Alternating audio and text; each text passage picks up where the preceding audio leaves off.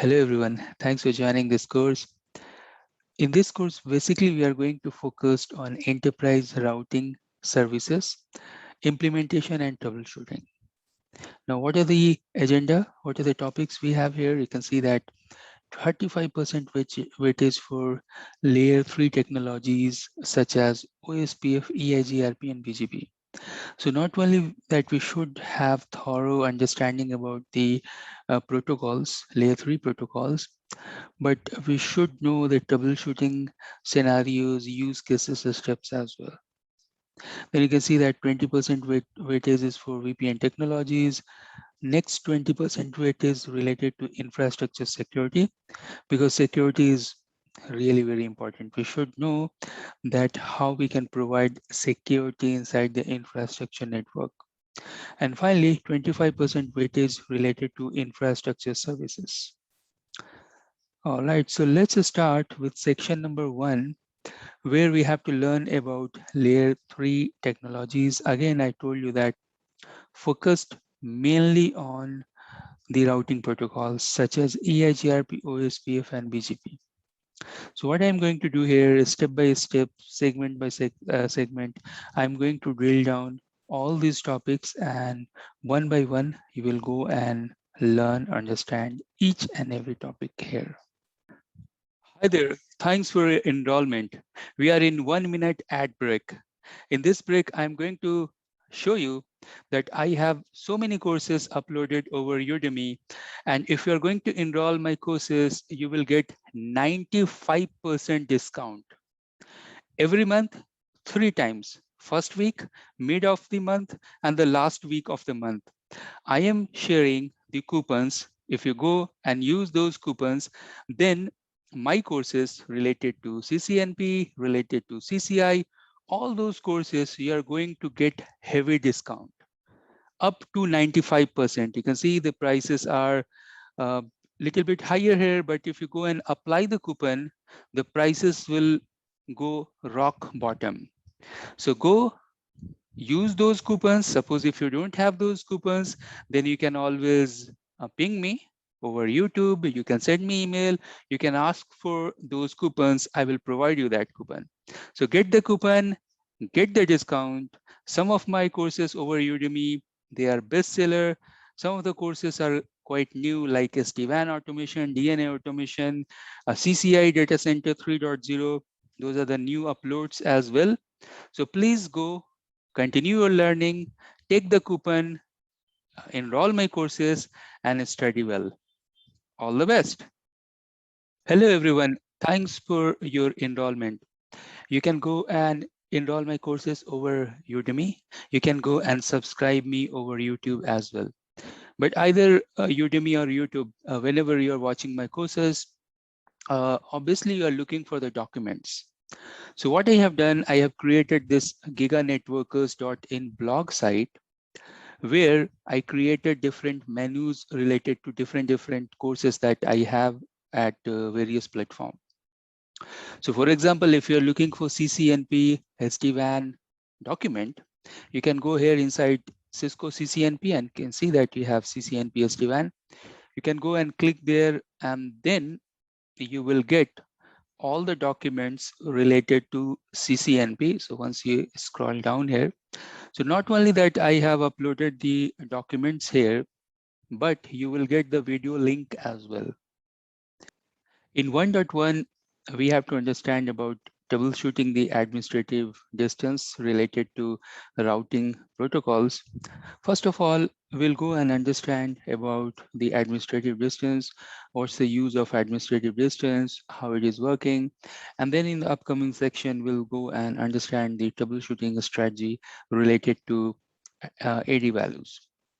Now, while we are talking about routing protocol, we know this term that first of all, these protocols, they will go and form the neighbor relationship. That means they will exchange their hello packets, find their neighbors, discover the neighbors, they will form the neighbor relationship. After that, they are building the topology table. They have to build the complete database, means complete roadmap, you can say, across the network or throughout the network. That is termed as a topology table. That means everything they have in the database. Now, on top of topology table, if they are running OSPF, they are running SPF algorithm. If you have EIGRP, it will use dual algorithm or dual algorithm to compute the best path out of this topology table. So out of everything, you are selecting the best path. That's the routing table. And then that routing table, the traffic is being used from source to destination. Okay. Now, what's the use of administrative distance?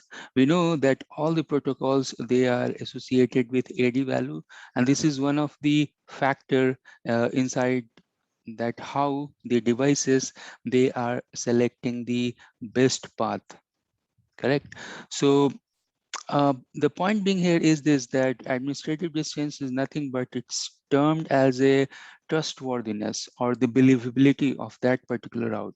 So what does it mean? It's actually the comparative thing. So it means that if we have two different protocols and suppose I am a router, I am getting the same route from two different protocols. As per the lower AD value, I will trust the lower AD value route. So suppose if I am learning a route with respect to ISIS, whose AD value is 115, and with respect to RIP, whose AD value is 120. So I will prefer obviously ISIS because its trustworthiness is believability is high because its AD value is less. Suppose if I'm getting one route, the same route from ISIS, same route I'm getting via the static route. So obviously, I will go and trust the static route because its believability is more than ISIS. Its AD value is less. Okay.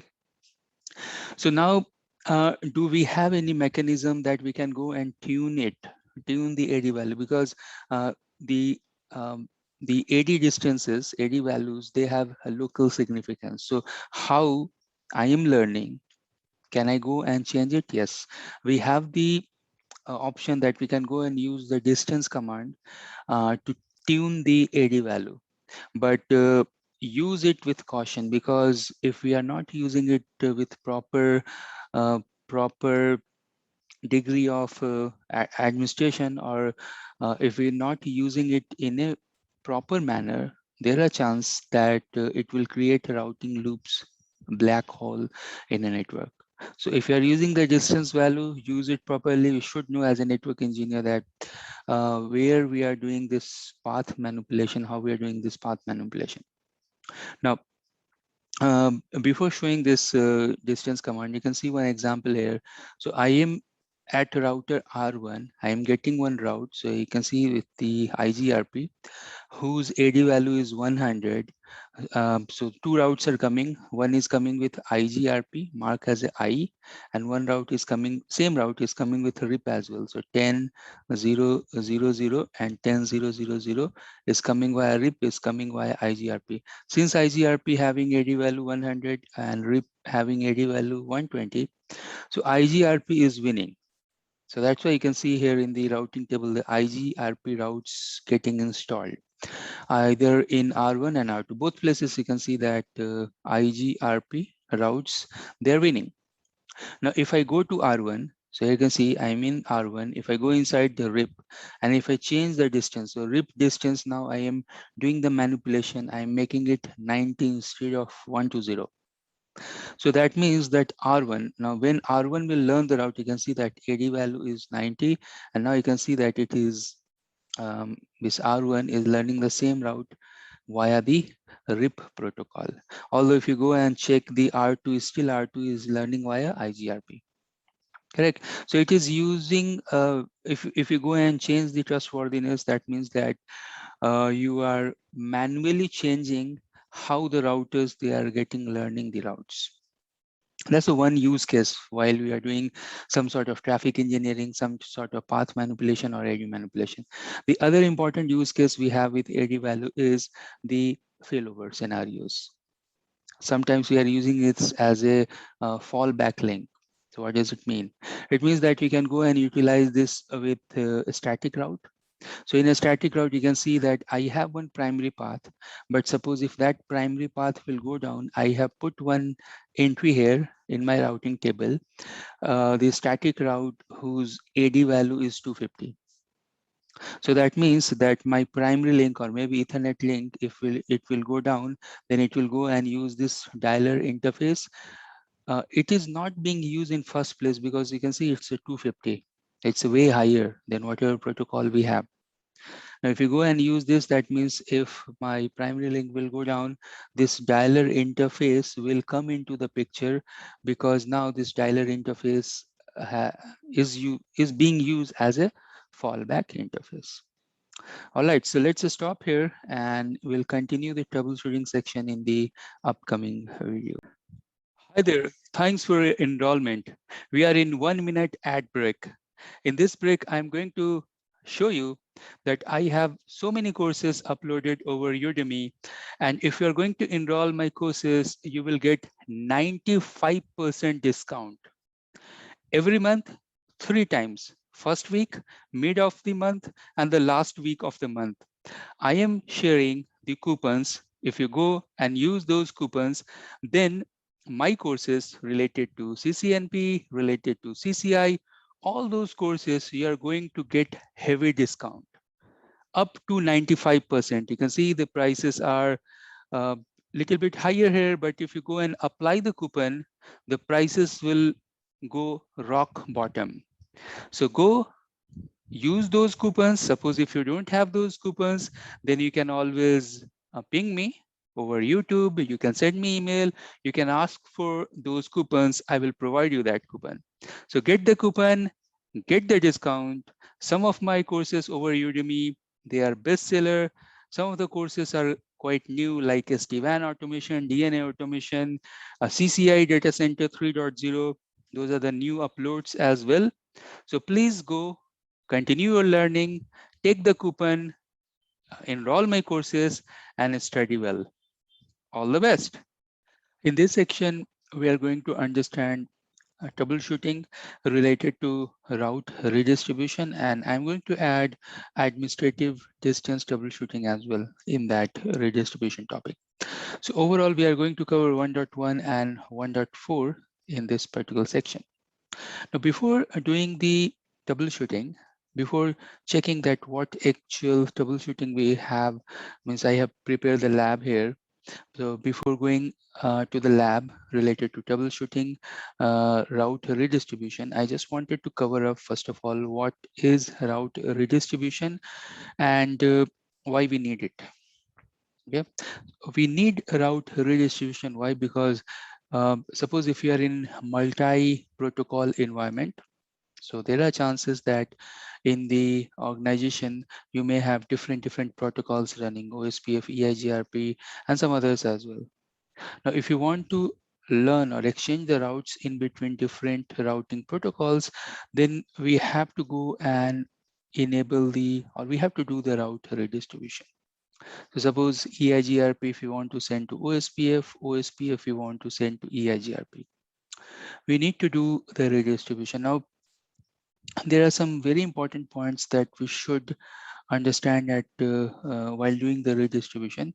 So while you're doing the redistribution, the first thing is that one of your router that may work as a border router should have both the protocol running. So you can see router B has running EIGRP plus OSPF. That's the first thing, that one router understanding multiple protocol. Second important thing, we know that EIGRP metric value is different. OSPF metric value is different. Now, if you send EIGRP routes to OSPF, obviously EIGRP will lose its metric value, because once it is in OSPF domain, then that particular route will be known with their OSPF metric values, not the EIGRP metric values. Because here in this area, you have to do some sort of route manipulation, and that will be occur with respect to OSPF attribute. Vice versa is also true if you are sending the OSPF within the EIGRP domain. So now the OSPF route, whatever metric it has, it will be known by the EIGRP metric. Correct. So these are Two very important points. Apart from that, rest of the points we'll go and discuss. Now, so when we are doing the redistribution, the step for redistribution is easy. Suppose if you want to send EIGRP to RIP, go to the RIP process and call EIGRP. While you're calling the EIGRP, give the route metric that will be RIP metric, correct? The RIP understand hop count or distance, hop count basically number of routers in between. So you have to go and give the metric that RIP can understand. Vice versa, suppose if you want to send RIP inside EIGRP, so go inside EIGRP and then, so you can see that we are inside EIGRP and then we are redistributing with EIGRP metric like reliability, load, MTU, bandwidth delay, etc. Okay, so these are the basic three fundamentals that one router should have both the protocols running. They will lose their metrics. So while doing the redistribution, you have to take care about the metric value. Now, suppose if you want to make the metric constant throughout the protocols, throughout different routes that you have, then we have the option of manual metric as well. So we can go and use the default metric. So here you can see that you can go to the EIGRP call OSPF and then you can put the default metric bandwidth, delay, reliability, load, and MTU. Now some of the protocols, if you're not putting the default metric, they will mark this as a zero metric and it will not advertise. Not the case in OSPF. OSPF having default metric as a 20. So that means still it will work. Okay, but some of the protocols, they have default metric 0 that we can go and list those protocols. Great. Finally, when we are doing the OSPF redistribution, you can see that by default they are type 2, and if you want to change it, you can go and use the OSPF type as a type 1. First thing. Second thing, the OSPF, they are taking EIGRP as a class full routing protocol unless classless or otherwise classless. So suppose if that is the case, that means you are redistributing EIGRP into OSPF, you are redistributing RIP inside OSPF. So you have to use one key called subnets. That means it is supporting a variable length mask or classless type of routing domains or the subnets. Great. So very good important points we have discussed, 4-5 very important points that we can list down all these very important points. Lastly, in this section, if you want to redistribute the static and connected routes, so that option is also there. Only one caution is there. If you go and use the keyword redistribute connected, that means whatever interfaces we have with the router, all these interfaces will get redistributed. So what we can do, we can go and create one route map. Route map I will cover later on. So we'll go and create one route map where we can match the interfaces, and then inside the protocol, we can call the route map with this. Obviously, when you call this route map, it will go and match only these interfaces. Right. So idea being here, select those interfaces, match inside the route map, and then redistribute this route map inside inside the protocol. Great. So now we have the lab section where I'm going to show you the lab scenario that we are going to discuss now. I have this lab topology here. What we'll do, that we have 6 router. You can see 1, 2, 3, 4, 5, and 6. And these two router number 3 or router C and router D, or 3 or 4. So router C and router D, they are working as a area router, means they are running both the protocols OSPF and RIP. So what I will do, I will go and give the IP address. You can see the IP schema is very straightforward. To 192.168.1.x belonging to, or 0.0x belonging to OSPF, 10.1.0.0/24 or XX belongs to RIP. So anything belonging to 10 belongs to RIP, anything belonging to 192 in this lab belonging to OSPF. I have created certain loopbacks because when we manipulate routes, we need some extra network. So here you'll find the loopbacks. So this network, this network, this network, this network, they are the loopback. Rest of the connected interfaces are there. I'll do one thing. I'll go and log into the lab devices. I will show you the IP address and the OSPF configuration. Plus, once we will go and do the two-way redistribution, you'll find that there are issues related to routing loop.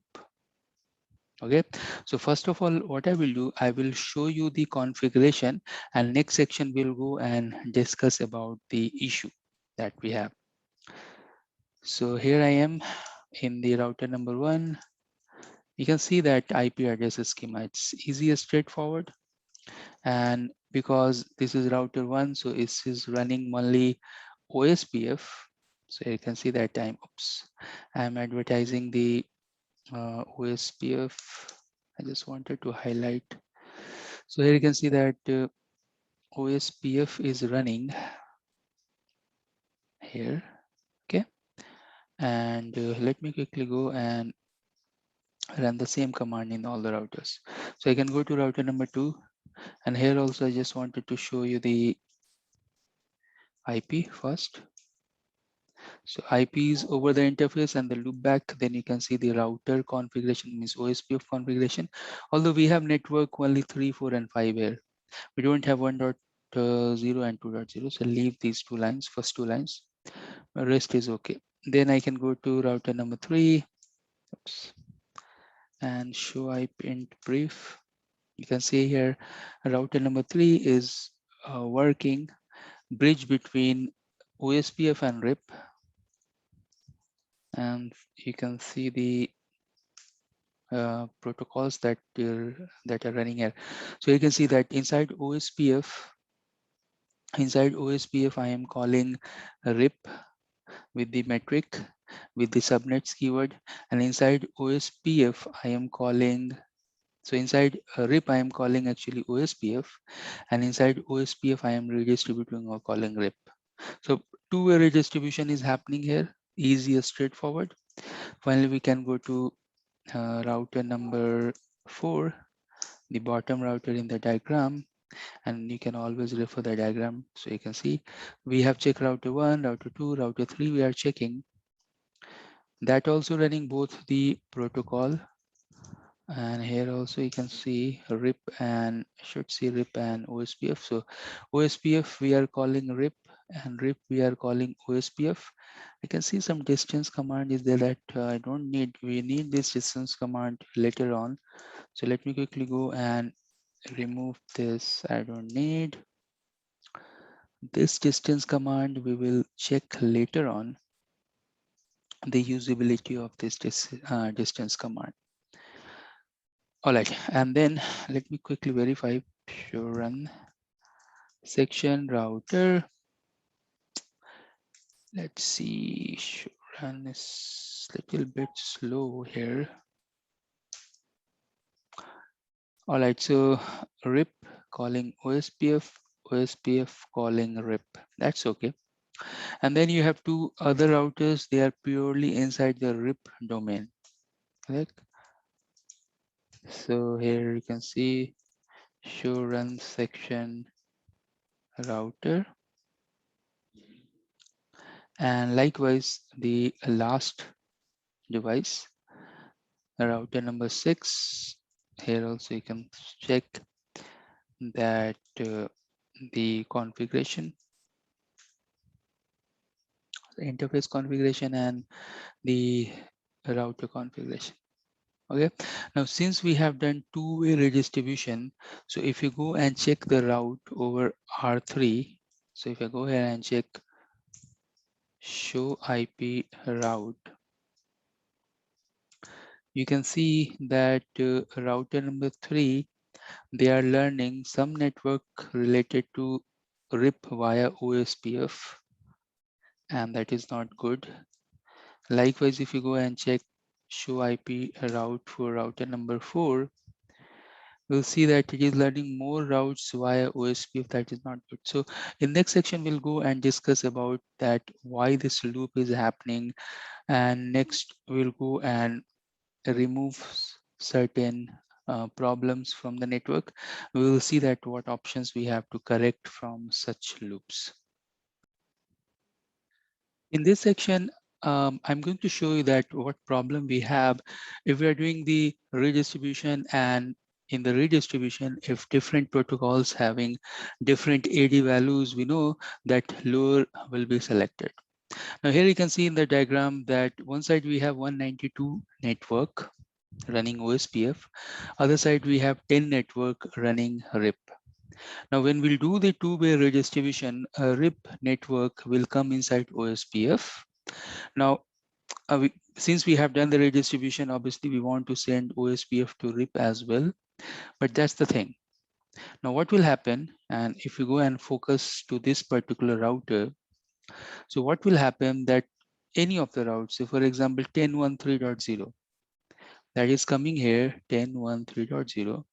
Now when OSPF will send this particular route to a RIP, first of all it will go to this particular router. Now this router, he is getting 10.13.0 with OSPF AD value 110, and he is getting the same route here, you can see, with 10.130 with the AD value of 120. So to whom he will learn? Obviously, he will go and install the OSPF route, and that's the loop. So same route that he should get from RIP, because maybe he is originator or near to originators. He's learning inside the RIP domain. The same route that he is advertising, he is getting. Okay, and that's a loop you will find here in this case, and that's the explanation we have. So this is termed as a routing loop. That means that we should go to router 1. So once there is loop, so once we'll go and detect the loop, there are methods that we can go and improve it.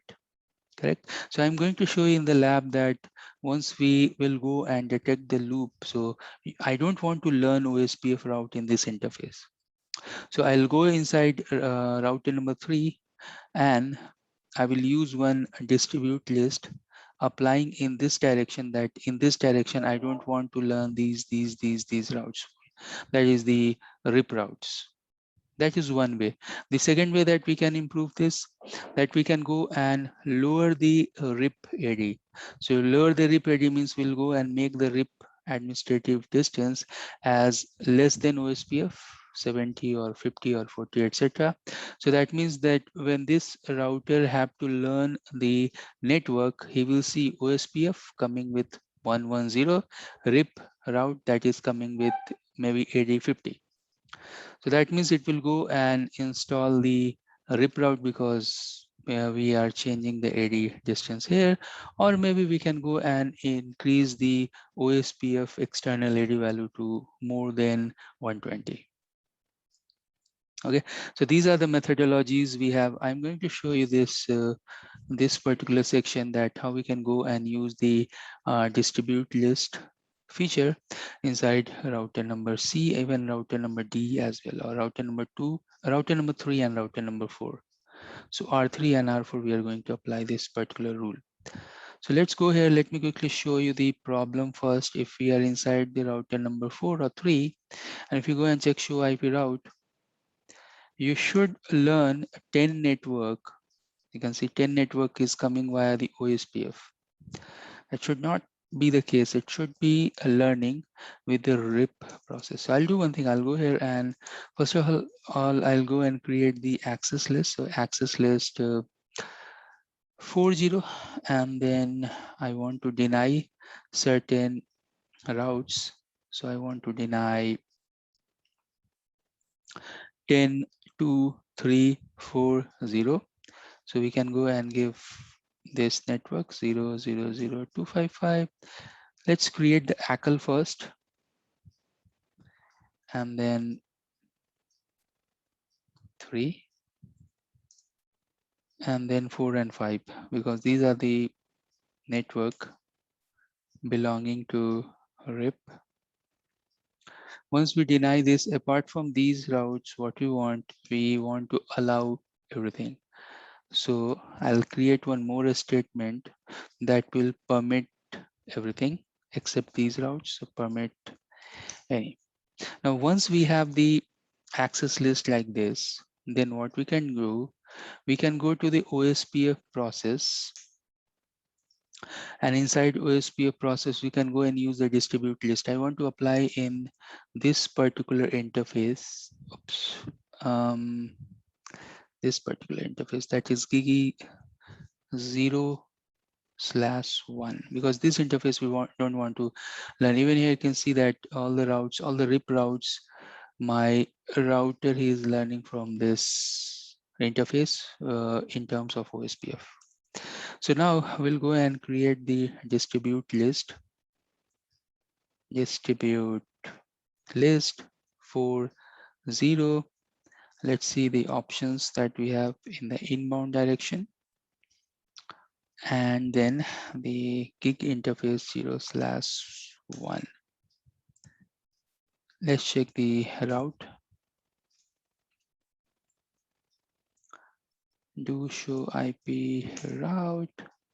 And now you'll see that it is learning these routes via the RIP.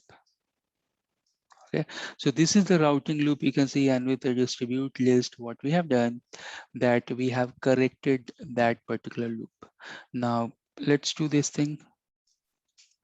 Section access list. The same ACL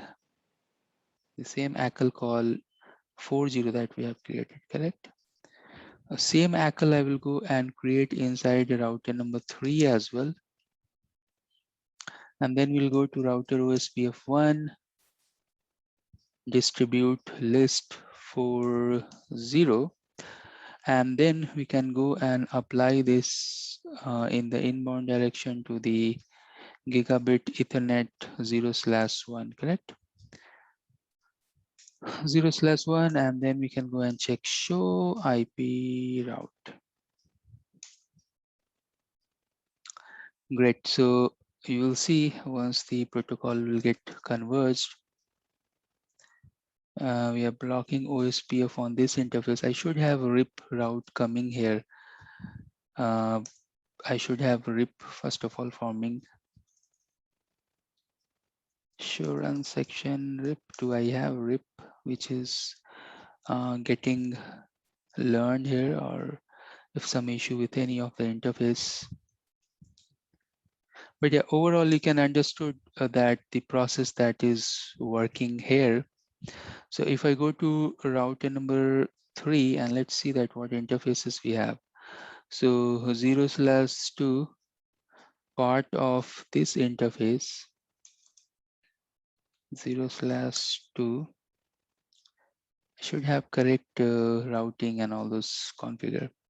It should be pairing with router number 5, 0/1. So let's see. So if I ping here 10.1.1.5 should be the IP. Let's see here. Router number 5. So 10 dot, that's correct. 0/1 and show run section rep. Okay, and in router number 3, RIP version 2, network, show IP route.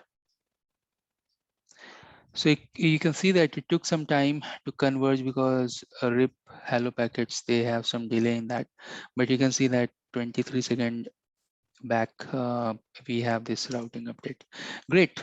So this way we can go and troubleshoot our network. We can go and correct the loop, means we can prevent from the loop. All right, so we are good here. We can now go and stop this particular section. Hi there, thanks for your enrollment. We are in 1 minute ad break. In this break, I'm going to show you that I have so many courses uploaded over Udemy. And if you're going to enroll my courses, you will get 95% discount. Every month, 3 times first week, mid of the month, and the last week of the month. I am sharing the coupons. If you go and use those coupons, then my courses related to CCNP, related to CCI, all those courses, you are going to get heavy discount up to 95%. You can see the prices are a little bit higher here, but if you go and apply the coupon, the prices will go rock bottom. So go use those coupons. Suppose if you don't have those coupons, then you can always ping me over YouTube. You can send me email. You can ask for those coupons. I will provide you that coupon. So get the coupon, get the discount. Some of my courses over Udemy, they are bestseller. Some of the courses are quite new, like SD-WAN automation, DNA automation, CCI data center 3.0. Those are the new uploads as well. So please go continue your learning, take the coupon, enroll my courses, and study well. All the best. In this section, I'm going to cover 1.2, that is troubleshooting route map for any routing protocol. First of all, we'll go and discuss the theory related to route map. And then in the next section, we'll go and perform the lab related to troubleshooting. So that's about 1.2. About 1.3, in the specific protocol, suppose if you go and study EIGRP, and after this section, we have EIGRP after a few videos. So in that EIGRP video, I will go and cover different type of mechanism related to loop prevention. So when I go and give you detail about specific protocol like EIGRP, OSPF BGP as per our syllabus, then I'll go and cover section 1.3 because it seems like only one bullet point, but we should understand the routing protocol, the mechanism, and then we can go and apply different type of rules to protect from the routing loops. For example, in the previous section, you have seen that with help of filtering, so we have used something called distribute list, and then we have protected from the loop.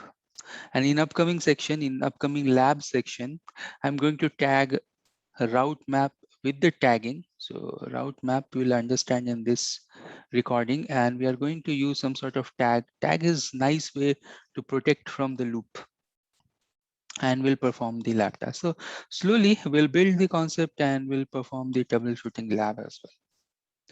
All right, so let's understand route map. Before understanding route map, I have few small concepts such as prefix list and distribute list to discuss. And then I will go and check that route map and how it is building, how we can go and apply the route map, etc. Prefix list. We know at this point of time that how access list, ACLs, they are working. Likewise, we have prefix list as well. Either you can use ACL, access control list, or you can go and use prefix list. There is no much difference. Although the use of ACL, so ACL is working as a placeholder, and ACL, once you create access control list, you can use inside route map policy, distribute list, NAT policy. There are so many places that we can go and use ACLs. But prefix list use, you'll find mostly we are using inside the route map, and we are playing around with BGP attributes. Mostly we are using there, although we can use with distribute list as well. So what's the use? When we are talking about prefix list, so it is adding the network. So two parts are there. So it will go and add the network, and plus it will go match. So match the network first and then match the subnet mask. So two matching criteria actually are there for prefix list, and it's a nicer way to match the IP and the subnet, network and the subnet, correct? So here you can see the example, two examples are there. Suppose if you are matching, let's just start with a smaller one. So suppose if I have to go and match 10.1.0/24 exact match, so I can go and use this. Although if you want to match the variable length, suppose if you want to match 24 till 30, you can go and use /24 less than equal to 30. And suppose if you want to match 24 greater than 26 and less than 30, so you can go and use this statement. So it depends that what type of matching criteria we have. According to that, we can go and match. Some explanations are here. You can have a look. Great. Now, if you want to match everything, then you can start with 0 up to 32. That means you are matching everything. Match all prefixes. All right, so this is about the prefix list. Then what about distribute list? We have performed the lab task in previous section related to distribute list. So either I have access list or prefix list. I can go and match that entry inside my distribute list. So distribute list, I want to match this access list or prefix list, and then we can go and apply this over the routing process in and out, or in or out. So either inbound or outbound we can use. Now different protocol behave differently, at least OSPF and ISIS, because they have their own LSA type of databases. So when you are applying the distribute list to OSPF and ISIS, you have to be cautious because they have to. So whenever we are applying their distribute list, they have to go and match that distribute list with their link state database. Okay. Great. So let's talk about route map, our main area in this particular section, that we have to understood route map, how it is used, and then how we can do the troubleshooting related to route map.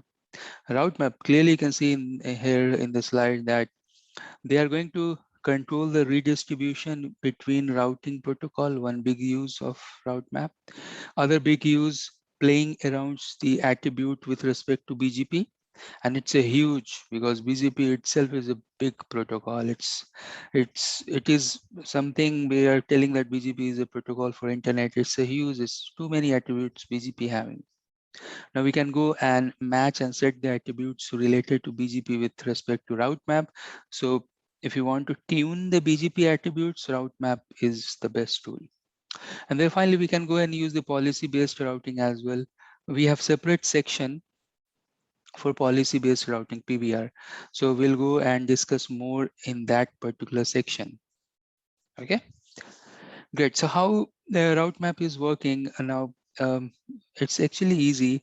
It's like programming type of a structure. So you can go and create, say, a route map and then a statement, say permit or deny 10. Now inside 10, you can go and match. So you have condition match, you have condition set. Okay. So likewise, you can go to line number 20, line number 30, line number 40, etc. By end of all the lines, what you have implicit deny. So that means if you are not matching by the end of the line, it will go and drop everything. Like that, we can think about the logic. Okay, so let me quickly highlight that line here. So here you can see, however, ACLs can merely permit or deny, while route map can additionally modify perform. It's telling that, okay, I am matching one condition, related to ACL. Now, if you are doing some permit deny inside the ACL, again, you can go and modify that thing inside the route map. So the statement that we have inside the ACLs, that also we can go and change here. Okay. So route map is actually easy. Let me show you with respect to the examples. So how you can go and create, first of all, you can go and create either ACL or prefix list. Then you can go and create the route map, match the address, and then set the next hop. This is actually policy based routing example, PBR. So you're matching certain IPs, and then you're setting those IP next hop somewhere.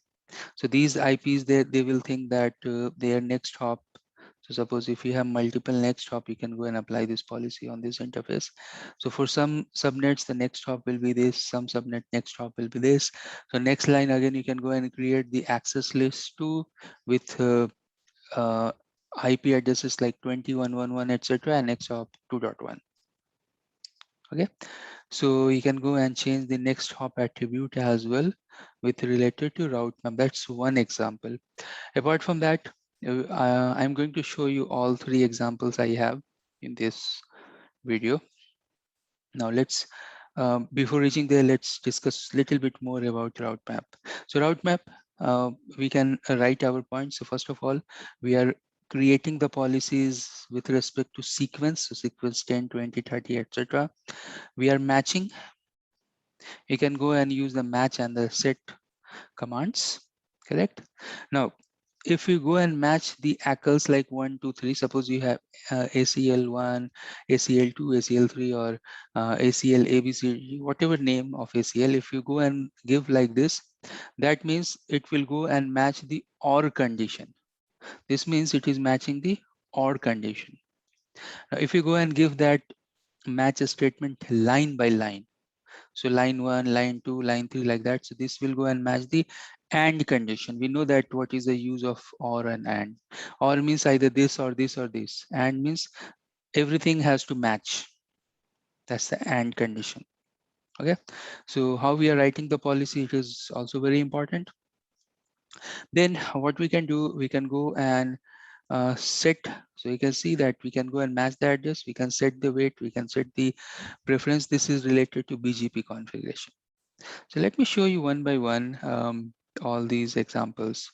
So here you can see that one of the example related to route map, we are creating the route map called my map, matching the address, match the interface, then we are matching the prefix list, then for that prefix list to next hop, match the metric, match the route type, match the tag, match the community. See how deep we can go inside the policy, inside the route map policy, correct? Likewise, we can go and build the BGP related policy as well. So here you can see BGP related policy. Create the route map. If you have any interface, set it, then go and match the metric, tag, community, local preference, weight, IP preference. Each and everything inside the BGP attribute, the route maps they are supporting. Okay, here you can see that once we have the policy, so here you can see that we can go and set the metric, and then over the BGP process, so router BGP, we are applying this route map to the neighbor, okay, in the outward direction. So you can create the policy like this. So route map policy you have created, and then with respect to neighbor, you can go BGP neighbor, you can go and apply it. Okay, redistribution, how we are applying route map with respect to redistribution, you can go and create the ACL or prefix list, create the route map policy. So route map policy, my map, match the address 1, set the tag 150, and then you can go to the routing process, router EIGRP. So see, in OSPF, we are redistributing EIGRP. Correct.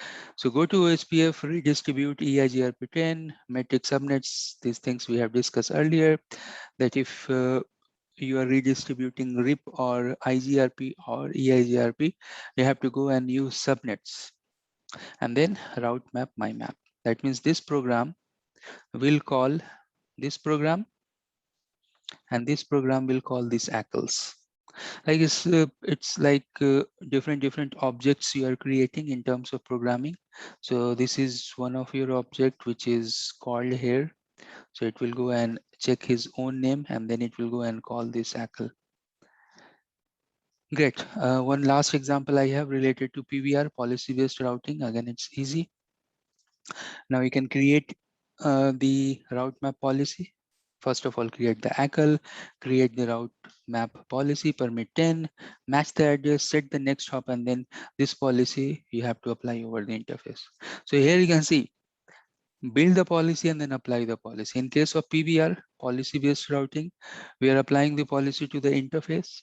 In case of route redistribution, we are applying with the redistribute keyword over the routing process.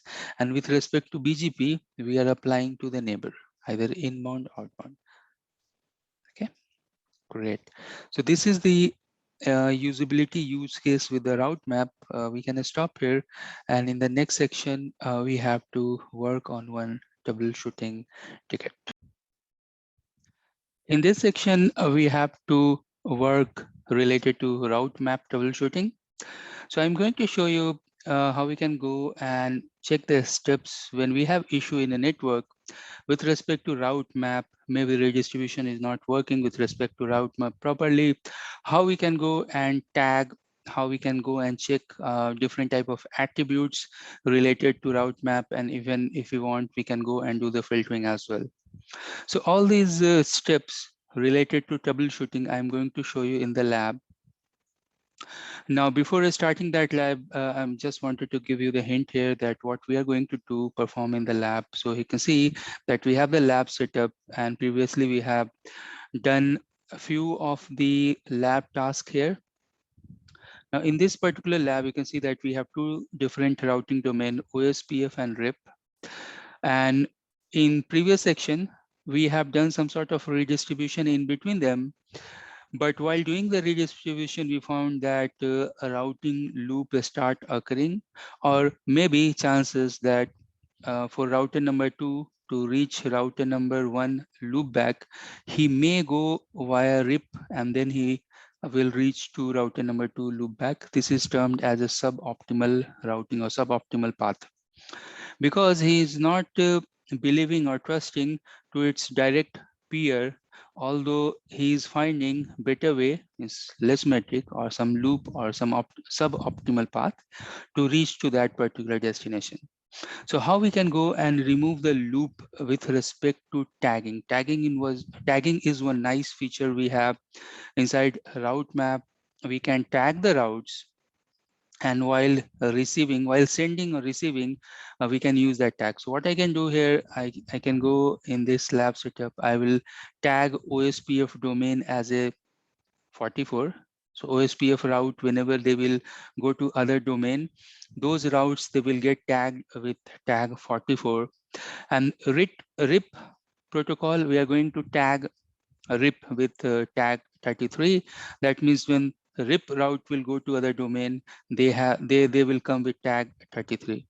Now, what will happen with this, and what good thing will happen with this particular feature? So once we have tagging, so we have tagged the route. Now, what will happen? Suppose if we do redistribution and RIP will go and get the routes with tag 33, he will drop it. Correct. Likewise, if we do the redistribution and suppose if OSPF will go and get the route with tag 44, he will drop it. Why? Because this is my route. I have the trust within my network. I don't want to get the same route from others. And that's the whole concept that we can use to break this suboptimal routing. Now, when we have the loop or suboptimal routing, sometimes it is termed as a route feedback as well. You are getting same route from other domain. That is not good. So we are going to use this technique of tagging, not only tagging, but we can go and set certain attributes as well. Not only the tag attribute, but we can go and set the metric values as well. We can go and put some sort of ACL, access control list as well. And that's the whole idea behind this particular section 1.2. So what I will do here, let's go and log in to the lab where we have the break scenario. Means I'm going to show you one lab where we have some issues. We have to dig deeper inside the lab. We have to correct each and everything and make it proper and working. So while doing that, obviously we will learn that how we can correct the route map. At this point of time, we are well aware about our lab setup. So if you go to R1, let's go to R1 where we have OSPF routing domain, or OSPF is configured in between R1, R2, R3, R4, first portion of R3 and R4. So if we go here and if you go and verify the OSPF configuration, you can see flat OSPF configuration, no distribution. Means obviously here we don't have distribution.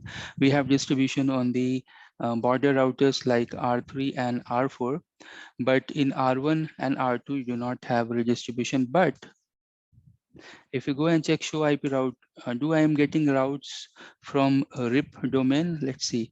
So it seems that a redistribution is working and we are getting the route, and you can see the AD values 20 is type E2.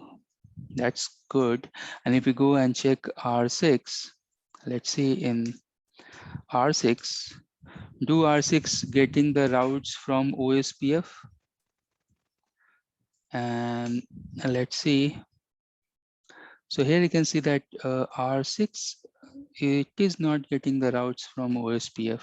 And now if I go here and check any of the routes, show IP route 10.1.1.0, let's see if we have any tagging. So tag is not there in this route. Okay, that means we have to go and check our R3 where we have done the redistribution. So over R3, if we go and check the configuration, although I can see some route map configure, OSPF to RIP, OSPF to RIP, the RIP to OSPF, but it is somewhere it is configured, somewhere it is not configured. So what I'll do here, let's do the troubleshooting. Let's first of all check the route map. And to make this little bit easier, what I will do that we will go and do the one-way redistribution. So we'll correct the routes in this direction first. RIP to OSPF. Okay, that means we have to go inside OSPF and call the RIP. And then we will go and correct in this direction. So first in this direction, second in this direction. So let's check router 3 and router 4 and this direction that is coming from RIP to OSPF. Great, let's go back to the lab. So here we are in R3, let's check show run section route map. Just wanted to correct the route map that is coming RIP to OSPF. So I'm focused on RIP to OSPF. Do we have RIP to OSPF? Yeah, here you have. So I can see here clearly that we have the route map called RIP to OSPF, how it is configured. You can see that some deny statement is there, some IP match statements are there. Okay, so what is the idea? Idea here is this, that it is going from RIP to OSPF. That means, let me write here. So route map, and this route map that is RIP to OSPF, oops, route map, RIP to OSPF, it should deny, and what it should deny? It should deny tag 44. See, OSPF don't want tag 44 route. So that means that this statement is correct. OSPF do not want, because OSPF having tag 44. You don't need this. So first statement is 100% correct inside the route map. What about second statement? So I will go and second statement, I'll start with permit 10. Now second statement, you can see here that we are not setting any tag. So see, this route is coming from where? OSPF. Sorry, this route is coming from where? RIP to OSPF, RIP. So RIP should having tag 33, correct? And then you have match IP address permit any. Now we have to go and check what is this ACL. Is it permit everything, or is it permit only RIP domain like 10.1.10, 10.1.20, etc., etc. But permit any will also work. But if you want tight filtering, you can go and check the specific routing, specific ACL, correct? So let's see here, do show, and then let me show you the route map, and the route map related to RIP coming to OSPF. So let's focus on RIP coming to OSPF. Deny 44, that is 100% correct. Then permit 20, the match address, I will show you this as well. Show run section permit any, what is that? And let me use 2. So you can see that permit any is permitting everything. So this is also correct. If you have any misinformation in ACL, that will also not work perfectly. So this is also okay. And setting the tag with 33, that is also okay. So that means if you go here to R1, and now if you go and check the show IP route 10.1.10, this 10.1.10, since we have set the tag as 33, it should have that. So we'll wait. Now I can see here that metric is 20. That means that we have to go and check the redistribute statement as well. So we'll go and check the redistribute statement as well here. So we'll see here. So run section router. And here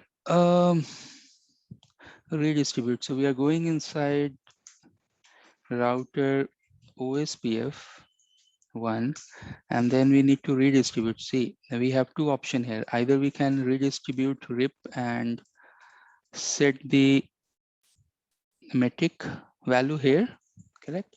So I can go here, redistribute to RIP metric, and because RIP is coming to OSPF, so I have to give OSPF type of metric value here. I can go and give, correct? And you can see here the statement to redistribute RIP subnets. Remember, in the theoretical section, I told you that OSPF by default, if you do not use any metric, it will give a metric as 20.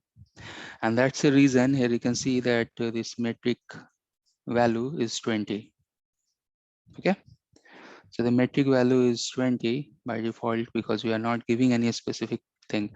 Either I can go and change this statement here, OSPF. Even I can see that when we are going to OSPF, we are not giving our route map as well. So everything is redistributing here default, correct? So first of all, I should go here to OSPF and I should remove this statement. First remove this. Once it get removed, let's go here. No redistribution, that means it should not get any route, and it may get because there is other peer also, router number D, who can send. So I think there also it is not coming. So you can see we have removed the redistribution, things blocked. Now redistribute RIP, the route map, what's the name? The name is RIP is going inside OSPF, correct? So RIP to OSPF, enter. Now again, I'm not giving the metric value here. Metric value, if we do not give, it will take default as a 20. Enter. Now we'll go back here. You can verify. And let's see, the route should come. See, you can see the routes are coming here. And now if you go and check this specific route, so you should have the tag. See, tag is also coming. So these checks are correct, but the metric is 20. And if you want to check the metric, again, you can go and change the attribute. So I can go inside the route map. The name is RIP to OSPF. The statement is permit 20. And here I can set the metric. And metric, I can say I'll give 11. And then I can set the other attribute as well. Suppose if you want type 1, oops, type 1, because by default here you can see it was taking type 2, OSPF OE2. And if you do here, oops, if you go and check the IP route, you will see that OE1, and you can see this 11 plus some 1 for gig interface. The cost value for gig interface is 1. So 11 plus 112. So now it is working perfectly in this direction. From where to where? It is working perfectly from RIP to OSPF, correct? Now if you go and check the OSPF to RIP redistribution, so let's see that. So now we have to go inside RIP. We can go and use the OSPF to RIP. So route map configuration application to interface is correct. Now we can go and check the OSPF to RIP route map, and here you'll see. So now what we are doing, RIP should not match the tag 33 is 100% correct as per the logic. In permit 20 statement, you can see that match the tag. This is not correct. And set the metric is correct. So only one correction I need to do, that we can go here. Oops. We can go here to a statement number 20. And once we are inside a statement number 20, then I should remove the match statement because, oops, because we want to set this. The OSPF is going to set this. So I should go and do no match tag 44 because we want to set the tag 44 and done. Now if you go to R4, you can go and check this, show IP route. Now same configuration as mirror configuration you have to do for router number 3 or router number D as well. Now here you can see that when we are getting this 192, you can see it's getting metric as a 3, that means 2. We have set here 2. Okay, if you go and check, set the metric as say 13. And now if you go to here, if you check, so you should see change because RIP updates, they are taking some time. See, it's become 14 now. So now our two-way redistribution, troubleshooting, route map, their filters, their tag attributes, I have covered each and everything in this particular section. Hi there, thanks for your enrollment. We are in 1 minute ad break.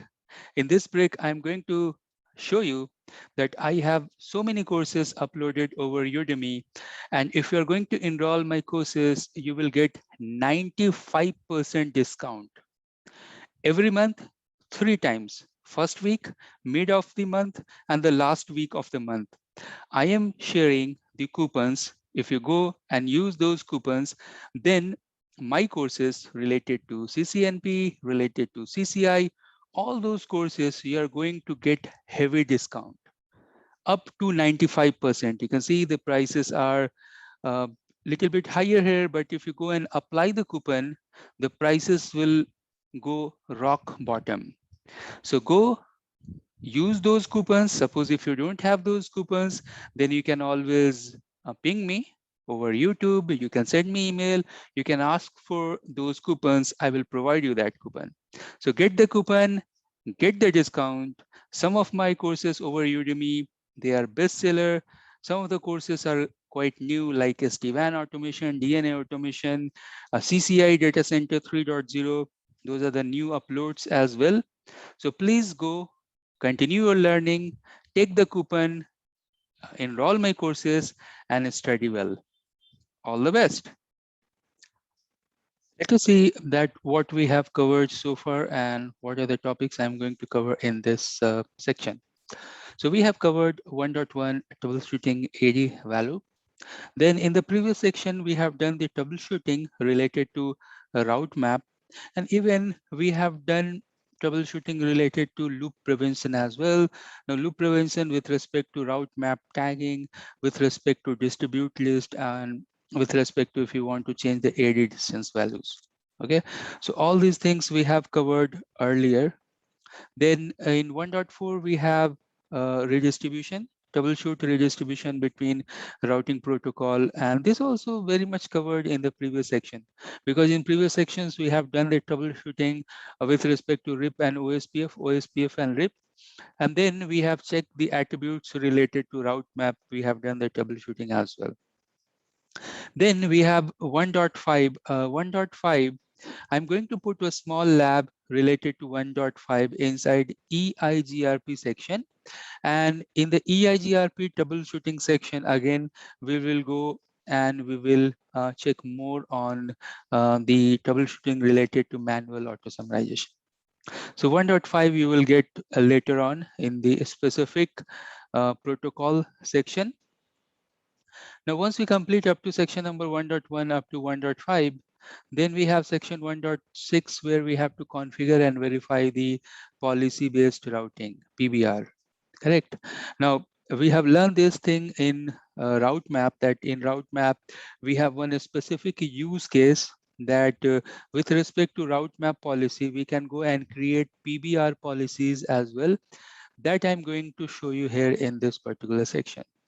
So this thing we have discussed earlier in the in the route map theory, that we can go and create the ACL.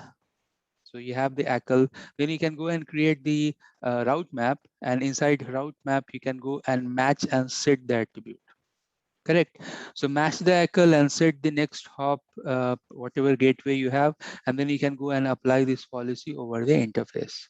This is one of the simplest form of PBR.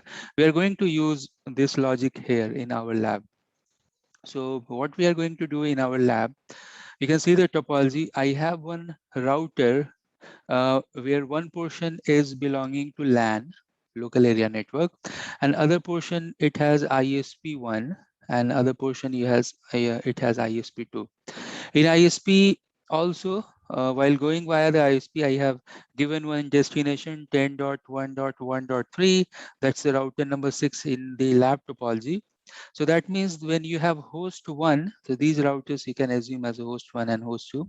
So host 1 and host 2, then when they will go and reach to their destination, so host 1 can go like this. So before applying the PBR, I'm going to apply policy based routing in this particular router. And if you do not apply the PBR, that means host to reach this particular destination, host 1 can go via this path or can go via this path as well. But if we go and apply the specific route PBR, policy-based routing or routing-based policy, whatever we can tell it. So PBR, policy-based routing. So what will happen that few of the subnets, so for example, host 1 and other subnets, we can prefer in one direction, correct? So what will happen that few of the destination will go in this direction via this gateway, via this ISP gateway, and few of the destinations can be reachable via this path along with this gateway. And that's the whole idea. So you can segregate the traffic over one path versus two paths. So if you have two exit gateways, some of the traffic you can force as a next hop. So what I can do, I can go and hard code that next hop for certain IPs will be this. And for certain IPs, say host 2 related IPs, the next hop will be this router. So the destination will be reachable in this direction. Okay, so I'm going to show you the lab. Here you can see in the lab IP schema, you can see it's straightforward. I will do basic static routing configurations here. Important configuration I will do, like policy based routing configuration I will do. And host 1 and host 2, these IP addresses are 192.168.1.10 and he has 1.20. I'm going to create the ACL related to host 1 and host 2 as well. So let me quickly go and show you this. So here, if I go to router 1, which is working as a host 1, and let me show you the destination IP as well. So destination IP is, let's see, it is 10.113, and if I go to the host 1, if I ping to this IP, you can see it is pingable. And if I go and do the trace route to this particular IP, so trace route is in progress. Likewise, I can go to host number 2 and let's ping first. So pingable, and if I go and do the trace route, let's see, before applying any policy, how these hosts, they are reaching to their destination. So it is going to first gateway. And once it is there in the first gateway, then let's see that which path. So it is going via ISP1. Remember, 200 is for ISP1. And let's see that how he is going. So let's see. It is also, so both the host, they are going via 200, correct?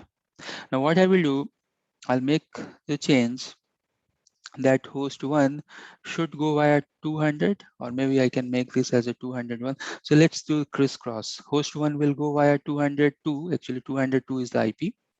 Let me quickly show you the IP as well. So the ISP IPs. If I go and enable show IP int brief, you can see that you have two IP, 200.111 and 200.2.111. So one ISP versus other ISP, the top ISP versus the bottom ISP. Okay, and now crisscross means that host 1 should go via 202, correct? So let me show you how we can go and create. I can go here and first of all, I can create the IP access list, host 1 via ISP2, or make it simple, host 1 ISP2, that's the name. Then I should go and give a standard here. You can go and give the keyword called a standard. And then you can go and you can do permit host 192.168.1.10, correct? Likewise, I'll create one more. So this time I'll create host 2 via ISP1. This is just the name. And this time I will give the IP, host 2 IP is 20. Okay. So now I have the ACL that will be consumed inside the route map.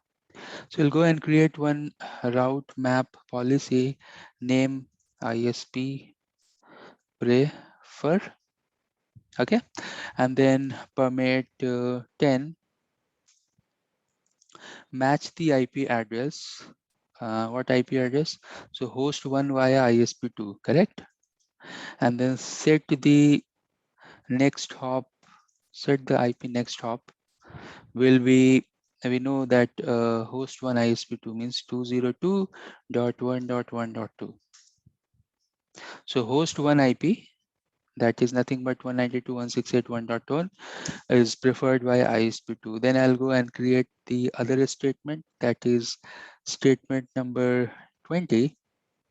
And this time what we'll do, we'll match the IP address that will be host 2 via ISP1 and IP next hop, and set the IP.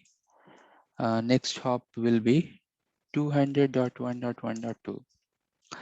Okay, now once we create this policy, we have to go and apply this policy to the interface, to the LAN interface. But before applying that interface, let's run this just one more time, because we should be clear that how the path is before the policy and after the policy. So meanwhile this trace is going on, I will go quickly. I will show you that where you can go and apply this. You should go to the LAN interface, that is gigi 0/1. And here you can go and apply the IP, let's see, policy, route map, and the policy is ISP prefer. I will not press enter here. I'll come back and press enter later on. Let's see the path. So here you can see that host 1 is going via ISP1 as per this trace before applying the policy. Both they are going via the ISP1. I'll go here and press enter. So policy is applicable now. I will restart this trace route from R1 and from R2. And meanwhile the trace is going on, I can show you the hit count. So now if you want to see the hit count, show route map and your ISP, your route map name, and press enter. So here you can see that you have packets. So for host 1 ISP2 packets, for host 2 ISP1 you have the packets, and you can see the packet 11.7. Now if I go press enter, it should increase. So this time 18 packet, 17 packet. That means that traffic is going, hitting these rules at least. And clearly you can see that now host 2 is going via the next set hop, that is 202 as ISP2. And here you can see that it is going via the ISP1. So see that with respect to policy map, how we can play around with the next hop and we can load balance the traffic. So not only that we are changing the next hop, but we are playing around with the traffic as well to load balance the traffic as well. All right, let's just stop here. Virtual routing and forwarding. What is the use of VRF? When you're creating virtual routing and forwarding instance, so at that time you can segregate or segment the routing table. So for example, you have one global routing table, and then you may have a routing table for segmented, or for example, you can think like for customer A, you have one, customer B, you have one, customer C, you have one, like that. So it's like segmentation in routing. And what's the use case for that? So you may have business VPN services, network segmentation, data center access, etc. Now, this term that VRF that we are seeing here is actually layer 3 virtualization in terms of routing. But if you see and verify that, do you have any layer 2 virtualization technique? Yes, we have VLAN, virtual LAN, as a layer 2 virtualization technique where you have, say for example, every VLAN having their own spanning tree instance. Every VLAN has its own MAC forwarding table.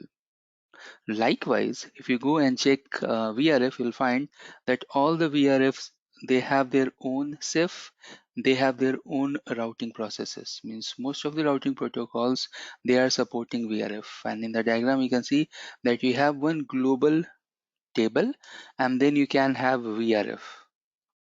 So what we are doing that we are creating a VRF and then we are associating that VRF to one of the L3 interface.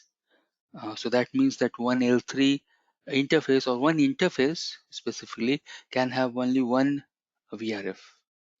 And later in the lab section, you'll come to know about this. Now we have various techniques related to VRF to provide fast switching or fast pathing. VRF Lite and then MPLS. MPLS is quite a bit popular. So what's the idea behind this is that you may have end-to-end segmentation. So suppose if I have diagram, so here you can see that maybe you have one end where you have VRF A and VRF B, and then you want this segregation, or you want this virtual routing forwarding instance to propagate throughout the network, means end-to-end routing instance or end-to-end segmentation. Now, if you go and use VRF Lite, so in that case, whatever devices you have in between, here you can see, although you have only one switch in between, but it is showing green and red, means you have two VRF, two routing forwarding instance, two inside process or two virtualization inside one box. We can think like that. So the idea here is that if you are using VRF Lite, then you have to go and enable VRF Lite to all the devices. And that's the problem, that VRF Lite, although they are very easy to use, but they are not scalable. So that's the reason we are using MPLS, multi-protocol label switching, where again you are using LDP as a protocol to create the labels and then to exchange the label. Okay, so this is one of the use of the VRF. Although we are going to have, so we are going to perform one lab, and in that lab you will see use. Let us perform the lab task related to VRF Lite. Now in the diagram you can see that we have two sides. One side where we are going to configure the VRF. Other side we have the global routing table. One side I'm going to put the address space. So you can see the same address spaces that we are going to use in router 1 and router 2. You can see loopback 1 having IP 1111, but loopback 2 having IP 1111. One is inside VRF, but other one is inside the global routing. And you will see the configuration. I'm going to show you the configuration snippet, and I'm going to share all this configuration as well. Although we are going to run EIGRP, either it's a global routing table or it's an instance inside VRF, everywhere we are going to use the EIGRP as a routing. All right, so let me go and log into all the devices, and I will show you the configuration for all these devices, what configurations we have related to these devices. You can refer the topology. Topology is straightforward, that router 1 is connected with router 2, router 2 again is connected with router 3 and router 4. Now one side of the topology you can see, so let me quickly show you that topology one more time. One side of the topology you can see that we have VRF Lite configuration, that is from R1, R2, R4. Correct. So here we have the VRF Lite So here we are going to do the testing, ping testing with respect to VRF. And one side R1, R2, R3, it is configured as a normal global routing table. Okay, great. So let's go and let me show you first of all the IP addresses, and then I will show you all the rest of the configuration. You can see here that we have loopback 1, loopback 2, and if you go and check show and int loopback 1, loopback 1 we have created put inside the VRF. That means that it is going to connect from R1, R2 to R4. And if you go and check show VRF, let me show the VRF. So we have VRF, and see this inside this VRF, we have interface loopback 1, and we have interface gig 0/1. Same address space, see 10.1 and 10.1 for both the interfaces. One interface, so CDP neighbor, one interface that is going actually 01 and 02, both are going from R1 to R2. We have two link going from R1 to R2. And if I go inside R2, let me show you the IP schema. So R2 is a bridge between R1, R3, and R4. And here you can see the connection with R1 and then connection with R3 and R4. 03 connected with R3 and 04 connected with R4. Let me show you the show CDP neighbor. So you can see here R3 is connected with 03, R1 connected with 01 and 02 interfaces. R4 is connected with 0/4.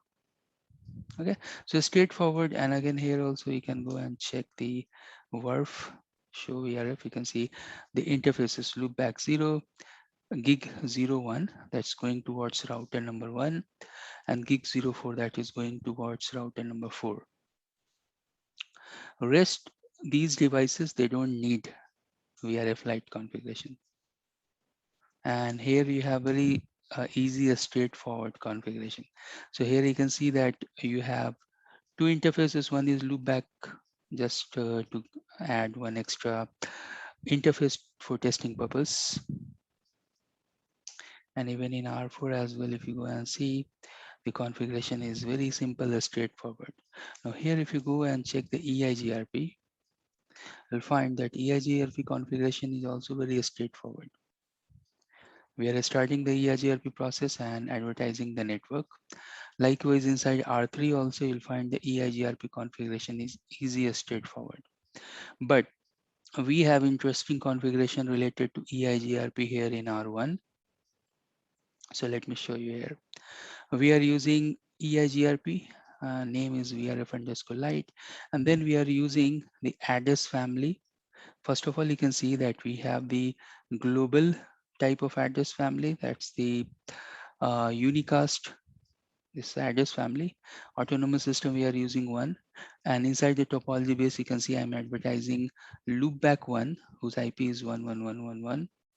And then we have the other interface that is going from R1 to R2, correct? That is inside the global routing table. So let me quickly confirm here that which interface is there inside the VRF. So if you go and check show VRF, actually loopback 1 inside VRF. So this IP is actually the first IP that you are seeing here inside loopback. This is loopback 2 address. So inside global routing table, I have loopback 2 and this IP because they are going towards R3. So R1 to R2 to R3 where we have global routing table, correct? And then this portion of configuration is belonging to actually loopback 1. Loopback 1, and then this is belonging to R1 to R2 that is that we want to send towards R4. So gig 0/1. Okay, this particular IP. So one IP we are advertising inside where we are advertising inside the address family unicast, but it is VRF instance, correct? And one IP is global. Likewise, we can go and check the R2. EIGRP configuration. So if you go and check out EIGRP configuration, you'll see that one IP should be as a global and one IP should be as a part of a VRF. So very much similar configuration. Now the partition. So from R1, if you go and check show IP EIGRP neighbor, which neighbors are part of VRF here, you can see it is telling that is a part EIGRP IPv4 VRF, the name is VRF Lite. And if I can do details, so I can show you the detail about that. So I can see that neighbor is up. Let me show you show IP EIGRP neighbors, and then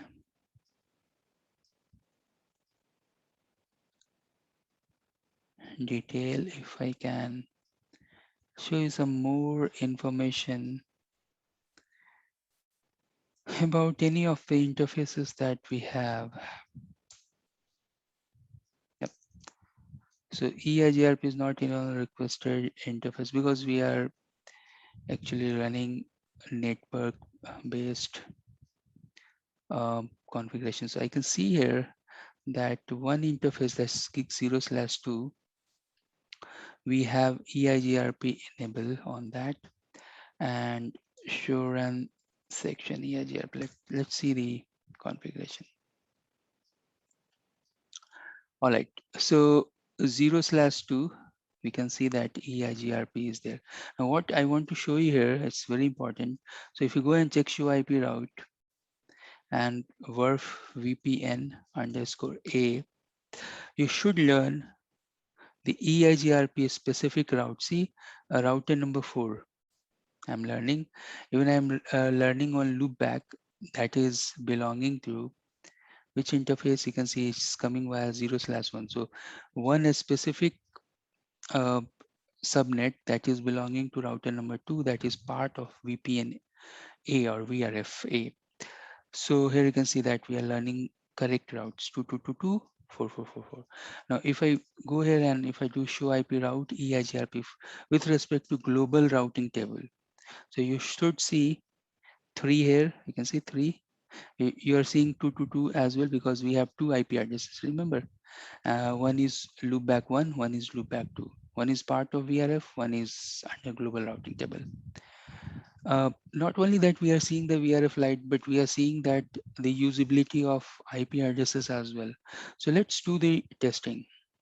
Now, if I want to do the testing with related to my VRF VPN A and the destination we know towards router number 4, we are going via the VRF, correct? And source is, we know that our loopback 1 having IP address 111, and you can see here sure and interface loopback 1 is a part of VRF. Correct, so it's going properly, there is no problem. And if you do the trace route, you will find that yes, it should go from R1 to R2 to R4. So VPN A and the destination is 4444 and the source is loopback 1. Okay, so first hop should be router number 2 and then the second hop should be router number 4. So it should follow that particular path.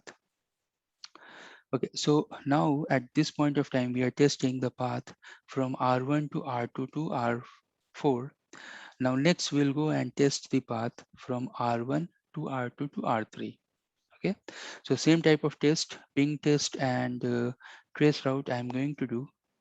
Ping because this time we are inside the global routing table and I can give the source as a loopback 2, correct? Because this is under the global routing table. Likewise, we can go and do the trace route with the source of loopback 2. All right, so this is the lab related to VRF Lite. What I will do, that I will put the configuration file. So you can also go and check the router 1, 2, 3, and 4 configuration. Although router number 3 and router number 4 configuration is easier, straightforward.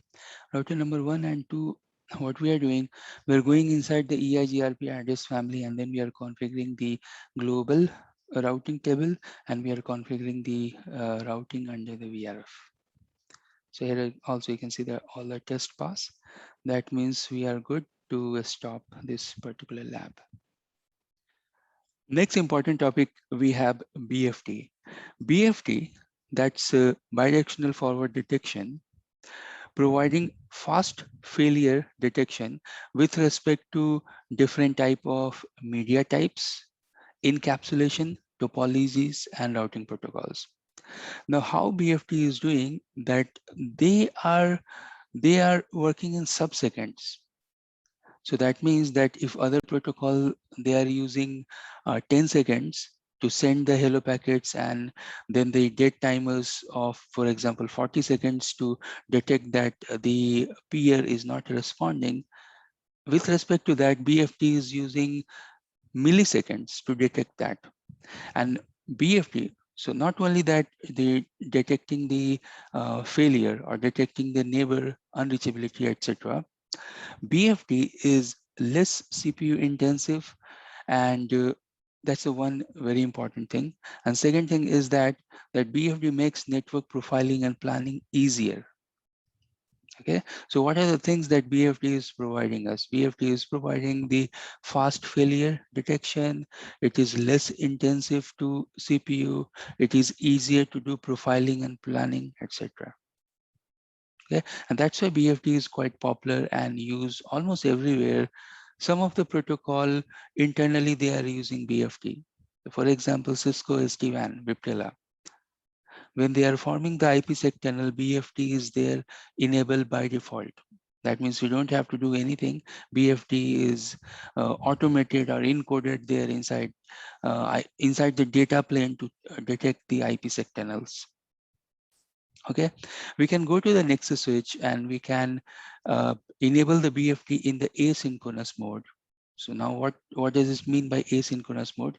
Asynchronous mode, that means that you have to go and enable the BFD in both the neighbors, so neighbor A and B, and then BFD will come into the picture. It has three characteristics.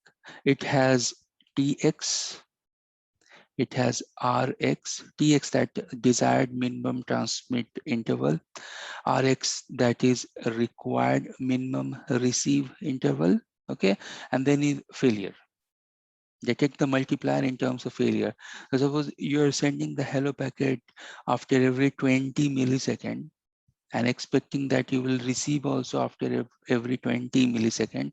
And if you go and give the multiplier of 3, that means after 20 milliseconds, not in seconds, so 20 milliseconds. So after 60 millisecond, you will detect that the peer is not responding, and then you can take the action that peer is unreachable, etc. Correct. Now, good thing about BFD is this, that you can go and attach the BFD with different type of network protocol like OSPF, ISIS, EIGRP, any type of networking protocol we can go and attach with them, first thing. Second thing, even we can go and link BFD with IPv6 as well. We can link a BFD with HSRP, VRRP, etc. Okay, so wide range of protocol is there that is supported by BFD. Now let's understand in this diagram that how BFD is helping OSPF to form the, first of all, BFD neighbor relationship, and then we'll check the failure scenario. Correct. So here you can see that what is happening, that OSPF neighbor is forming, and we are going to do the configuration as well. I'm going to take example with respect to ISIS. So in our lab, ISIS is running. On top of ISIS, we'll go and configure the BFD.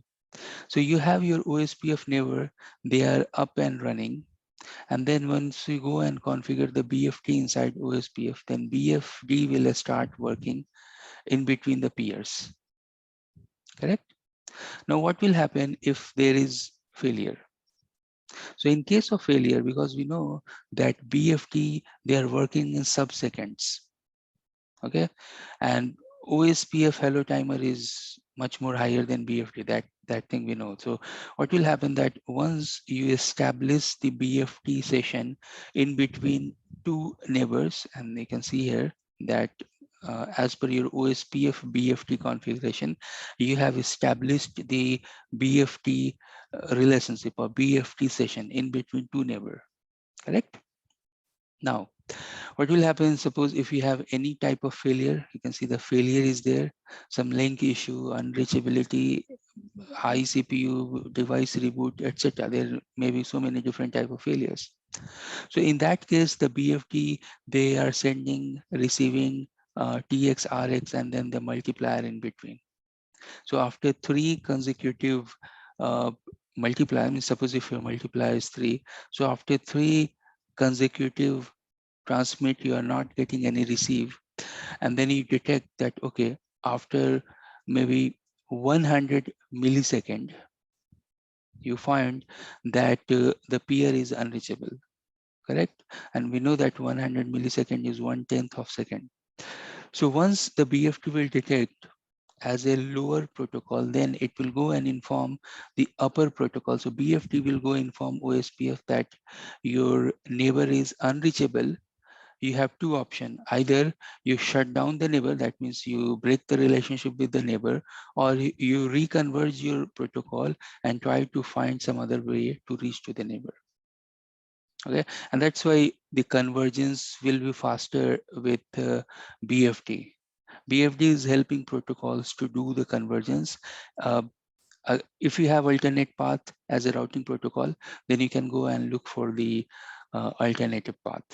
So what is happening here? You have two devices, you are running your higher protocol OSPF. We are going to check this inside ISI. So I'm running, for example, ISIS, and then I have my BFT profiling. So that means the BFT, first of all, your ISIS is running, ISIS, and then your BFD, I'll put inside this, not here. So I have my BFD as well. BFD, they are using, for example, 1/10 of second to send the TX, and then RX is also 1/10 of second. Now, if any failure is here or here, because it's a bidirectional, so any place if you have the failure, then after 3 of 10th, 1/10 of second, 1/10 of second, and 3/10 of second, like that. So I'll make this that 1/3 of second. Anyhow, you come to know that, okay, there is a failure, and then you will go and inform the upper layer protocol that a protocol, your agency, your neighbor is unreachable or having some issue. Can you check some alternate path if you have any backup path to reach to the neighbor, so you can reconverge your SPF algorithm and check alternatives. Okay, so like that, BFT is helping to reconverge faster. Now, how we can go and do the configuration? We have two modes of configuration. We can go and configure over global interface. We can go and configure over the interfaces as well. So we can go to the config, configure it, or we can go to the particular interface and configure it. If you want to disable it, you can go and use no feature BFT, so BFT feature will get disabled. We know that in the Nexus switch, we have to go first of all and enable the feature called BFT, and then you can do the rest of the configuration. Okay, so in terms of global parameter, how we can do the configuration, you can go to the global mode, say conf t, and then you can go and configure BFT interval. First of all, you have to give the TX. TX is not given here, but first option will be TX, and you can read the purpose here.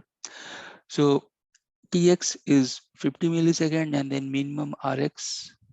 Again, we are giving 50 millisecond, and then a multiplier is 3. Okay, and we have discussed about what does it mean by TX and RX. You can refer this particular slide as well. So minimum transmit interval, the interval at which the device want to send the BFT. Minimum receive interval, the minimum interval at which the device can accept BFD hellos, and then you have the multiplier. Great. So this is the configuration command here. You can see, let me highlight only the configuration here. So BFD interval 50 minimum, 50 multiplier 3, and you can see what's the minimum, what's the maximum, and what's the default value here. Okay. Now over the interface also we can go and configure like this, but we have some other options as well. So first of all, if we can go to the interface, we can do the configuration related to BFD like we have done in the global mode. And then if we want, we can give the key as well. So BFD authentication key, that's the first thing.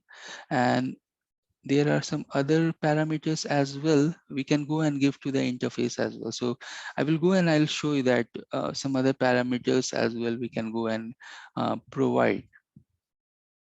Okay, but so very minimum that you can go and enable the BFD. If you are in the Nexus switch, enable the feature, go to the global mode and run this command, or enable the feature, go to the particular interface and run this command. Great. So we are going to check the BFD configuration over ISIS. So I will go and run this BFD over ISIS, and what we'll do, we'll go and check over the interface. Okay, what you need to do, you have to go and check over the interface, because I want to do it over the interface. So we'll go to the interface and then we'll run ISIS BFD. Okay, and then we'll go and even go and check the configuration related to BFD as well. So I'm going to show you this ISIS BFD in a while. In before that, let me go and complete this particular section. I have few examples related to other protocols as well to show before going to the lab. So for ISIS, you can go to the router ISIS, you can enable BFD. You can go to the address family. If you have IPv6 address family, you can go to the address family, you can enable the BFD. So here you can see BFD example feature, BFD, if you have protocol feature OSPF, and over OSPF, you can go and enable like this. Over EIGRP, you can go and enable like this. Over IPv6, where you are using OSPF version 3, you can go and enable like this. Okay. So it is supporting, it has a wide range of support, and we can go and enable over almost all the routing protocols. All right, so let me log into the lab section and let's go and configure the BFD related to ISIS. Here you can see in the diagram that in between R4 and R5, what interfaces we have. So R4, I have gig 0/2. R5, I have gig 0/1. So I want to enable BFD in between that. So let me go to R4 and let me go to R5.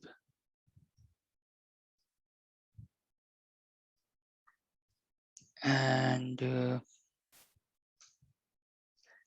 what we can do here, we can go to the interface and we can enable that BFD feature. So inside R4, the interface is gig E 0/2. So let's go to gig E 0/2, interface gig 0/2, and then we can go and give BFD. So let's check if we have ISIS BFD here. Yeah, we can go and enable ISIS BFD. And now we have the syslog message. So BFD session created, BFD session created with the neighbor. Okay, and what we'll do, we'll go to this side. And here also, we can go to the interface gig 0/1 and we'll give ISIS BFD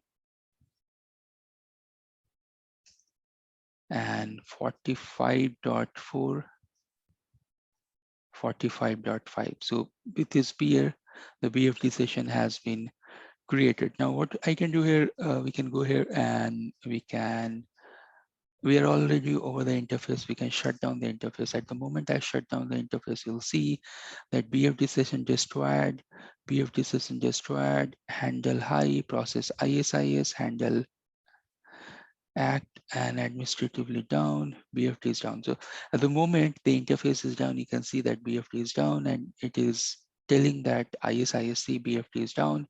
You can check your neighbor or you can reconfigure the protocol. So here also you can see we are getting the message. So this is the way. It's very easy to enable it, and because this is the iOS platform, so here you have simply one small command to enable it. If we'll go and enable it in the Nexus, so we have the option to do the configuration related to TX, RX, and the multiplier. All right, so we have checked the BFD. Let's stop here. In section 1.9, we have to understand about EIGRP troubleshooting. Now, what I have done that I have created one playlist related to EIGRP technologies. That means before knowing the troubleshooting, what are the troubleshooting steps we have in EIGRP, we should understand the technology behind EIGRP. So here you can see that I have created one playlist with 13 videos where we'll understand about EIGRP basics, how they are forming their neighbors, what is EIGRP Metric, EIGRP Basic Lab as well. So this particular theories, they are backed up with the lab as well.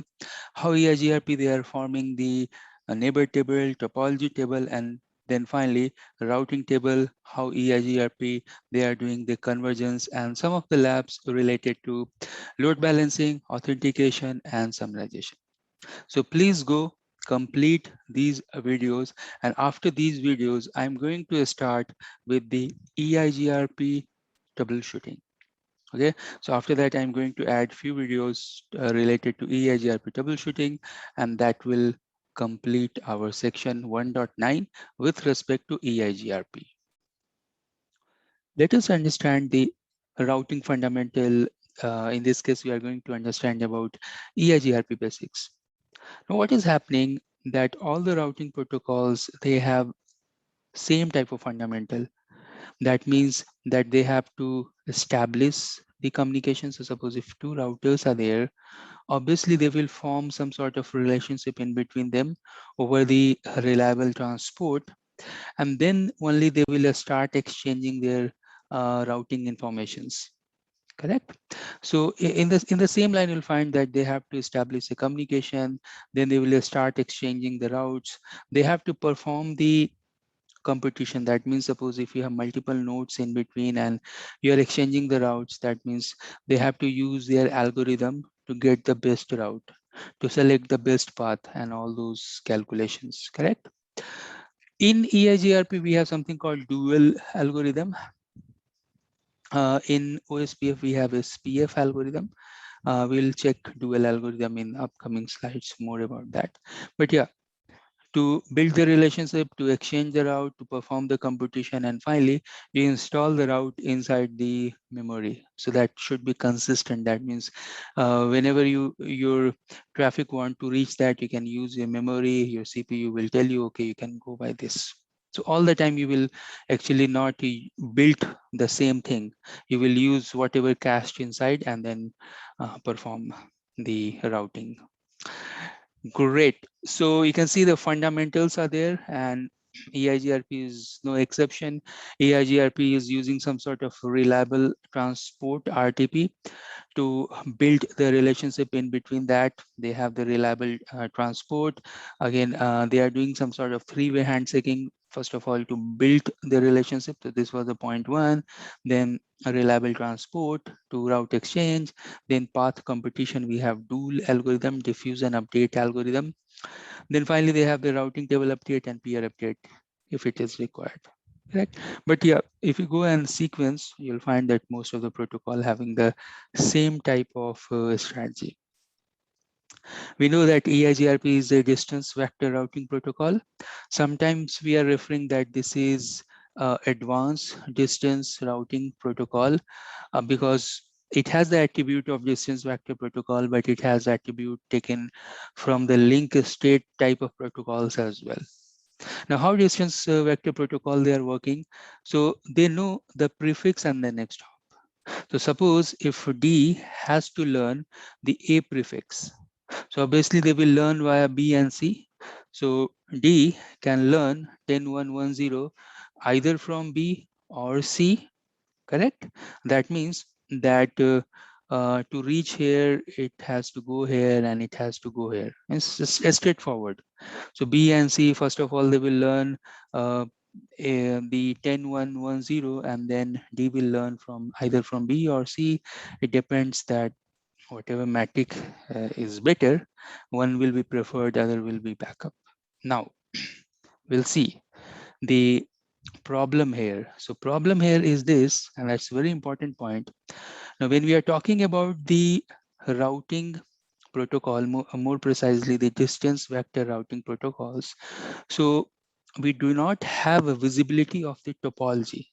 So the devices in between, they do not have a visibility of entire database.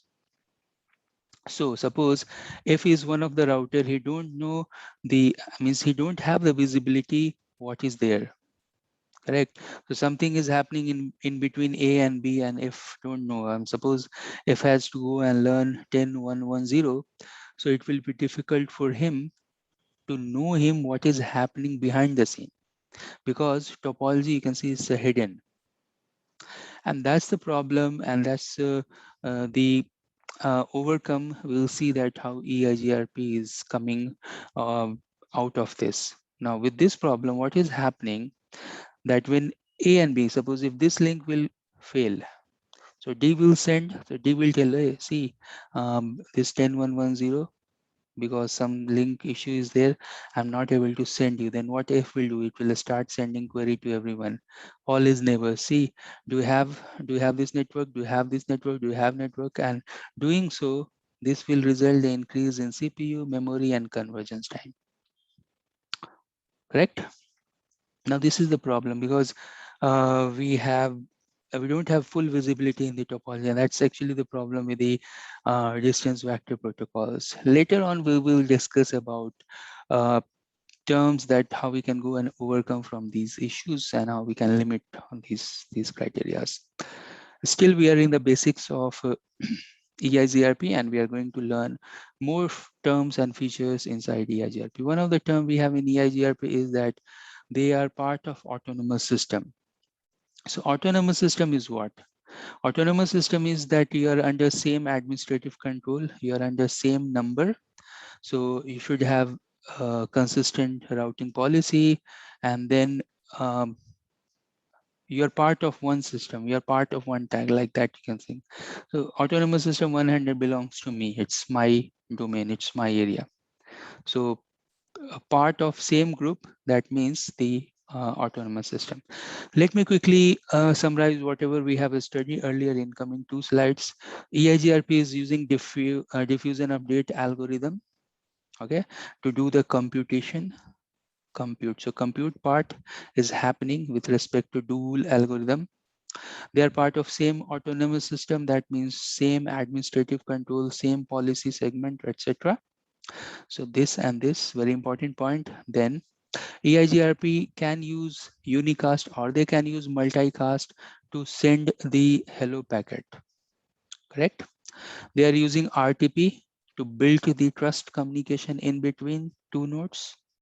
Now, EIGRP to build their routing database, do not send periodic full table routing update. Update are sent when a change occurs. Okay, so that's very important. It's like RIP, they are not sending the entire databases all the time. If there is any change, then they are sending the update, and they are classless protocol. They are supporting a variable length subnet mask. So these are very important high points related to EIGRP. They are multicast, they are multi-protocol support, means they are supporting different type of routed protocol stack like IP, IPX, AppleTalk, etc. The internal AD is 90, the external AD is 170. Their metric, although this EIGRP metric value is little bit complex to understand. They depend upon 5 criterias: bandwidth, delay, reliability, load, and MTU. Some of the books they are referring that MTU is not part of metric value, but you can think that at this point of time, you can think that, okay, EIGRP metric value heavily relying upon bandwidth and the delay. Okay, reliability and load, they have less impact, but mostly they are depending upon bandwidth and the delay. They can go up to the maximum hop count of 224, and default hop count will be 100. And finally, while they are building their routing table, their best table. So first of all, they are also going into the phases, like they are building the neighbor table, topology table, and then finally the routing table. Remember the topology table, a list of all the routes in same administrative controller, same administrative policy, same AS. Like this AS is not like BGP AS, but they are part of same autonomous system. Great. So these are the basic point related to EIGRP. Let's stop here. In this section, we will go and check the basic configuration related to EIGRP. That means that when we log into the router and when we are doing the day 0 type of configuration, the first configuration what we want to do related to EIGRP. Now, EIGRP, Cisco has done some enhancement. So initially EIGRP having the classical mode, that means you can go log into the router, go to the configuration mode, and you can write router EIGRP and then the AS name, AS system name, like 10, 20, 30, etc. So router EIGRP and then 10.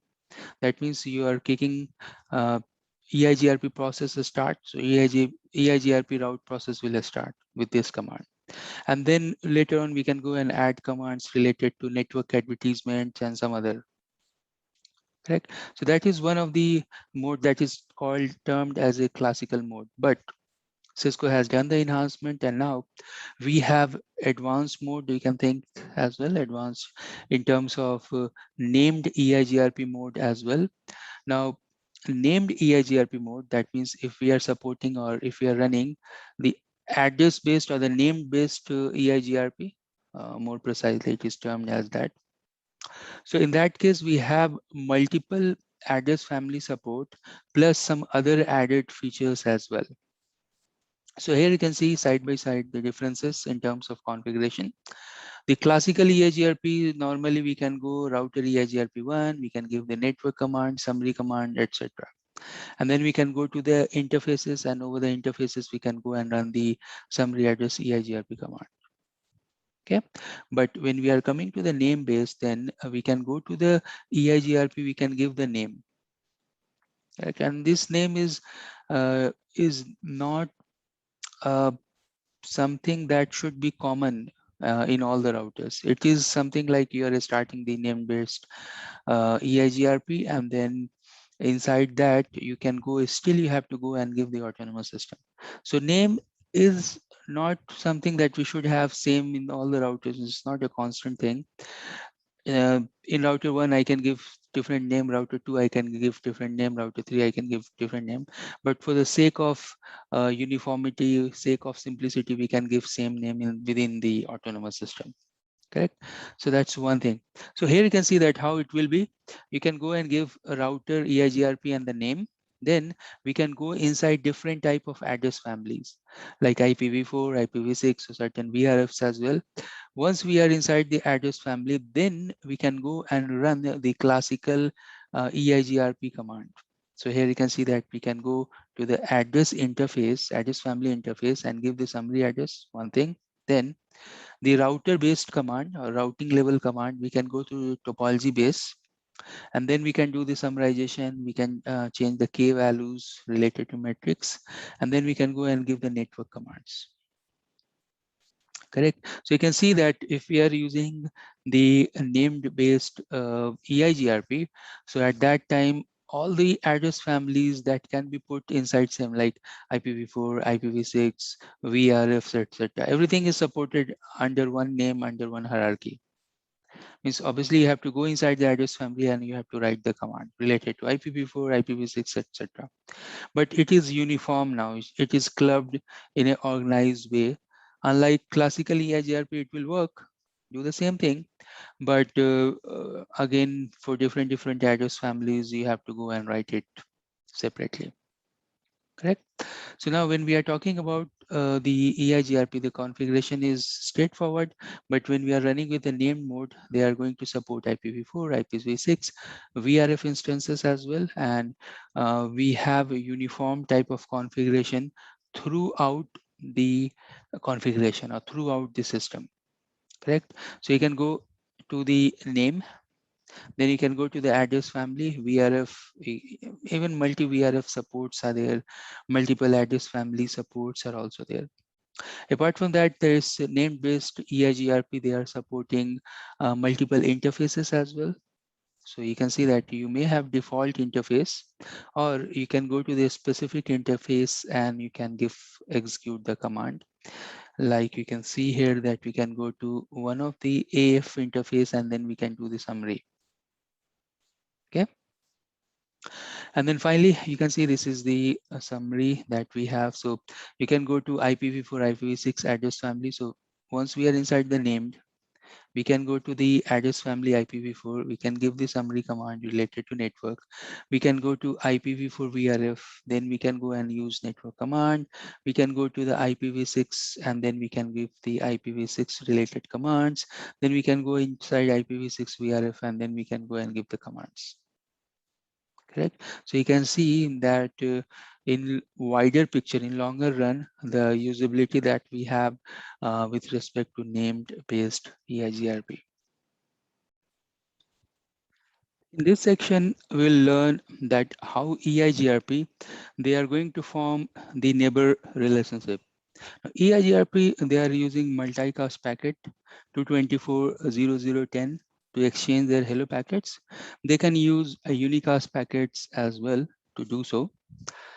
Now, while forming the neighbor relationship, node A and B, they are using some sort of three-way handshaking or three-way communication to form the neighbor relationship. So how it is working? First of all, suppose if B has sent the hello packet to A, then A will go and send the init packet to B, some packet with null bit inside that. And meanwhile, what it will do, it will mark the state as a pending. So pending in terms of that, the neighbor relationship is pending, it is in progress. Correct. Now, once A will send the init bit to B, then B has to send the ACK back, and this is the third step. So step number one is the hello. Step number two is the init exchange. That means A has to send the init to B. And step number three, that B has to send the ACK for A init. So that means that three-way handshake process will complete, and now A will mark that pending state to the up state. So that means now A and B, they are neighbors, and then they are ready to exchange further routing informations. Correct. To verify the neighbor is up or down, we have one CLI command, show IP EIGRP neighbors. Now with this command, we are going to get good amount of information about the neighbor. First of all, the order in which I have learned the neighbor, what are my neighbor addresses, which interfaces I am learning the neighbors, the hold down time. That means how much time I have to wait to mark that neighbor is down. Generally, this is 3 into hello time. So suppose if your hello time is 5 seconds, so this will be starting from 15, 14, 13 going to 1, 0. After 0, that means that neighbor is down.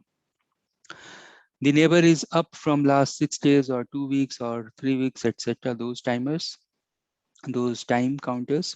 Then we have SRTT, that is a smooth round trip timer, that is going to tell you that how long it will take for this neighbor to respond to the reliable packet.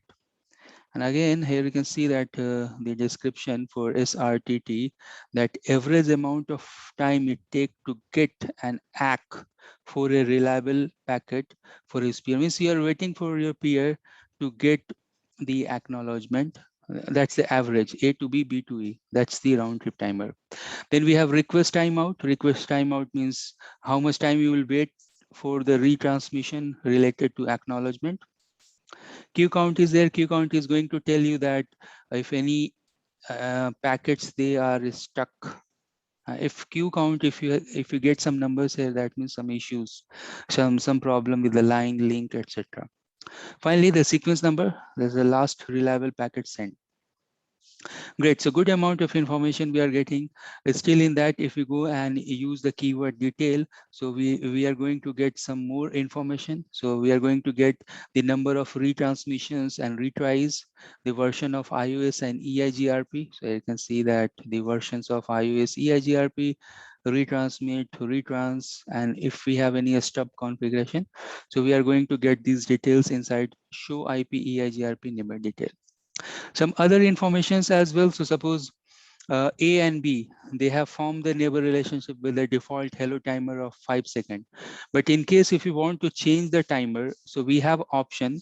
We can go to the link basis and we can change the timer. So we can go and use the command IP hello interval EIGRP. EIGRP 10. 10 is the autonomous system. And then we can go and use the 7 second. 7 second means this, now the timer for hello packet is 7 seconds instead of default 5 second. Likewise, we can go and change the hold down timer as well. So instead of 15 second, if you want to make 15 second, if you want to make 21 second, you can do it. Now suppose one device having a timer 5 and 15 second, other device has timer 10 and 30 seconds, still they will form the relationship. The way that they are transmitting their hello or dead timers, those timers will get changed. Okay. Now one very important point here is this, that while forming the neighbor relationship, these devices, they should use their primary addresses, and their primary addresses should be part of same subnet. Suppose if they are not part of same subnet, then you will get one error message that EIGRP neighbor not in the common subnet. Okay. And finally, if you want to log the changes, so we have the CLI command we can go and use. First of all, go to the routing process and use EIGRP log neighbor changes, and then you can use EIGRP log neighbor warning. Okay, let's stop here. In this section, we are going to understand about EIGRP packet types and different type of flags that EIGRP is using. Now we know that EIGRP, first of all, they are building the relationship, neighbor relationship in between the nodes. So suppose if you are in the shared media point-to-point link or NBMA network, any type of network or media we have, EIGRP will go, first of all, they will build the neighbor relationship and then they will exchange the packets. Now, that's interesting fact here about EIGRP is that they are using both type of messages. So they are using unreliable messages or the packet types, and they are using reliable messages or packet types as well. Now, while building the neighbor relationship, when they are going with three-way handshaking, means you're sending the hello, receiving the init or initialization bit, then you're sending the ACK, correct? So that three-way handshaking process that EIGRP has, after that, so during that, they are using unreliable messages like they are using hellos. So hellos and ACK, they are part of unreliable message exchange. But after that, whenever they will go and do the query, reply, update, etc., means those type of messages types, they are falling under reliable criteria. So here you can see that the reliable are hellos and acknowledgement, and then update, queries, replies, stuck in active queries and replies, they're part of a reliable packet exchange. Now, why we are talking about reliable or unreliable? Because if it is reliable, that means you are using some sort of sequence number, you are using some sort of ACK packets, acknowledgement. Correct? We know this thing from the TCP world that they are using connection-oriented, reliable communication, that TCP protocol. Like that, the EIGRP, they are using RTP, and the major packet types you can see here that hello, query, reply, request, and update. The hello and ACK, they are falling under unreliable packet exchange, but the rest of them are reliable. Means they have the sequence number and the acknowledgement. Let me quickly go one by one. So hellos and ACK, we know that hellos, when they try to form the neighbor relationship, the EIGRP, when they are discovering some new neighbors, then at that time they are using hellos and ACK. Update means that you want to update, means you learn something and you want to share that information to your neighbors. So that is the update. Then query, suppose if your neighbor or someone is looking for new messages, new network actually, or new subnets, then they can send query packet and then query. So if someone will do query, so the reply will come into the picture. Correct. Now these update, query, reply, stuck in active, query, reply, all these packages, they should have the acknowledgement because they are falling under reliable packet criterias. Then finally, you have a stuck in active. That means that suppose you don't know the network, you are doing the query, but still you are not getting the reply. So at that time, SIA query, so stuck in active query, so they will go and do the query to the non-replying peers. So that means your query is forwarded throughout the network to until unless you'll get the response. Okay. Now we have very important flags as well. So one of the flag we know from the previous section, that is the init bit. During the hello exchange, it is going to be used.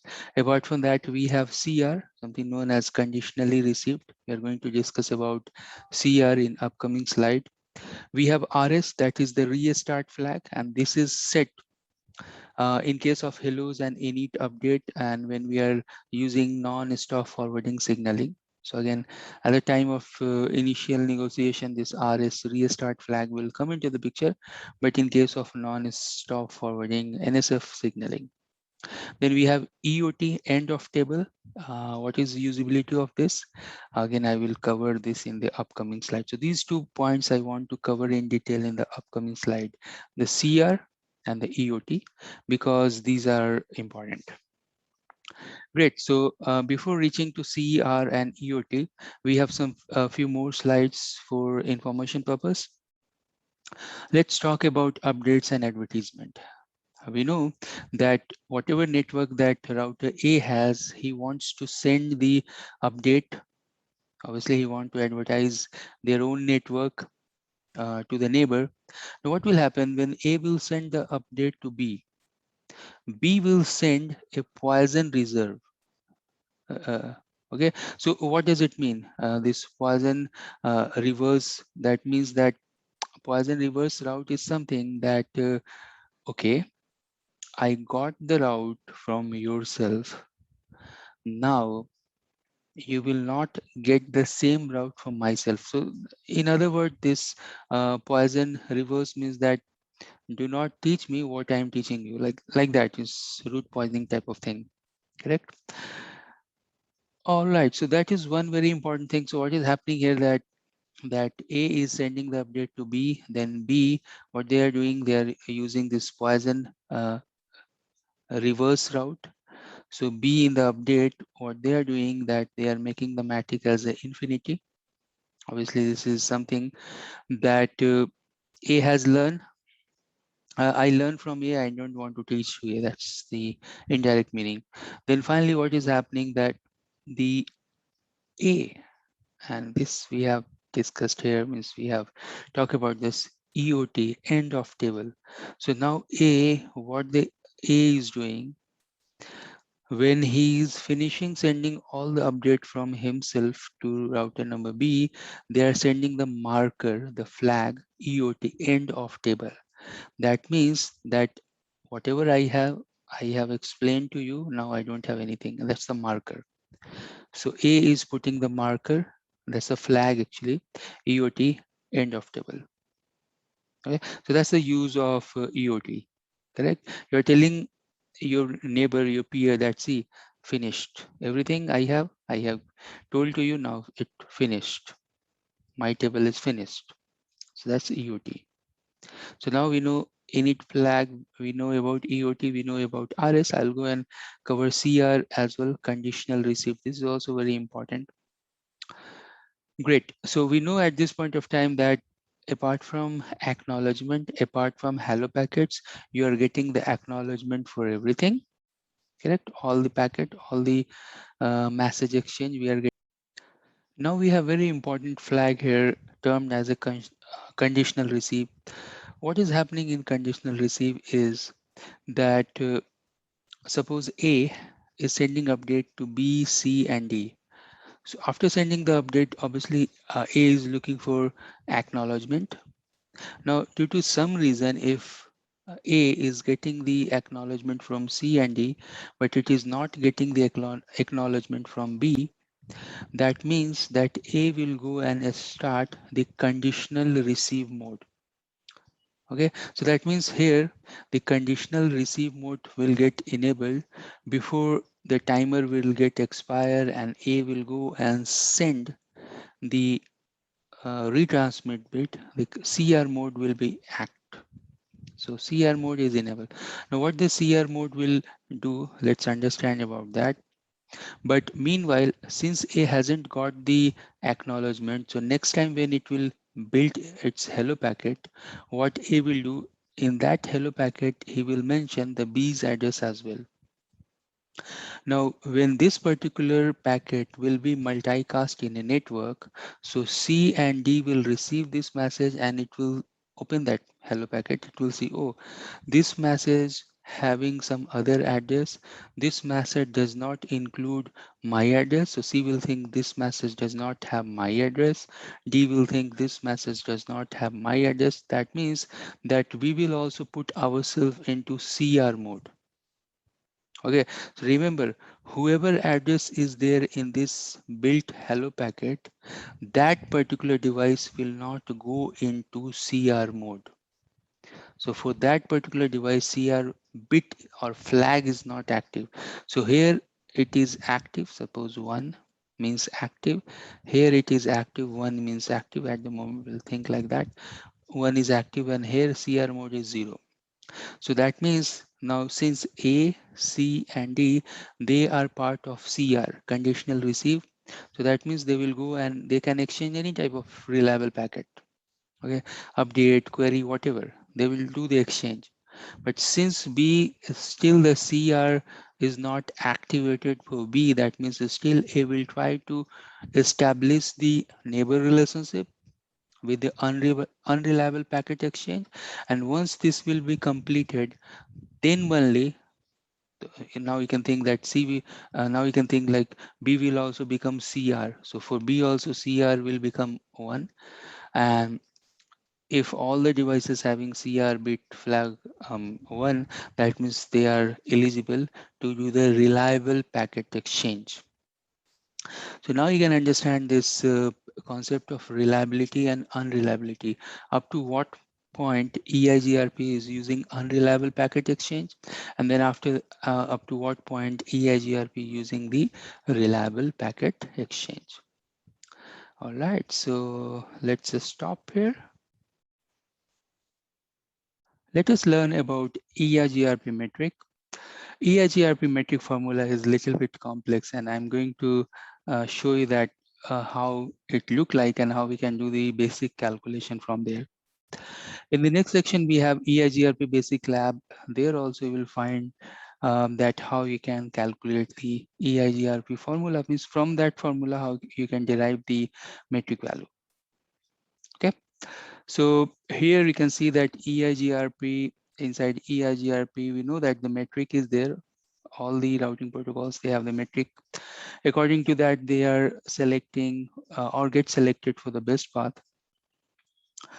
In EIGRP, we have different values such as load, reliability, MTU. You can see internal tag as well. I will show that where it will be used. Apart from that, we have the bandwidth and delay. So 5 values are there, and those values are associated with some constants, some K values as well. Okay, so delay is something, it's a cumulative delay. Next slide, I'll show that how it can get calculated. Bandwidth is used as a minimum bandwidth over the link. Then MTU, basically MTU is not used. So some places you'll find that MTU being used inside EIGRP metric calculation. Some places you'll find that it is not being used. Mainly delay bandwidth is used heavily, but if you want to tune, you can go and use other factors as well, such as reliability and load. Reliability means if the value is 255, that means it's 100% reliable. In case of load, its value is 255, that is 100% load is there, that is not good. So if load is less, that means it's good for the link, it's good for the routes to learn via that path. And then you can see one new item here, that's the internal tag. A tag assigned by the network administrator that is untouched by EIGRP, means that is assigned by network engineer. Here you can see the formula. You have router A, B, and C.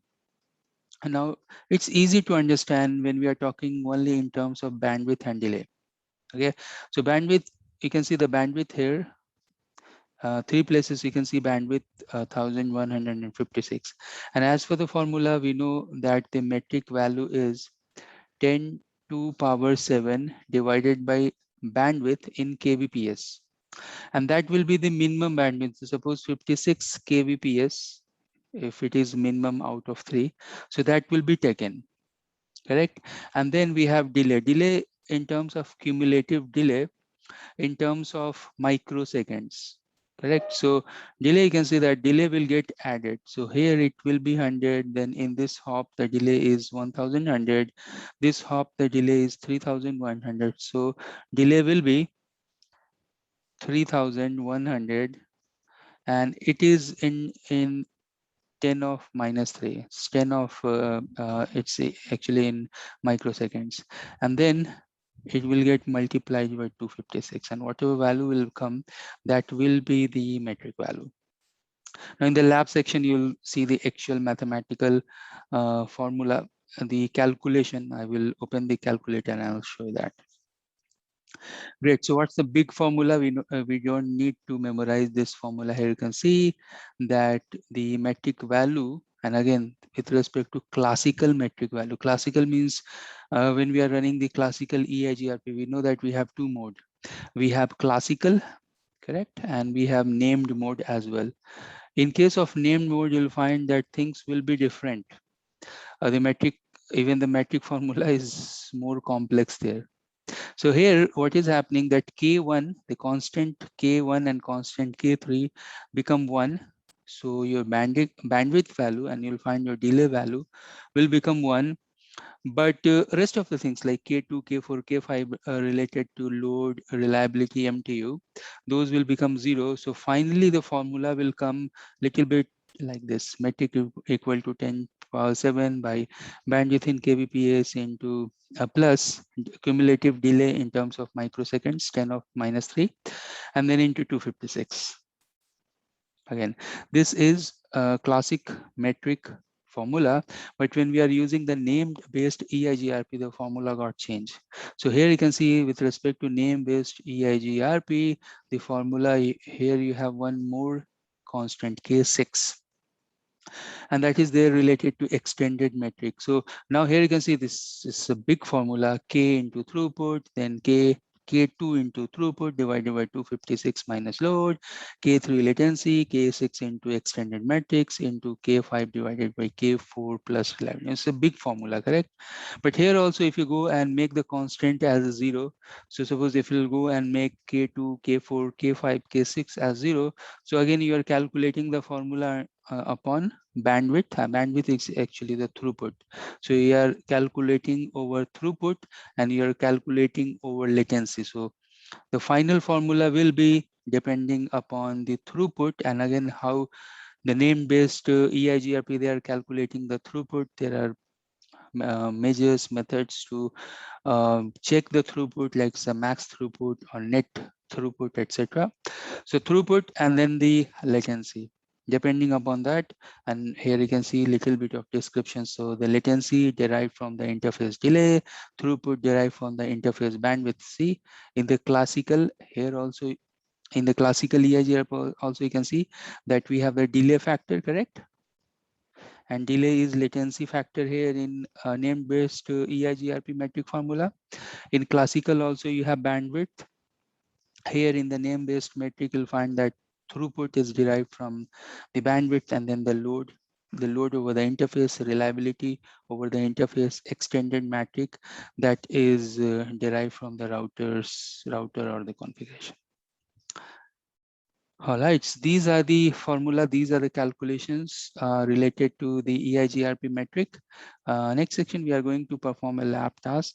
In that lab, we are going to learn about the classical metric formula only, but if you are much more interested about the new metric calculations and formula, you can refer some of the Cisco websites.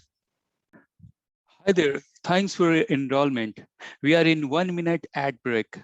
In this break, I'm going to show you that I have so many courses uploaded over Udemy. And if you're going to enroll my courses, you will get 95% discount.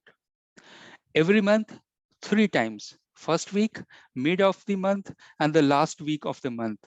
I am sharing the coupons. If you go and use those coupons, then my courses related to CCNP, related to CCI, all those courses, you are going to get heavy discount up to 95%. You can see the prices are a little bit higher here, but if you go and apply the coupon, the prices will go rock bottom. So go use those coupons. Suppose if you don't have those coupons, then you can always ping me over YouTube. You can send me email. You can ask for those coupons. I will provide you that coupon. So get the coupon, get the discount. Some of my courses over Udemy, they are bestseller. Some of the courses are quite new, like SD-WAN automation, DNA automation, CCI data center 3.0. Those are the new uploads as well.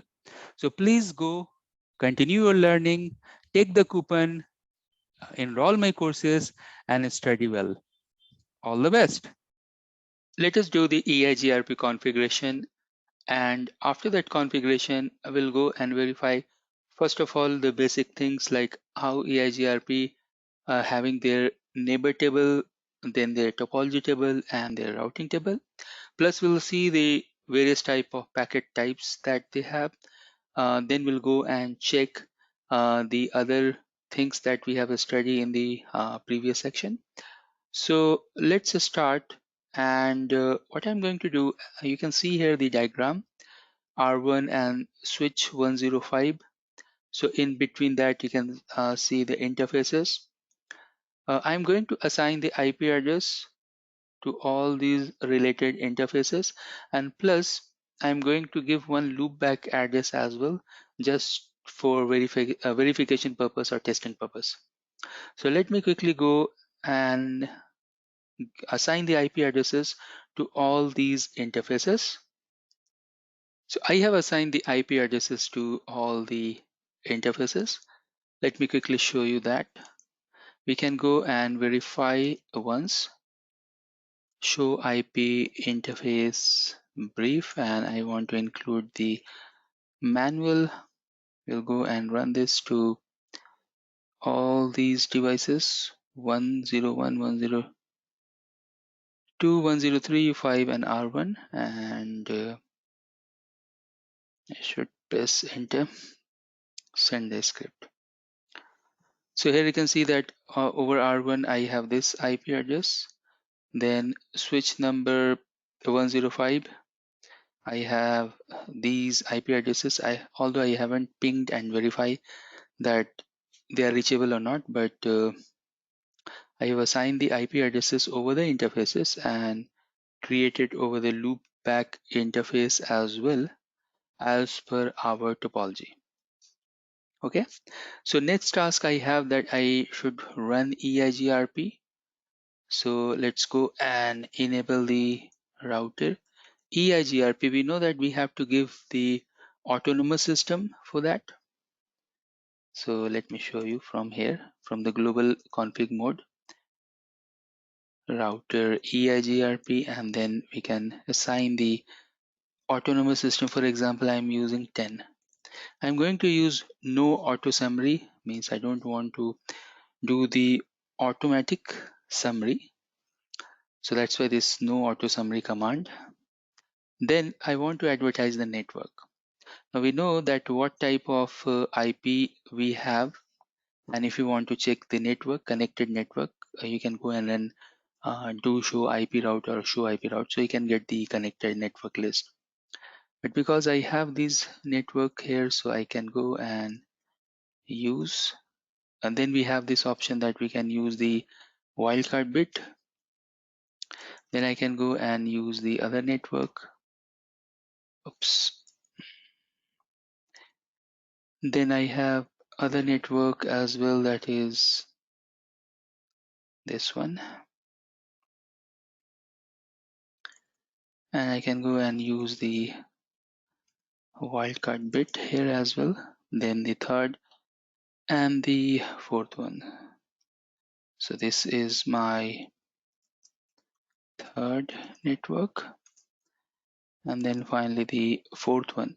The loopback address having /32, the CIDR. So I will go and use this 00000 as a wildcard bit. We can quickly check the EIGRP configuration. So here you can see that we have these many network. Now I should go and enable this to the other devices as well. So we have done the configuration to 101. Let me go and do to 103. So for 103, the network is, so let's go to 103. Router EIGRP 10, we should have the same autonomous system, no auto summary. Then the network, we know that network is this. At the moment I enable or I run this command, you'll see that they will start forming the neighbor table, topology table, and the final is the routing table. So dual algorithm will run here. Here you can see that it is running the dual algorithm,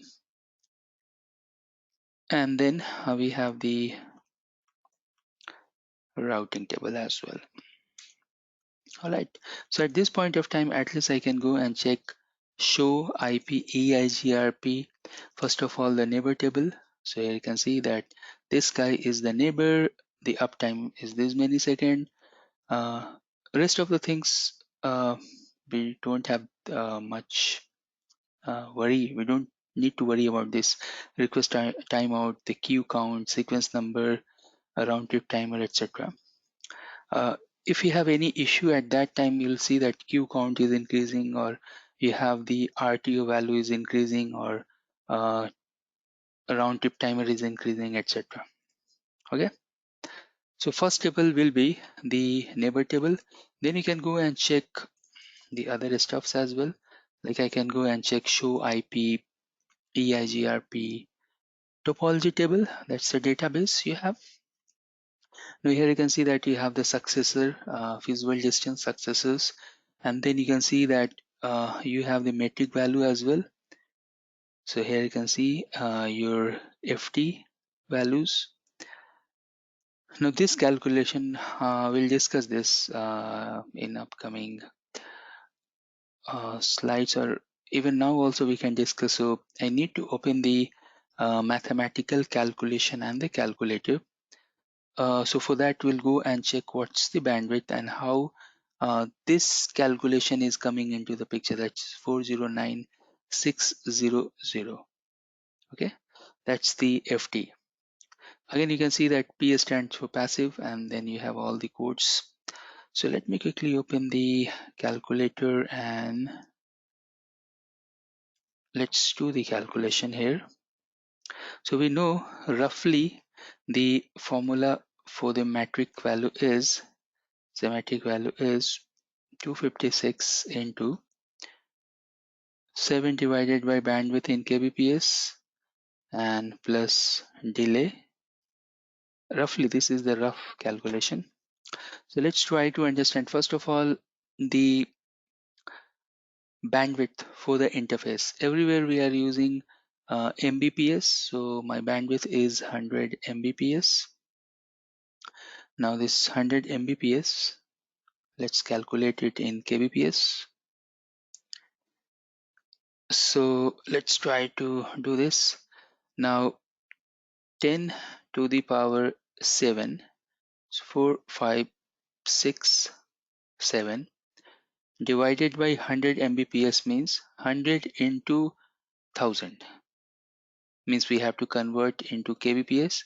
So number of zeros will be 0, that is 100, and then 30, so that will become the kbps. So the final value will be 100 and plus delay. So I should go and check the delay over the interface. So for example, show interface E0/0. Now if you go here and you can see the delay, this is in microsecond, this is not in this is, yeah, 10 to the power minus 6, that's the microsecond we have, and that's okay. So what will be the value for this? 1000 into 10 to the minus 6, correct? Okay, and that's correct format actually. So let's see. Let me open the calculator one more time.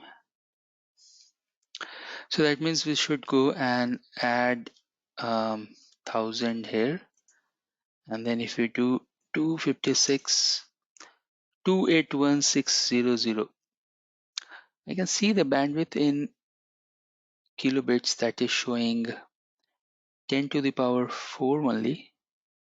And let's go and verify that what is our metric value. That is 281600, that's correct. So yep, let me open the calculator, and here you can see you have the exact 281600, 281600. Yeah, so this is the way that we can do the calculation for the metric. Okay, so what I'm going to do here now, let's just stop here, and this lab we will study some theory, and again I'm going to build, and I'm going to continuously build this lab as well in the upcoming sections as well. In this section, we are going to learn about EIGRP topology table, and in the next section, we'll discuss about the dual algorithm.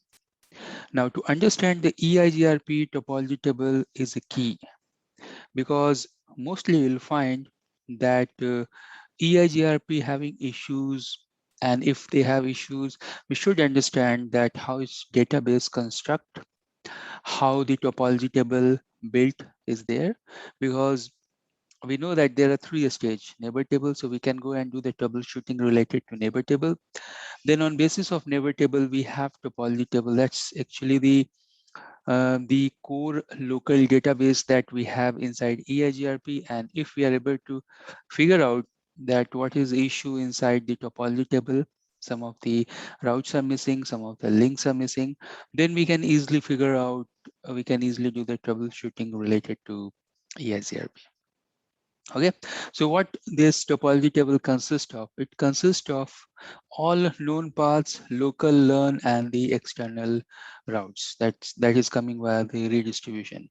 And once we have the topology table, so topology table will present it for dual algorithm, and after that dual algorithm will run, and then we'll go get the best path. Dual algorithm we are going to discuss in the next section. All right. So we know the steps. We know the steps are neighbor table, then topology table, and then finally we have the best path, that's the routing table. What are the key terms we have inside topology table? How we can go and understand, memorize those key terms that I'm going to explain here. Now, this diagram seems very easy, and we can refer this diagram. For example, if you are going for your CCNP exams, this is actually key. They may test you upon various key terms and the usability. So you may get terms such as what is reported distance, what is compute distance, what's the feasible distance, what's the successor, feasible successor, etc. There are so many interrelated terms that we should understand. Okay. So now let's understand all these terms one by one. First of all, suppose A is the source, and for A, if the destination is E, so behind E, suppose I have some destination route that want to reach to A, correct? So let's try to understand the common terminologies used inside EIGRP. So first term is the reported distance. Now reported distance, so A has their neighbors, correct? B, C, and D. B, C, and D are the neighbors of A. So that means that whatever routes you have, actually these are the metric, but this is in simplified manner. So whatever the route metric we have, so metrics such as B to E is 10, C to E is 10, and then D to E is 30. So these metric value that is coming from the upstream routers such as B, C, D, they are termed as a reported distance. So 10, 10, 30, they are the reported distance. Clear? So whatever I am learning, whatever metric I am learning from my neighbor, those are reported to me. Those are the reported distance. Okay, straightforward. Now then, what is the compute distance? Compute distance, you can see here the definition. Now these things are linked.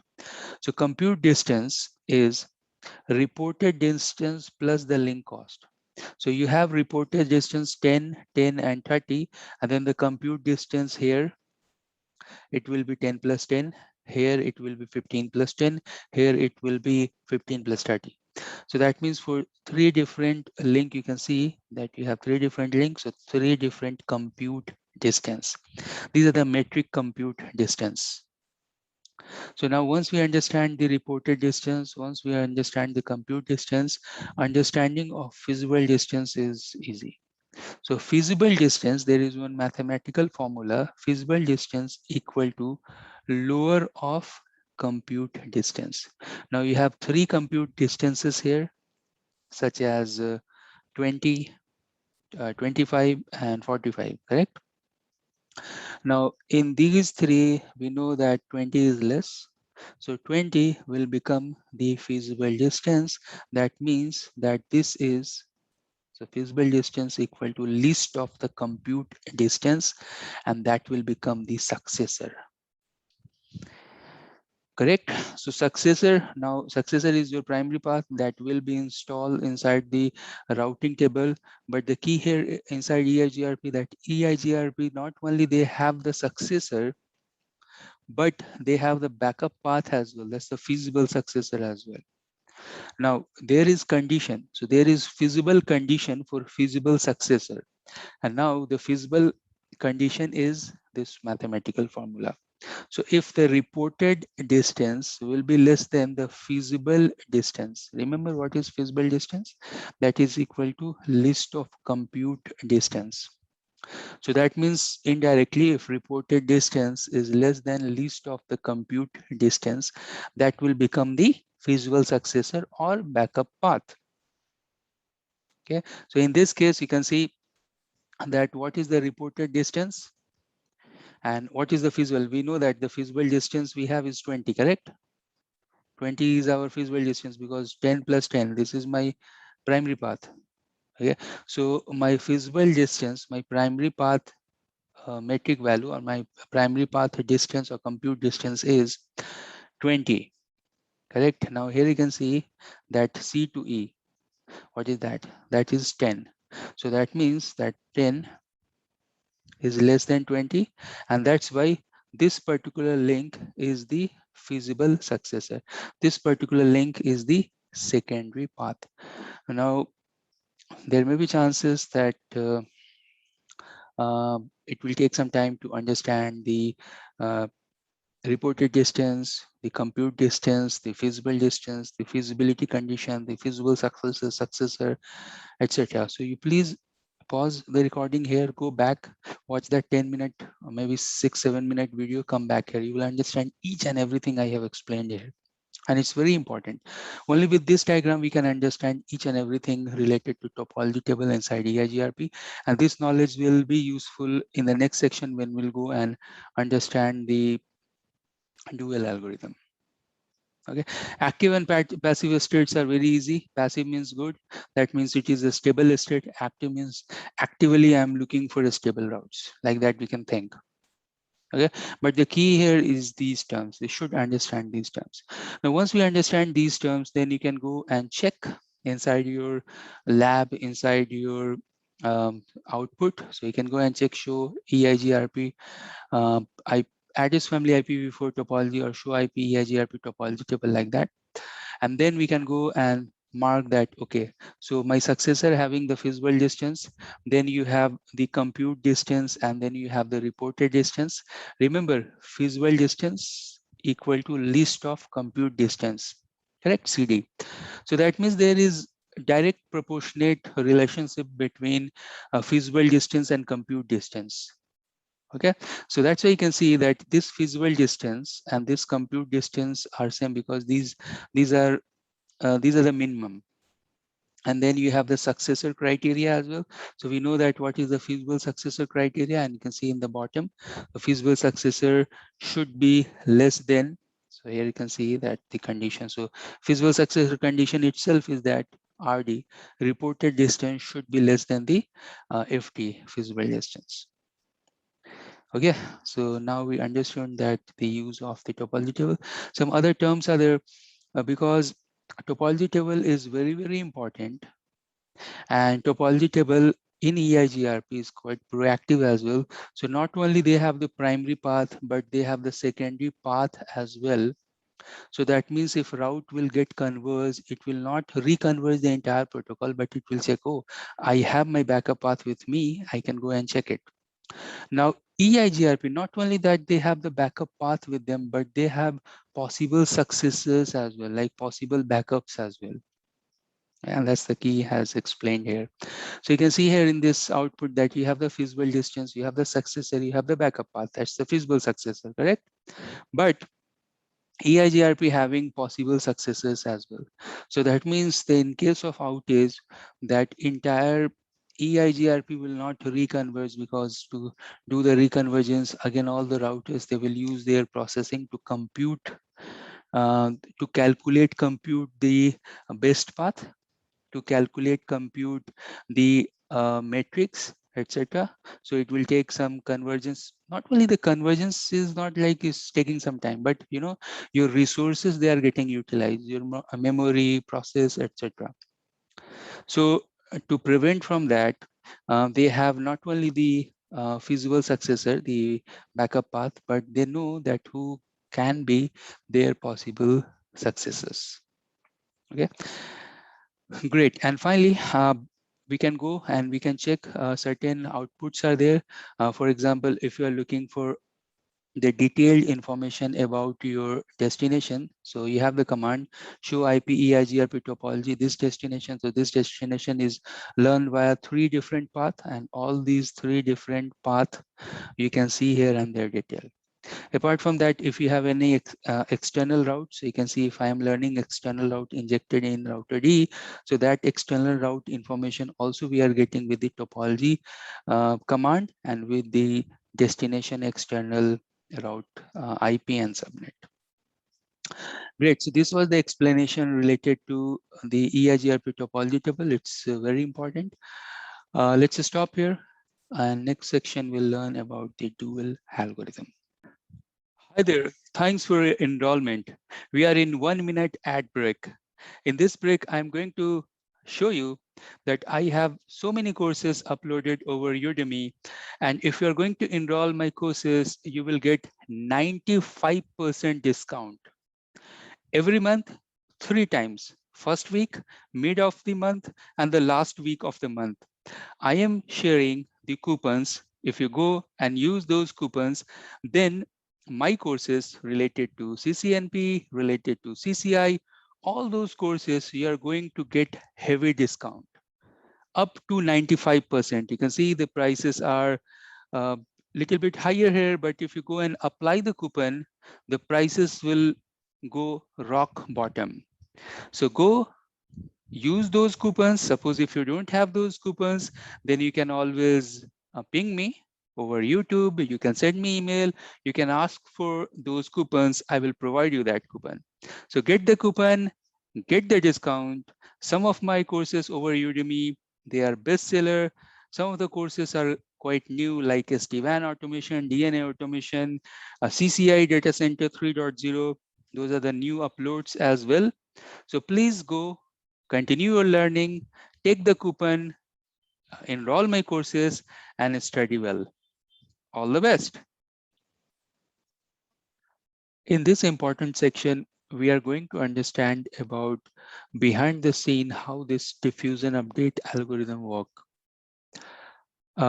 We have the topology table. We know this thing that we have the topology table, and on top of topology table, so topology table as an input, then the dual algorithm will work, and how the dual algorithm will give loop-free best path, and how the convergence will be faster in case of EIGRP. So we are going to discuss about all these important points.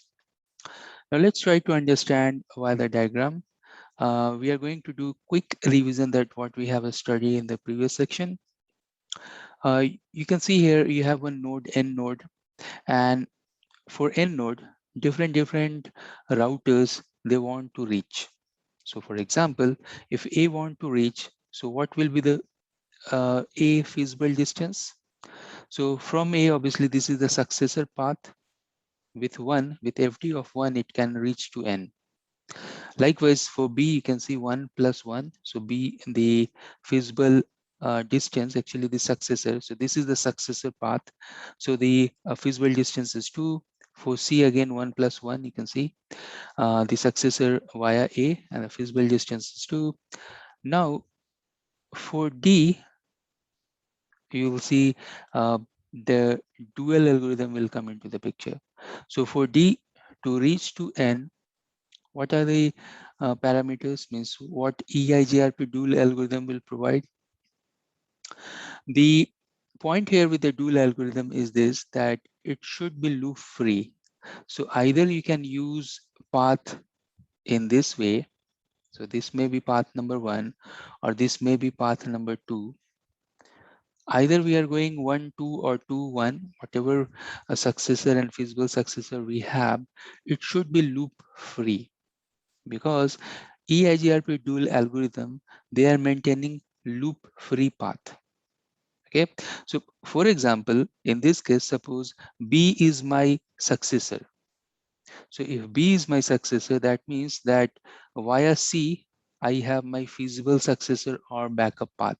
Right up to router number D, that from C it got the update, or from B it got the update, means from the neighbor who has sent the update first in case of equal cost, correct? So here you can see that you have the equal cost. Now in case of equal cost, it depends that what is the frequency, how sooner we get the update from my neighbors. So that will become the successor, and other path will become the feasible successor or the backup. Okay, so that's one very important thing. Now, let's understand the failure scenario. So suppose this is your primary path and this is your secondary path. Now, if the primary link, so a link between A and B will go down.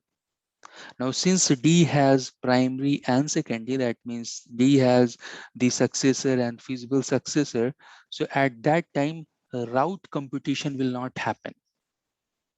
Okay, so routers, they will not do the route computation, convergence will not happen, the CPU processor of devices will not get utilized. Now it will get utilized, so route computation will occur with respect to dual algorithm and with respect to C. Now think with respect to C. Now if the link between A and C will go down, for D there is no problem, because I have my primary path and I have my successor, I have my primary path, there is no problem. But with respect to C, what happened? For C to reach to N, he loses his primary path and he don't have any feasible successor or backup. So in that case, he will go and send the query to T. He will tell T, I want to form, I want my successor, I want my new path. So the new competition, so dual algorithm will come into the picture. So as per the neighbor exchange, as per the topology exchange, C will figure out how to reach to the N, and this time the route competition will happen. Okay. So clearly you understand which case you have route competition, which case you don't have route competition. Okay, great. Now these terms we have discussed earlier. So with respect to A, who will be the RD? We know that RD, that is coming from your neighbor. So from your neighbor cost B, C, and D, these costs will become your RDs, correct? And in the previous section, I told you that the formula for feasible distance is least of the compute distance. This thing we have discussed earlier. So that means 10 plus 10, you will find 10 plus 10 is 20, and that will be the least of the compute distance. So here you have the compute distance. Let me go to the next slide. So here you can see that compute distance is 20, here it is 25, here it is 45. So that means that this is your primary path or successor. Now, as per the rule, how we are choosing the backup path or the feasible successor. So we know that formula again. So here you can see you have 10. So that means your FD should be greater than RD. Correct. So in that case, if FD is greater than RD, that will become your feasible successor.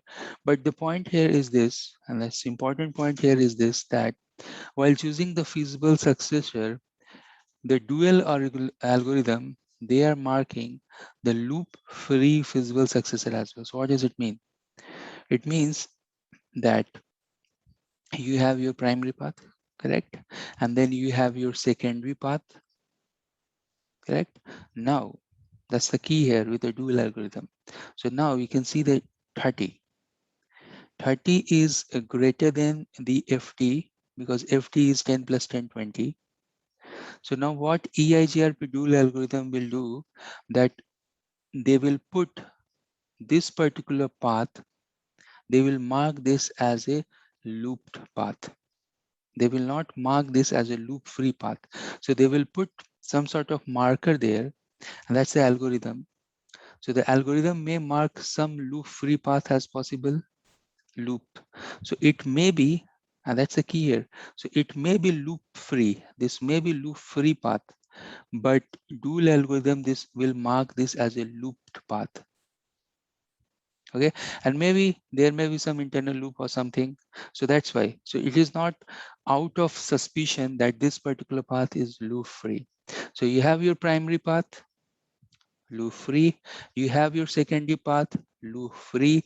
Primary path, we know the formula for primary path is feasible distance is the least of the compute distance. And for the secondary path, the formula is that feasible distance should be greater than reported distance. Now, if feasible distance is less than reported distance, so dual algorithm will mark that particular path as a loop path. Okay, so this is the way that dual algorithm is working. I hope you understood all the points here. In this section, we are going to discuss about EIGRP convergence process, and then we will go and check the stuck in active case. Upcoming section, we are going to follow the path. In case we have a stuck in active, what are the things that we should do? Let's discuss about the convergence process. At this point of time, we know that inside EIGRP, we have primary path, we have backup path. That means we know about the successor, we know about the feasible successor. So suppose if your compute distance, and here you can see that your compute distance, so your FT, feasible distance or your successor distance will be least of the compute distance, correct? So here you can see 10 plus 10, 20. And this 20 is the least. Now this 20 become your primary path. So this is my primary path, and we know that to become feasible successor, your reported distance. So this is the RD. RD should be less than FD. So this is my secondary path. So these things we have discussed earlier. Now what will happen if you have any problem issue with the primary path? So that means if primary path will fail, still we have the backup path inside the topology database, and the convergence will become within milliseconds. So there is no problem with the failover. If the primary will go down, this will come immediately. No problem at all. Now the convergence time will occur. It will happen when your primary and your backup or secondary path all went down. Now at this time point of time, what will happen that A will go and do the query. He will go and do the query to D, and D has to send the reply. So suppose if you have network behind E, suppose you are looking for 1110, that's the A. A is looking for 1110, and both the link you can see this is down, this is down. So he will send query to D. He will ask D, do you know this network? Do you have this particular network I'm looking for? Then D obviously will do the query to their peering devices. Once D will get that information, he will go and send the reply. And we know all these query and reply packages, they have the acknowledgement. But here you can see the problem. The problem here is this: suppose if D don't know how to reach to 110, there the stuck inactive and all those things that we are going to discuss will come into the picture. But suppose if D knows this, he will respond to A, and this process may take some time. Okay, if D knows, obviously you know that query update, he will go and install that uh, table, that route inside the table, and this will become the primary path or the successor. So it will take some time. Let us continue the previous section. Here you can see the diagram. I have router number A, and suppose he is missing one route, 10.10.10.0. Now for that route, he will send the query to B, and suppose if B has, obviously B will respond. If we do not have, then B will forward that query to C, and then if C has, then C will respond, then B will respond, and then A will go and install that route inside the topology table and the routing table. Now, by any chance, suppose if C do not know about that particular route, then what will happen? A will send the query to B, and then B will send the query to C as well, while A is waiting for B respond. And suppose if B is not responding, then after 90 seconds, A is going to send the SIA query.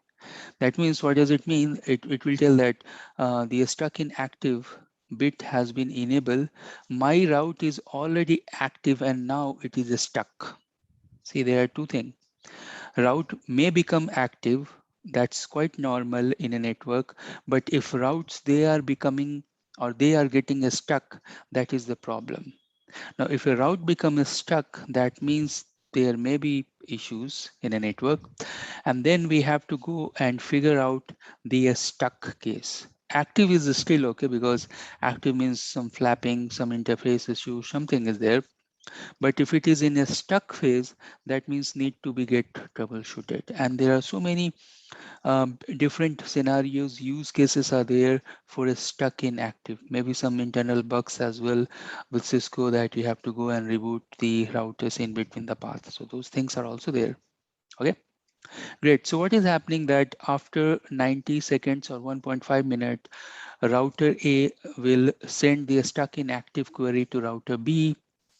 Suppose if B is not responding, then again this particular timer will get reset. And there are certain messages. I think router will send 6 messages until it will go and mark that that particular route is unreachable, or it will delete from its active state. Okay, so there are chances that suppose if you are looking for route, if router A is looking for this particular subnet and he is not getting it, that means after a certain period of time, it will mark this as a unreachable and it will remove from its database. Okay, now how we can go and do the troubleshooting for this case. So what we can do, there is one nice command, show IP EIGRP topology active. But this command is useful when you have the issue. Suppose if issue is gone, this command is not that useful. So suppose if you have issue related to active and stuck in active states, you can go and run this command, because this command will clearly tell you that you are looking for this particular route which is active 2110, and then I am querying to my neighbor. You can see 101112, and it's slow to respond. You are waiting for the response from B. Now what B will do, obviously B will go and send this query message to C. So while doing the troubleshooting, you can go and check here, you can go and check at the B, you can go and check at the C, at the D. Everywhere you can go and check show IP EIGRP topology active. Correct. Now you are following the path, you'll find that at the C also you can go and check that it is active, active since, and slow to respond. But suppose if you go and check on the D, and in D you will not find any active route, no messages related to that, then what will happen? Correct. That means that you have issue in between C and D. There may be some other issue, maybe a processing issue, maybe some unreachability issue. There are a lot of issues. So you can go and troubleshoot to this culprit device. That's the router number C, which is not responding. If you go and check show IP EIGRP neighbor, you'll find that queue count is one. But again, this is one of the use case. There may be different issues, and let me go and show you. I have a list of issues. So maybe bad or congested link, maybe query range is too long, maybe excessive redundancy, overload, high CPU, router memory issue, software defects. Sometimes there are some software defects, some bugs are there. So these issues may be there. Okay, so I hope at this point of time you understood about stuck in active, how we can chase stuck in active states, how we can go and try to troubleshoot, figure out this issue, troubleshoot, and get the resolution. All right, so let's stop here. Now we are going to discuss the theory of load balancing, stub areas, and authentication lab will do in the upcoming section that we have already discussed. EIGRP is a protocol that can do unequal cost equal load balancing. So what does it mean? It means that if you have feasible successor, if you have successor and feasible successor, or vice versa, so in that case, one is your primary link, or one is your primary path, one is your backup, but still with help of variance, we can make both as an active link. So that means that we know that successor only get installed in routing table. But if you use the variance command, both the successor and backup successors, or the feasible successor or backup paths, those things will get installed in routing table, and you will get, although you have the unequal path. So for example, you can see these two paths, still you will see that those things will be installed in routing table. So you have the successor and you have the feasible successor, that's your backup, but still if you send 4 packets, 2 will go via this, 2 will go via this. Just an example. The devices, they are not doing packet based load balancing, but it's something called flow based load balancing. So what's the command? Variance. We'll see that how much variance we can use. We can use up to 128. We'll see that in the lab section. Maximum path, by default it will be 4. We'll see that how much maximum path load balance it can do. Maximum it will be 6, but in higher version of operating system it may be more. By default it will be 4. Next topic we have a stub. We have discussed this earlier that suppose if I lose my successor and feasible successor, so at that time I will send the query packet, and query packet will get propagated until unless we get the reply. Suppose if I get the reply within 3 minutes, that's okay. Otherwise this process is known as a stuck inactive. Now to mitigate or to overcome from this, that already I know that network is not after this particular hop or router. I can make that spoke router as a stub. So that means that I am sending a query packet, but you will simply reply no. You don't have your what you are looking for from this direction or from this route or from this gateway. So that the query will get answered that this is the stub. All right, what's the command? We have the command. We should go to the EIGRP process. We can go and run this command EIGRP stub, and then we have 4 options: receive only, that will not share the update with neighbor. We have connected, static, and summary options. Connected means advertise connected routes. Static means router will only advertise a static route. Summary means router will advertise only summary route. Okay, so these options we have with the stub. Then we have some verification command. We have seen this show IP EIGRP neighbor. Then we have seen show IP EIGRP topology. You can check who is the successor, feasible successor, FT and AD, those values we can check.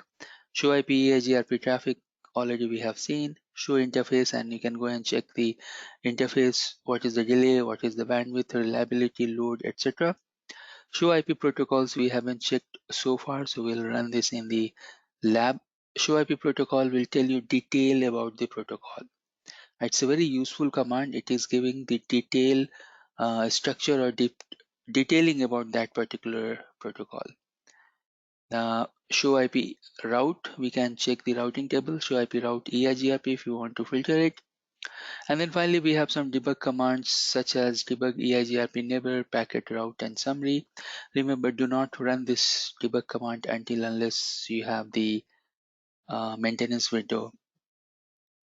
All right, so what we can do now from this point of time, I can go and log into the lab. We can continue our lab because we have to run or we have to verify few of the things one by one. Load balancing a stub, and then we have to do the authentication lab. All right, so we are inside the lab section. So far we have ran that EIGRP over 101, and let me quickly see that if we have done over 102 we haven't run, so let's go and do that. What is the network we have? We have 3 and 4, so I can go here and router EIGRP 10, no auto summary, network 10.1.4.0, and then the wildcard. Then other network we have 3.0, so I can go and do that. We have 3.0, and then we have network 102, 102, 102, 102, 0, 0, 0, 0. Okay, so here also I can see that the protocol EIGRP protocol is not coming up. Let me quickly go and check the interface. Maybe the IPs assigned are not correct. So we have 4 and 3, that's correct. Let me quickly check where it is connected. So it is connected 0/0 and 1/2 as per the diagram. Here you can see. So I should go to 101, and seems this 0/0 may be passive interface that we have done. So I can go here and you can see the usefulness of passive interface. So I can go and check the configuration first. Router EIGRP 10, I should do no passive interface for E0/0, and let's see. So now here you can see that the protocol is running. Great. From this direction it's okay. Let's quickly check 10/1. So I can go to 105 and I can check here the EIGRP protocol. Do we are running the network command or not? So I can go here and check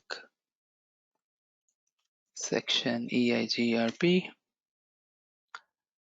we have 10, 1, 2 and 3. Is it correct? So we have 10, 1, 10, 2, 10, 1, 3.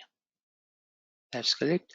Let me go and quickly check E 10/1. So run interface E 10/1 and we have wrong IP. So E 10/1 IP address should be 10.1.3.105 and then 255.255.255.0. Alright, so now we can see that it is working correct. Now if I go and check show IP route EIGRP, so here you can see that you have the loopback 1, 3, 5. So we have the loopback 105, 101, 103. All these we are getting. Finally, let's quickly go here to router 1 and check do we have the configuration for the EIGRP. We don't have, and we have some configuration related to summary as well that I actually don't need. So I can go to 00 and I can remove this command. Let's do router EIGRP 10, no auto summary, network 10.1.1.0, and then we have one loopback. That loopback is 0000. Now if I go to any of this switch, say for example 103 also, I should get all the loopback. Hi there, thanks for your enrollment. We are in 1 minute ad break. In this break, I'm going to show you that I have so many courses uploaded over Udemy. And if you're going to enroll my courses, you will get 95% discount. Every month, 3 times. First week, mid of the month, and the last week of the month. I am sharing the coupons. If you go and use those coupons, then my courses related to CCNP, related to CCI, all those courses, you are going to get heavy discount up to 95%. You can see the prices are a little bit higher here, but if you go and apply the coupon, the prices will go rock bottom. So go use those coupons. Suppose if you don't have those coupons, then you can always ping me over YouTube. You can send me email. You can ask for those coupons. I will provide you that coupon. So get the coupon, get the discount. Some of my courses over Udemy, they are bestseller. Some of the courses are quite new, like SD-WAN automation, DNA automation, CCI data center 3.0. Those are the new uploads as well. So please go continue your learning, take the coupon, enroll my courses, and study well. All the best. So let us continue and perform the lab related to authentication, and then we have the unequal cost equal load balancing, and then we'll see that what is the command for the stub as well. So let's start this. We have the topology. Here you can see I'm going to enable the authentication in between R1 and switch 105.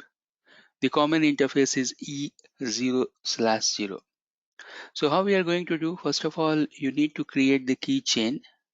Say for example, the name is CCNP in caps, just to refer this is the name. Then key I can give one, and then I can go and give the key string, say CCNP and then key. Okay, great. Then we have to go to the interface E0/0, and then we have the keyword called IP authentication. I should give the mode as EIGRP 10, and MD5. So we have actually two commands. One is IP authentication, and at the moment I have executed this command, you can see this neighbor relationship is down. Then we have the keychain option, keychain EIGRP, and then the name of the key chain, that is the CCNP. Okay, that's it. So these are the commands we need to run in order to enable the authentication. Now the same copy paste I can do to this side, and you can see this neighbor is down. I can go and create the keychain first. Then I can go to the interface, and then over the interface also we can go and run this command. So let's do this. Over the interface I have these authentication command. We can go and enable this. Now we'll see that the neighbor will converge, and now I have the neighbor relationship with the router 1, that is 10.1.1.1.0. Just now it came back up 10 seconds back. Alright, so this is the way that we can do the authentication. Next we have the variance. So let's try to understand the unequal cost equal load balancing. Now here you can see that I can go and reach via this path to R1, and then I have the other path as well. So let's try to check the loop back that we have here, that is nothing but 1.1.1.1.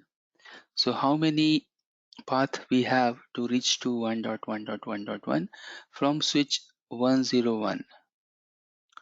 So if I go to switch number 101, and if we go and check show IP route for 11111, and I should give the network. So 11111, here you can see that I have only one path to reach there via E1/2.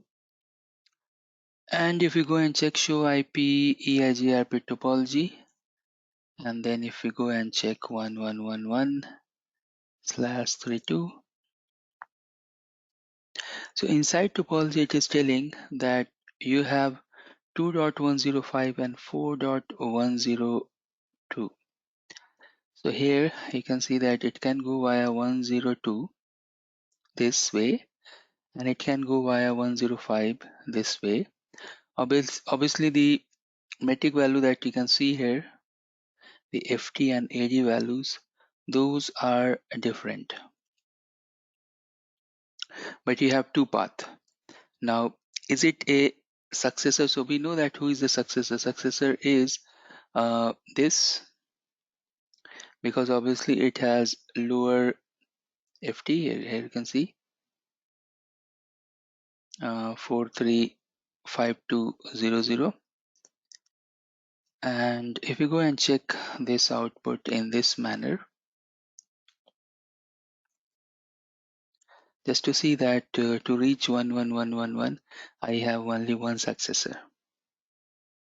Okay, although we have two paths to reach there, so in this case this will be direct like this via 105, other one will be via 102, and then 105, and then R1. So what we can do now, I just wanted to add up the value for two different paths. So suppose if I want to decrement this, first of all let's try to understand, can I do some sort of traffic engineering that traffic will go via this direction rather than directly? Let's try.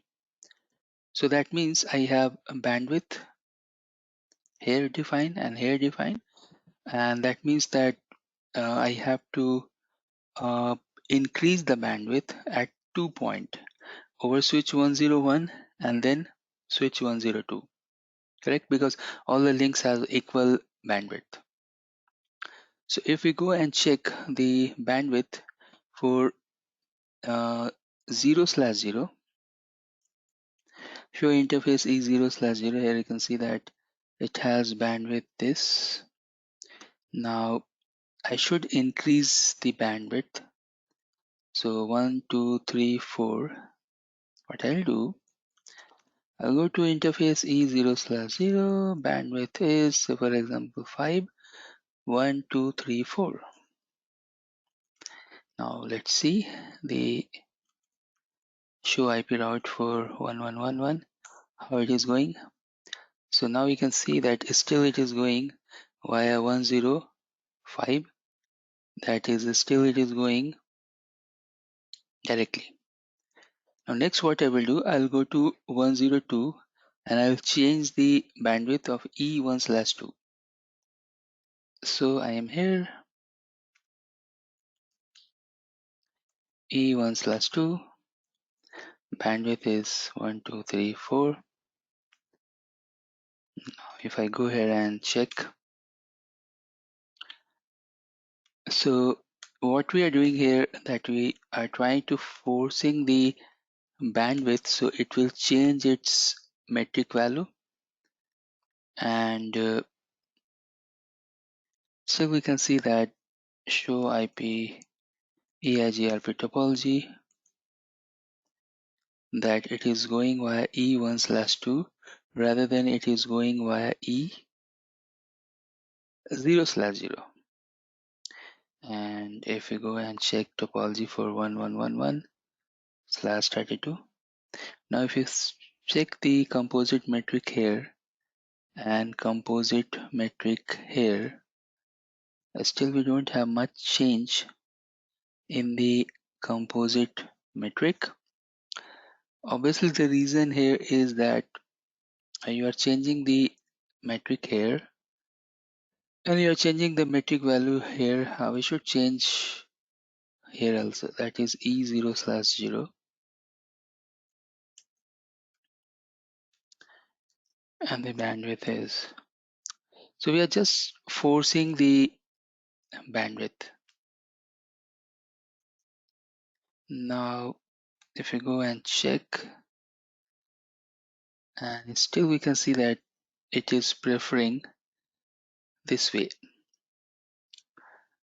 So IP route, so there is no change while we have changed the metric.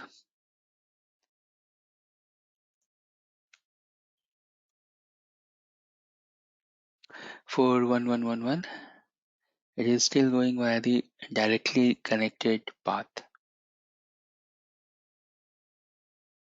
Okay, still it is going via this direction, although we try to change the calculation because still it may be less than what we are getting from two link.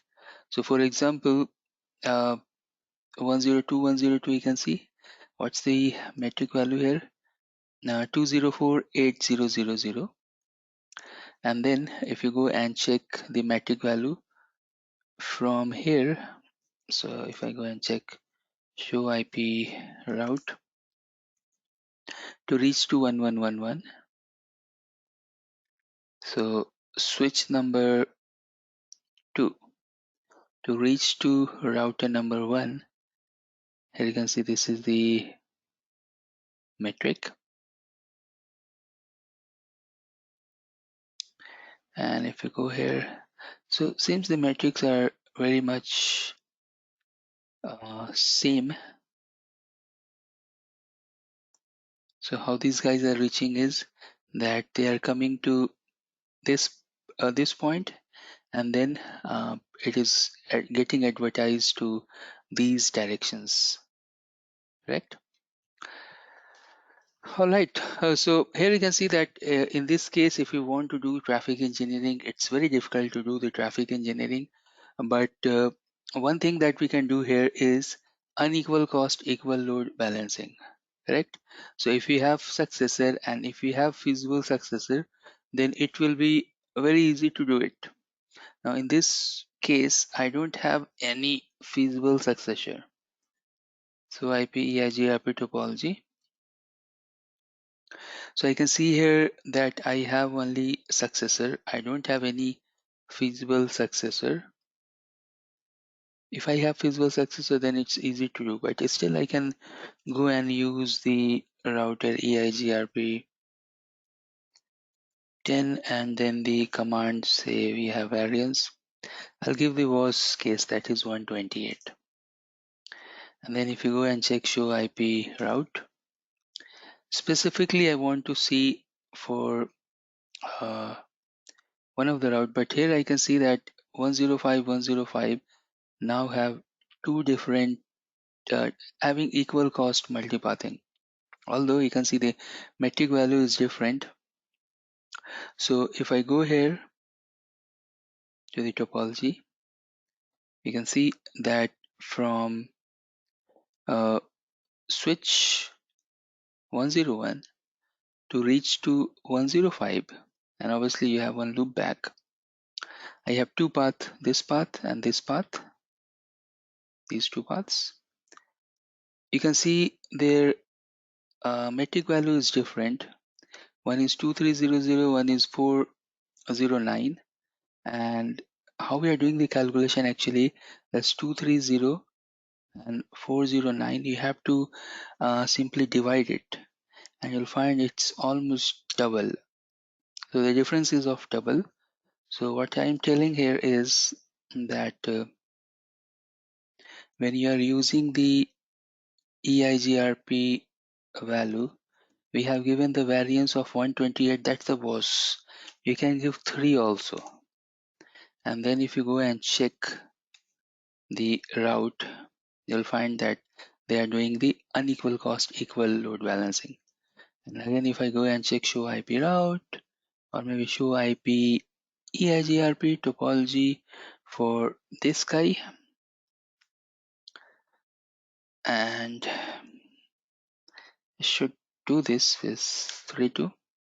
So now here you can see that you have this path that is going via directly to the switch and then loop back, and then it is going via the other switch, and then here you can see the metric value, this and this. The difference is almost double. Okay, so now we can see this, and if I go and check show IP EIGRP topology, so here in the topology you can see that it is 105. So here you can see that you have two successor. So at this point of time it is showing two successor. Obviously if you have successor, then that will be installed in the routing table, because we have done so many changes in the bandwidth also. So that may be one of the reason the metric values get very much balanced. So let me quickly go and revert back the change. So I'll go to 102 and I'll change the bandwidth for E12 and E00. So let's do this. 00 bandwidth is 1234, E1/2, 1/2. The bandwidth is, because again if you change the bandwidth, you'll go and see the values will get changed. So for 105 now you can see that you have only one successor, although we have used the command called variance. So if I go ahead and check show IP route for 105, there you can see that you have only one path. Okay, so this is the use of the changing the metric value with help of bandwidth. Although we know that we can change with a delay as well, but I'm not showing here. We can change with the bandwidth, and then we can play around with the variance command. Finally, we have one use case related to stub. So suppose in this case, if I got some issue, and if something will happen with my destination network, somehow if I am not able to get my destination network, so what will happen? So in this case, Suppose if 105 is the hub. So this guy here is the hub and these are the spokes. So you can go to the spoke and simply you can enable the command called stub. So suppose if this link will go down, for example, just in case of example, and because this is the stub, so the query will not processed and simply the stub will respond to the hub that, oh, you can't go beyond me. I don't have any network that you're looking for. So in this case, what we can go do that we can directly go here and we can go to router EIGRP and we can check the stub command. So if we have EIGRP and stub, now you can see that you have connected, leak map, receive only, static, summary. So we can give connected and summary. Now you can see that it reran the algorithm. So now this become the stub and the theoretical aspect of this we have already discussed. All right, so let's stop here. Let us understand some more terminology and theory for EIGRP, and likewise we are going to continue our lab as well. So the next topic we have related to passive interface, auto summarization and authentication features. Let's see here in the slides, we'll go step by step. Now first of all, when you're doing the baseline configuration that we have already done, go and enable the EIGRP process with autonomous system, and then we have option to advertise the network. Now we can go and add the wildcard bit as well, so we can get the specific network advertisement. Once we do up to this point of time, obviously we know that the hello packets will start exchange and then they will form the neighbor relationship. First of all, we have the neighbor relationship or neighbor table, then topology table, and then finally the routing table. All these things we are going to see in the upcoming lab as well. Then suppose if you don't want to form the EIGRP neighbor relationship like we have done in OSPF earlier, so then I can go to that particular interface and I can make that interface as a passive interface. Standard format is that you deny all the interfaces like passive interface default, and then selectively you can go and add the interfaces who want to do the EIGRP hello exchange or EIGRP packet exchange. So for that we have the passive interface default, and then we can go and give no passive interface and then the interface name. Now again, we have learned this in OSPF that how we are going to do the summarization. In OSPF, we have summarization, or we can do summarization over area. So we have used that command. I have shown you that how that command work, or how we can use that command, and then we can do the summarization for ASBR as well. So we can do the summarization for ABR and ASBR. Here in EIGRP, this summarization is a bit easy. So first of all, in the previous section, in the lab section, we have used the auto summarization, because if you do not do the auto summarization, so in that case, what will happen that it can be converted to their class boundary. So for example, if you have network 10100/16, if you do not use the auto summarization, like no auto summarization feature, then it will think that his network is 10.0.0/8 because uh, 10 is belonging to class A whose subnet mask is 255.0.0.0.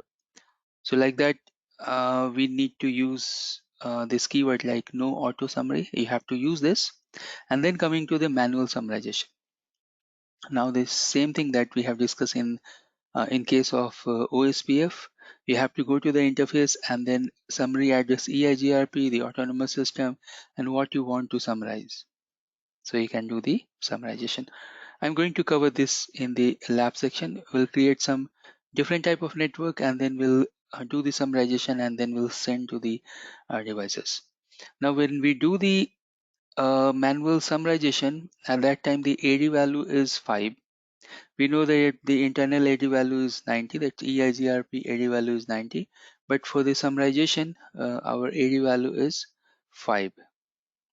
Now we have one note here that as with auto summarization, the router performing manual summarization will add the summary route to its routing table with a next hop of null interface as 0. So we know that uh, you're doing no auto summary. See, that's the combination. Do the no auto summary. You're not doing the summary automatically, and then you are doing the manual summarization, and that's the reason we have this AD distance as 5. Obviously, that is more than the internal distance. Okay, so do not mix with auto summarization and use this practice no auto summary and then the manual summarization. Then finally in this section we have the authentication. First of all, we have to create the authentication key. So here you can see that key chain, define the key 1 2 3 4 5 etc. Then key string, define the password, and then over the interface we have to go and apply it like IP authentication keychain, autonomous system, and then key. If the authentication or the password will match for both the peer interfaces, then only they will start exchanging the EIGRP hellos. Okay, so these are the topics that I am going to cover. Let me open the lab section and let me show you whatever we have discussed here and what are the things that we have in the leftover in the previous section as well. As per our lab topology, what we have done that we have enabled EIGRP over 101 and 103. So now if I go here and I can show you this, show IP EIGRP neighbor, show IP EIGRP topology, and show IP EIGRP, better I do show IP route EIGRP. That's the routing table. So whoever is your feasible successor, that you will see in the routing table as well. So here you can see that what is the network that I am learning here, and that's why it is there. Rest all the network actually is connected. So you can see all are connected routes, and then finally I'm learning one of the loopback, so that's why it is coming inside this routing table. So we should check all these things first of all. Then if you want to check the packets, so we have the show IP EIGRP, and here you can see the traffic. Here you can see that what type of packets you have: hellos, update, query, replies, acts, stuck in active. So all those packets we have. With this command we can go and check the packets as well. Okay, and then how we can go and change the metric values, so that we have discussed in the previous section. I can go to EIGRP and then you have command metric weights, and then you can see that say for example type of service K1, then K2 for example, then K3, K4, K5. So like that we can go and put all these values. I'll not put this value, and I'm showing you that you can go and check these values. Now let me go here and let me show you show IP route EIGRP. So here you can see that you have your AD value, you have your metric value. Now if you go to the interface E0/2 and 0/2 where it is, so we are here, that is going to switch 103, and I have this option that I can go and change the bandwidth. So if I go and change the bandwidth to 5000, and if I check show run interface E0/2, show interface E0/2, here you can see this bandwidth is 5000, and here it is 5000. Now if you go and check the metric value, because we know that the metric value will get changed, so now it become this. Initially it was, so now it is 1 2 3 4 5 6 digit, because initially I think that was 10000, I think 1 and 4 times 0, the bandwidth. Now if I go up and if I can show you the bandwidth that was before change, so 1 2 3 4 5 6 409 600, that is increase because this increment is bandwidth and metric are inversely proportional. So if this number is increasing, that means the bandwidth is decreasing. What I'm telling you that if you go to interface E0/2 and if you give the bandwidth, say for example 1 more 0, so if this will increase, this will decrease, correct? Do show IP EIGRP or do show IP route EIGRP. So now you can see that this is decreasing. So if you increase the bandwidth, your metric will decrease and that will become more and more preferable. All right, so these things are related to the previous section. Whatever things we have studied now, that let's cover that. So first of all, we have a study about the passive interface. If I go here and let me do one thing, I'll enable the EIGRP over these devices as well, 101 and 105. So let me quickly go to 105 and enable the EIGRP. And before that, let me check what is there inside 101, what interfaces we have. So we have 1, 2, 3, 3 interfaces, that's correct. And then we'll go here to 105 and we are going to add the interfaces. So we have 10120, 10130 and 1. So 1, 2 and 3. All right, so let's do this. Say router EIGRP 10, no auto summary network 10.1.1.0. Then we have 2 and 3, correct? And then we have one loopback as well, so 2, and then we have 3, and then we have network related to 105, 105, 105, 105, 00000255. All right, so here the network we have. Now since it is not coming up, that means something is wrong related to interface is down or something that we need to check. 10120 E11 and E10/0. So if I go and check to show run interface, say do show run interface E10/0, I can see that the interface is correctly defined. Then I'll go and check to E1/2, E1/1012, and if I go and check to show run or show run section EIGRP, should have routing for that. So I can see 10120 12.105. Yep. Some issue seems to be related to connectivity or maybe interface that we need to figure out. So here you can see the issue. My interface should have correct IP address. So IP address is 10.1.2.105, and you can see 2.1 and 1.2, how minor mistake that was, but again we should give the correct IPs, and now it is up and running.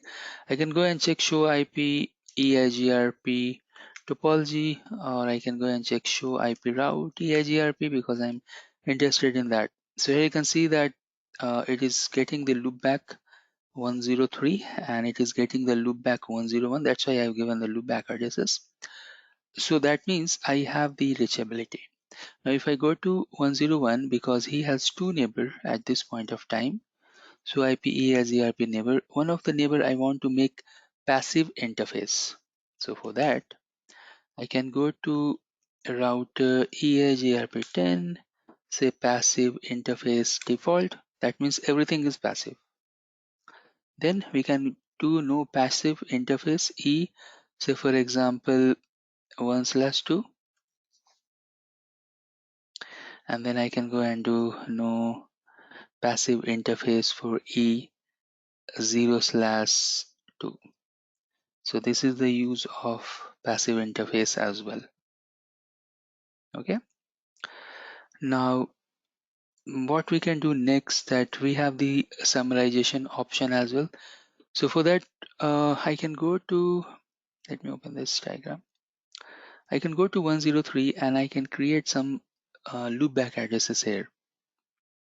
So for example 7 or maybe 103, anything. So let me go and create some of the loopback. So I'll go to 103 and I will create few loopbacks, say interface loopback 101, IP address, say for example 2.2.2.1, then interface loopback 102, IP address 2.2.2.2, and then interface loopback 3, or maybe anything, IP address 2.2.2.3, 255.255.255, interface loopback 4, IP address 2.2.2.4. Like that, I can go and create some of the loopback I want to do the summarization for.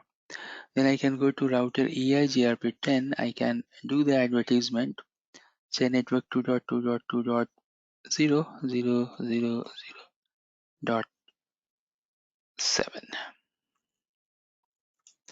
Do show IP interface brief if you want to check your loopback. So 3, 4, 101, 102, etc. But network is 1, 2, 3, 4. Now if I can go and check these routes here, show IP routes for EIGRP, do I am getting the loopback. So here you can see that we are getting four network. Rather I want to want one advertisement. So what I can do here, that I can go to the interface. So let me check what interface we have. Brief, we have interface inside 103. So let me show you this diagram here. So we can go to 103 interface 0/0 and we can do the summarization.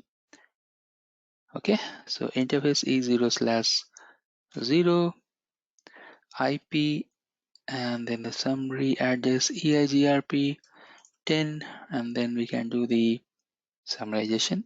So 2.2.2.0, and then we can give the mask, say 255.255.248. All right. Then if I go here to 105, you can see the AD value is 90. 105 is getting this single advertisement, that's okay. And if I go to, I'll cover that. So now you can see that this, once you do the summarization, the EIGRP algorithm will rerun, it resynced, and it has sent the summary. Now if I go to 102, and here if I go and check, oops, we'll wait, and let's see the final command. So what we have, show run section EIGRP, and we have done this summary. Great. So we'll go to the 102, and in 102 also I'll go and verify that what advertisement exactly I'm getting here. So we'll go here and check show IP route EIGRP. Where we are, I should go to 101 as per the diagram. We haven't done any configuration for 102. So show IP route EIGRP, and we are getting this advertisement. And if I go to 103, who is the originator? Show IP route EIGRP. It is sending the summary to the null, and then it is getting advertised to all the devices, correct? In this section and upcoming few videos, we are going to learn more about EIGRP troubleshooting, and I have one lab as well. Inside that lab, we'll go and do the troubleshooting related to EIGRP. So here you can see the lab. In this lab, there are two domains, EIGRP and OSPF.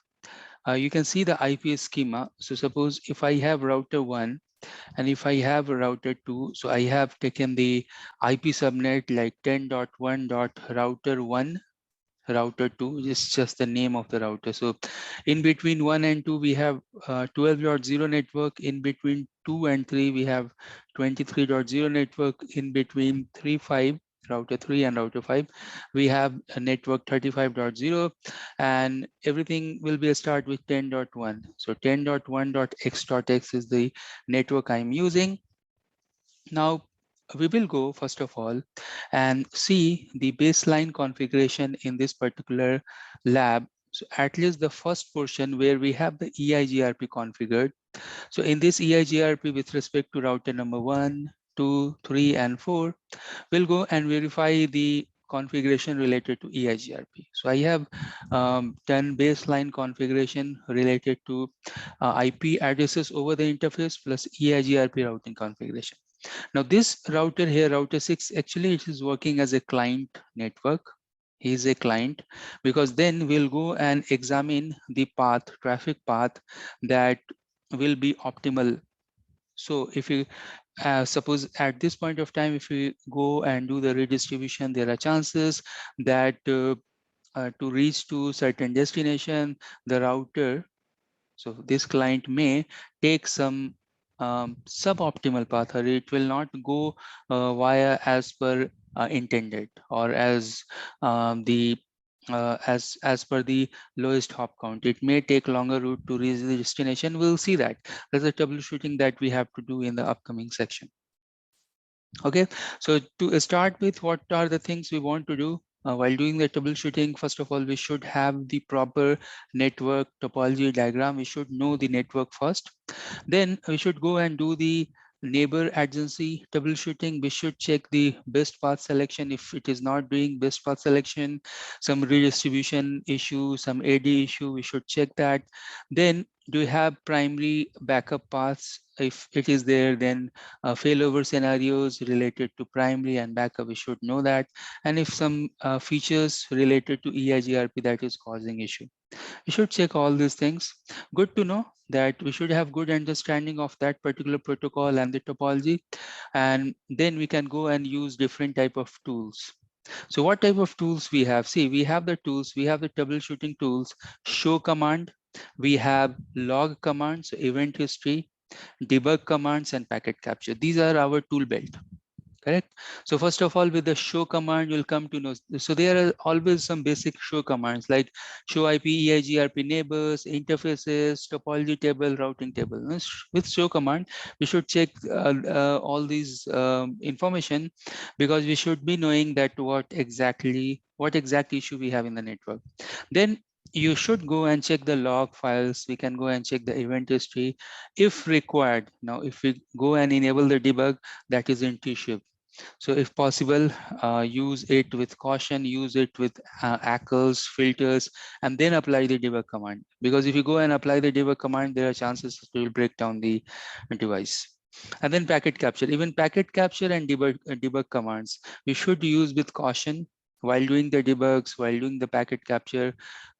Best practice is that always try to use ACL, access control list, associated with these informations, these tools. How we can go and verify? So always use the show command. We have various show commands. We can go and check the log commands. We can go and check the event history command. So some top commands: show IP or IPv6 EIGRP neighbors, EIGRP interfaces, and detail options are there, the events, and then show logging. And then you can go and use the debug, but use it with care. Okay, we can go and check the log. Even we can collect the log somewhere and we can analyze the log. Like that, we can go and collect the logs and then we can analyze the logs. Okay, so let me quickly log into the lab device where we have R1, R2, R3, just to show you that what basic commands we have. Router 1 is actually working as a gateway for router number 6. Here you can see that if I go and check show IP into brief, if we have issue with the client and he's not able to use the specific applications, so that also you can go and check the best path. So is that client using best path to reach the destination, etc. Okay. Show IP. Let me show you the configuration first in router number 1. So I can go and do show run section EIGRP, just to see the EIGRP related commands, and you can see that we are using the default metric here. The command, you can see redistribute connected. If you want to advertise your redistributed network, you can use that.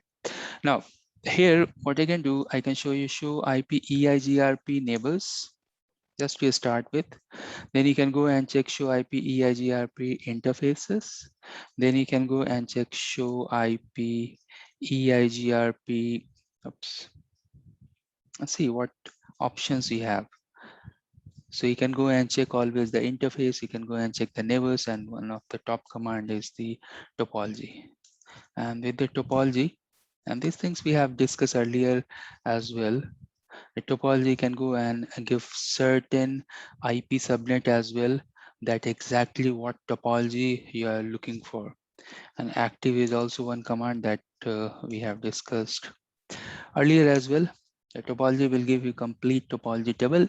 If you have one router where you have multiple redistributions and all, so there you can get much more view related to the network. Okay, so these are the top commands that you can go and check in the first instance. You can go and check show log. You can see the log. You can go and enable the debugs as well with cautions. And let me go here. So I can go and use debug EIGRP packets. And at the moment you'll go and enable, you will see so many messages will come. Okay. And you can see that not only debug packets, but we can debug transmit as well. All right, so these are the basic command. What we'll do in next section, we'll go and check the trouble tickets related to our lab setting. Now we have trouble ticket related to EIGRP. In this particular trouble ticket, let me explain that what's the issue and what we want to sort out.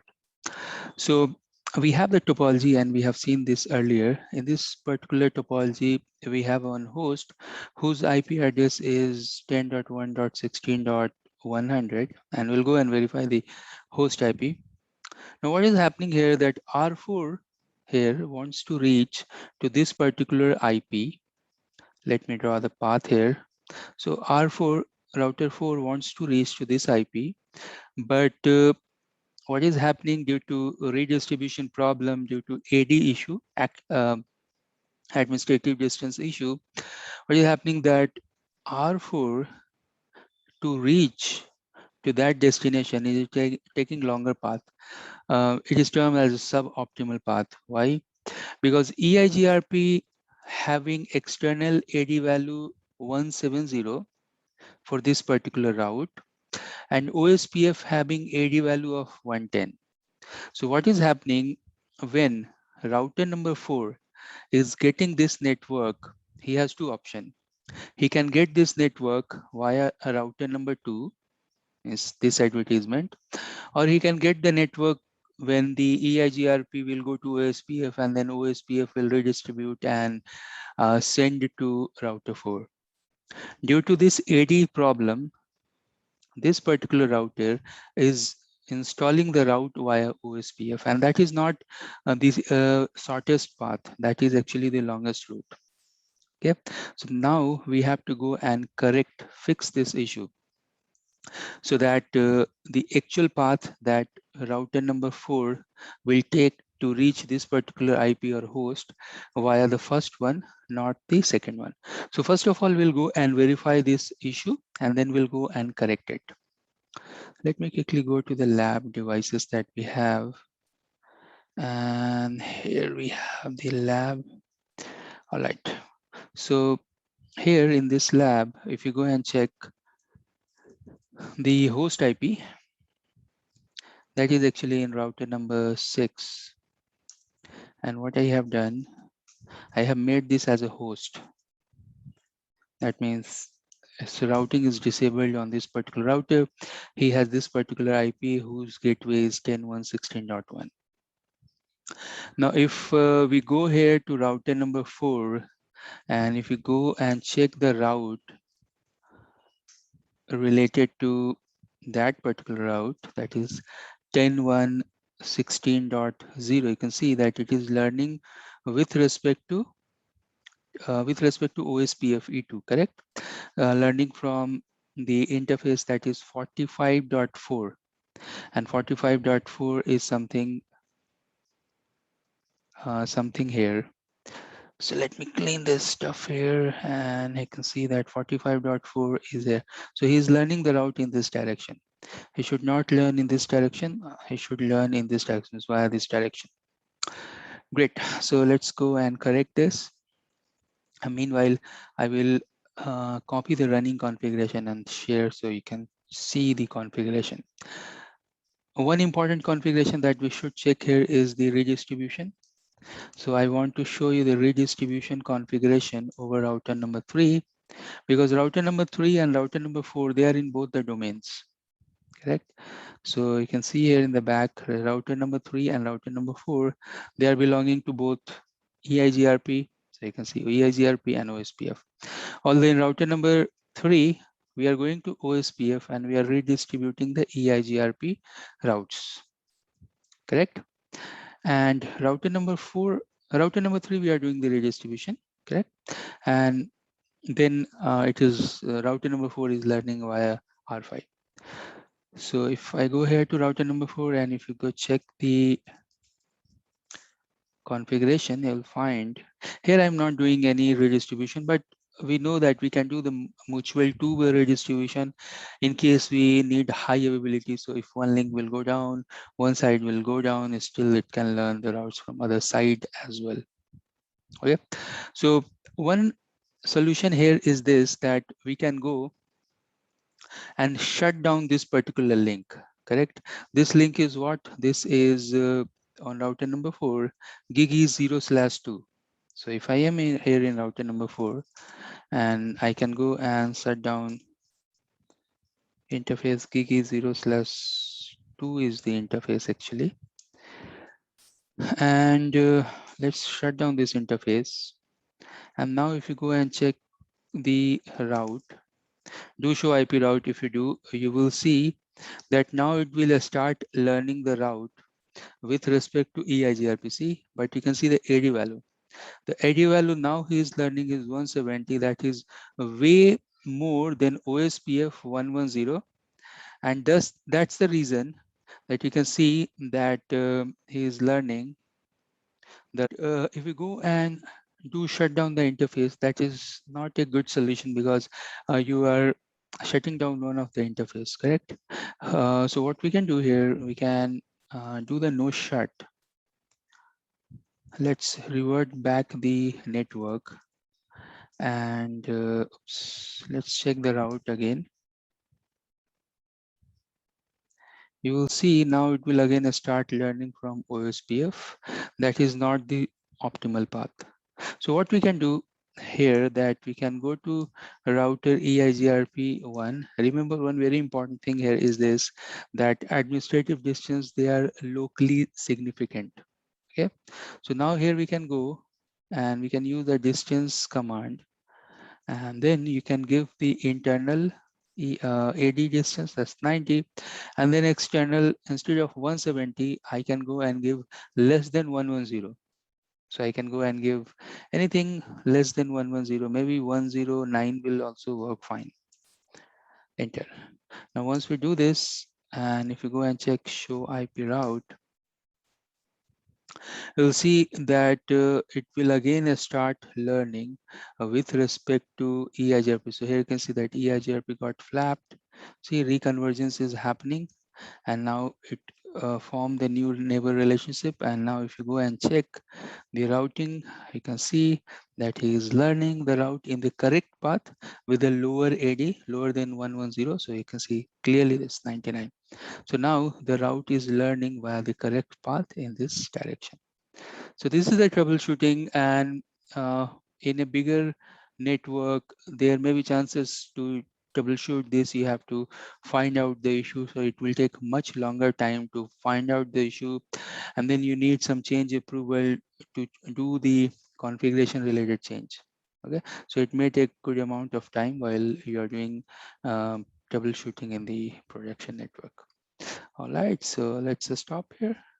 In section 1.10, we have to understand about OSPF and OSPF related troubleshooting tickets. What I have done, first of all, I have covered the theory related to OSPF plus the lab. So the idea here is this, that you please complete the OSPF related theories and OSPF related labs, not only OSPF version 2, but OSPF version 3 as well. So you will find videos related to OSPF version 2, and let me mark. So 1, 2, 3, 4, 5, 6, 7, 8, 9. 9 videos related to OSPF version 2. And then I have added OSPF version 3, that is IPv6 version of OSPF. So 2 videos related to that.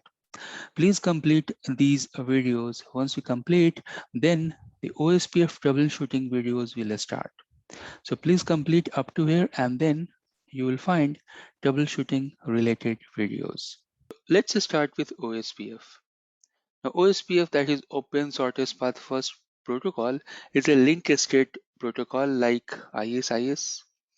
Now what link state protocol is doing, that instead of sending the entire topology table hop by hop, they are sending the state of a link to the neighbor device. Now how this technology is working, and let me try to draw here.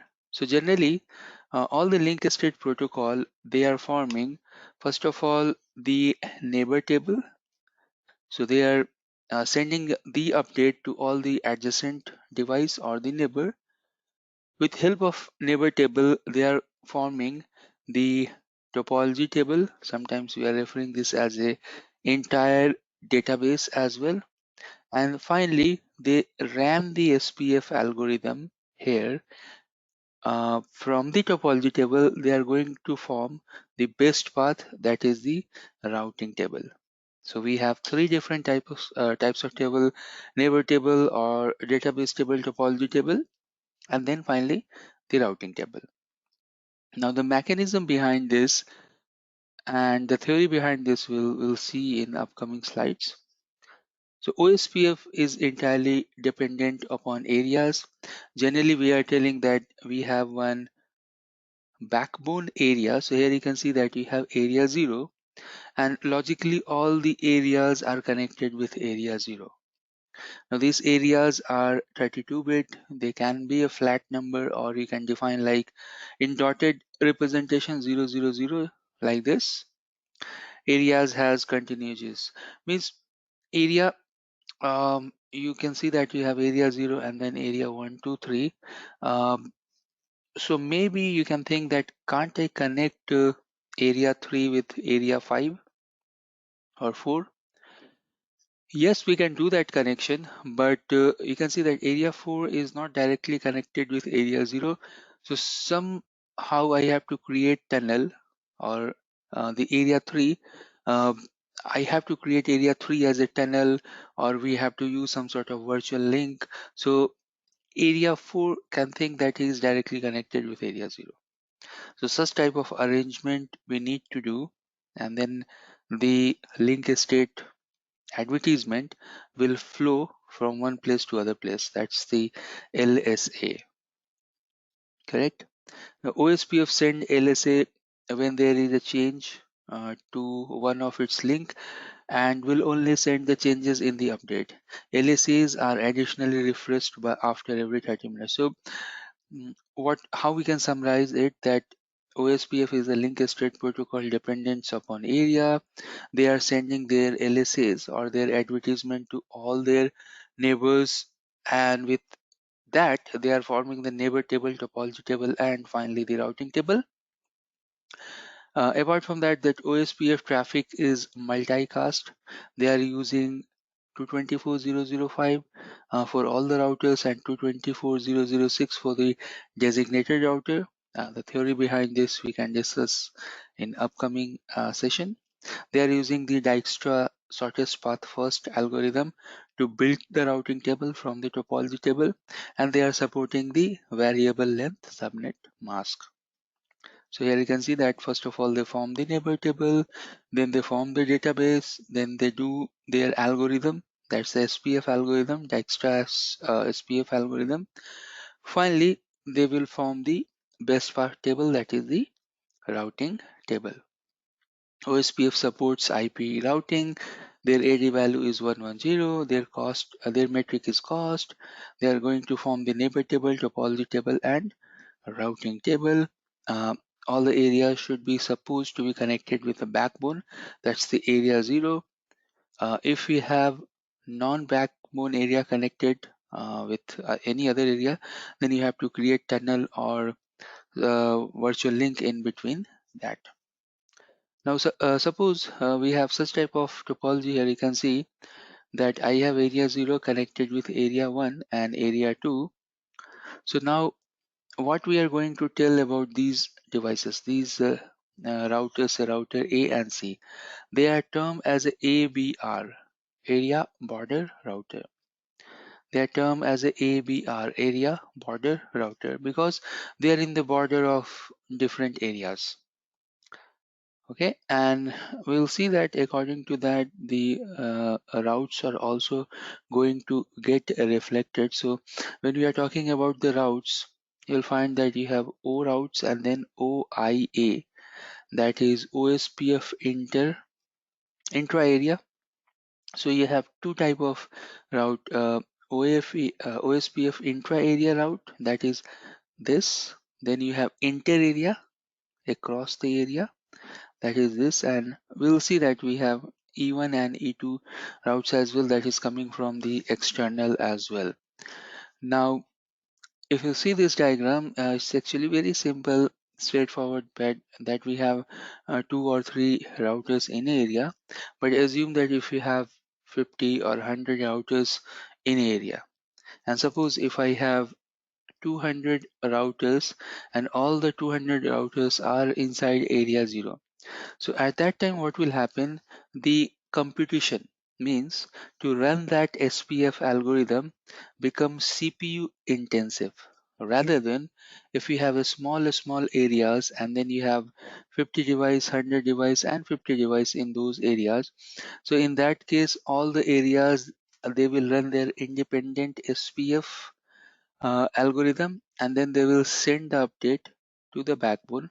So in that case, the way that we are going to run the SPF algorithm, or in other words, the process, the CPU utilization, the memory will be optimized and will be used betterly, because now you are running the SPF algorithm across small areas, and then those areas are going to send their LSAs to the core or to the other areas.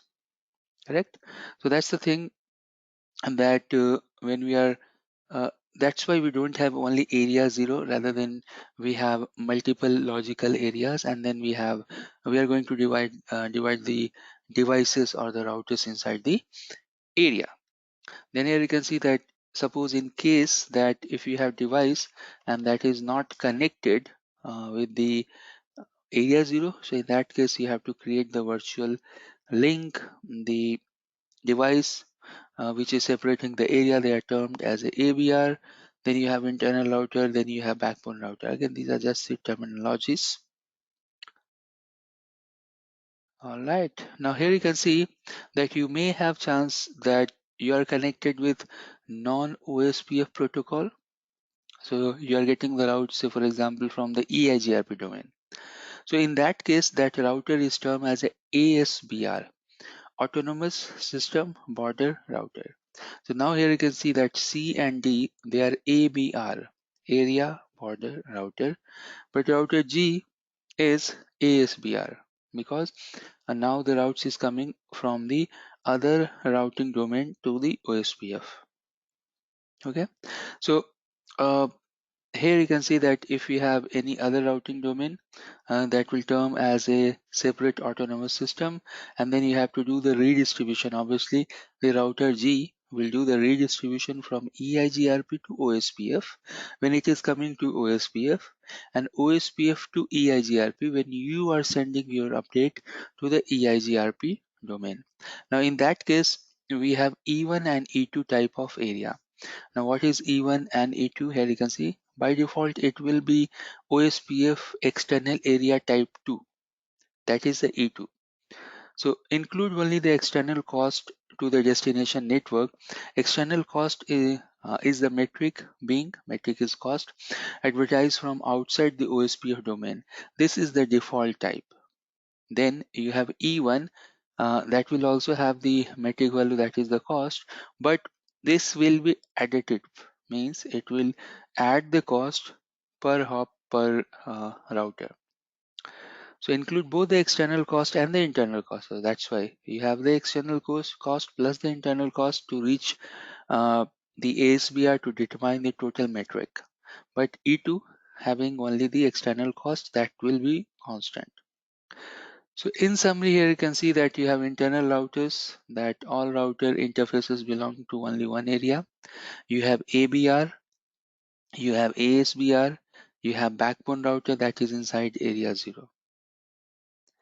Okay, so this is the baseline summary for the OSPF routing protocol. In the upcoming sessions, we will learn more about OSPF terminologies, and we have to perform the lab as well. Hi there, thanks for your enrollment. We are in 1-minute ad break. In this break, I'm going to show you that I have so many courses uploaded over Udemy, and if you're going to enroll my courses, you will get 95% discount. Every month, 3 times, first week, mid of the month, and the last week of the month. I am sharing the coupons. If you go and use those coupons, then my courses related to CCNP, related to CCI, all those courses, you are going to get heavy discount up to 95%. You can see the prices are a little bit higher here, but if you go and apply the coupon, the prices will go rock bottom. So go use those coupons. Suppose if you don't have those coupons, then you can always ping me over YouTube. You can send me email. You can ask for those coupons. I will provide you that coupon. So get the coupon, get the discount. Some of my courses over Udemy, they are bestseller. Some of the courses are quite new, like SD-WAN automation, DNA automation, CCI data center 3.0. Those are the new uploads as well. So please go continue your learning, take the coupon, enroll my courses, and study well. All the best. So what type of LSAs we have in OSPF? OSPF has a long list of LSAs. We are going to discuss the top 5 at least, because these we are going to use more and more in the course. So we have LSA, here you can see type 1 and type 2. Now these type 1 and type 2 LSAs are reside within the area. They are very much area specific LSA. Then we have type 3 and type 4 generated by ABR, area border router. They can flow from one area to other area. We'll see in the upcoming slide. And then we have type 5 LSA that is generated by autonomous system border router, means non-OSPF protocol. They are going to generate that. Now here you can see the detailed explanation of all the LSA. Type 1 is LSA and type 2 as well. They are within the area. Use of type 1 LSA is that they have the link, obviously, the status and the cost of all those links, and they are generated by all the routers in a network. So you can think that type 1 as a default LSA generated by all the routers within that area. Then we have type 2 LSA generated by DR in the OSPF network or OSPF domain. Again, this is also specific to the area. When we have the broadcast type of network, obviously that time the DRBDR will come into the picture. Then we have the network summary LSA, that is type 3. What it is doing, that generated by ABR, and this can be used for inter-area communication. We'll see that all the places you have this inter-area link. So you have area 0 connected by different areas, and all these ABR shown in the diagram, they are going to generate type 3 LSA to do this inter area communication. Then we have ASVR summary. Now the next question here is, suppose from OSPF inter area you have to reach to non-OSPF domain. So for that reason, we have autonomous system border router summary LSA, means somehow you need to reach, or somehow you have a route to reach to the non-OSPF protocol. Then we have external LSA type 5. Now this is generated by the ASBR, and this information will be flooded inside all the areas. So all the areas, if obviously you have the redistribution, all the areas should know how to reach to the autonomous system border router or the network behind the ASPR. We have type 6 as well, that is the multicast OSPF, type 7 as well, that is not so stubby area. And this type 7 is actually very important, and we'll discuss this later on. Now here in the diagram you can see that you have area 1, area 0, area 2. So belonging to area 1, area 2 and area 0, you have this router and network LSA, means type 1 and type 2 LSA will be generated in that. Then you can see that router C and D, they are ABR, so they are going to generate the type 3 and type 4, and the router G is belonging to ASBR, he is going to generate type 5 LSA. Okay, great. Then how this OSPF is going to form the OSPF neighbor relationship. So if you go and connect two OSPF or two routers in between, so suppose for sake of simplicity, I have only two routers connected in a network. So in that case, what will happen? Suppose I have router 1 and router 2, and these two routers are connected, or they are inside area 0. So obviously these routers, because they are within the area, and suppose if it is a point-to-point network, then they will send and receive the router LSA, correct?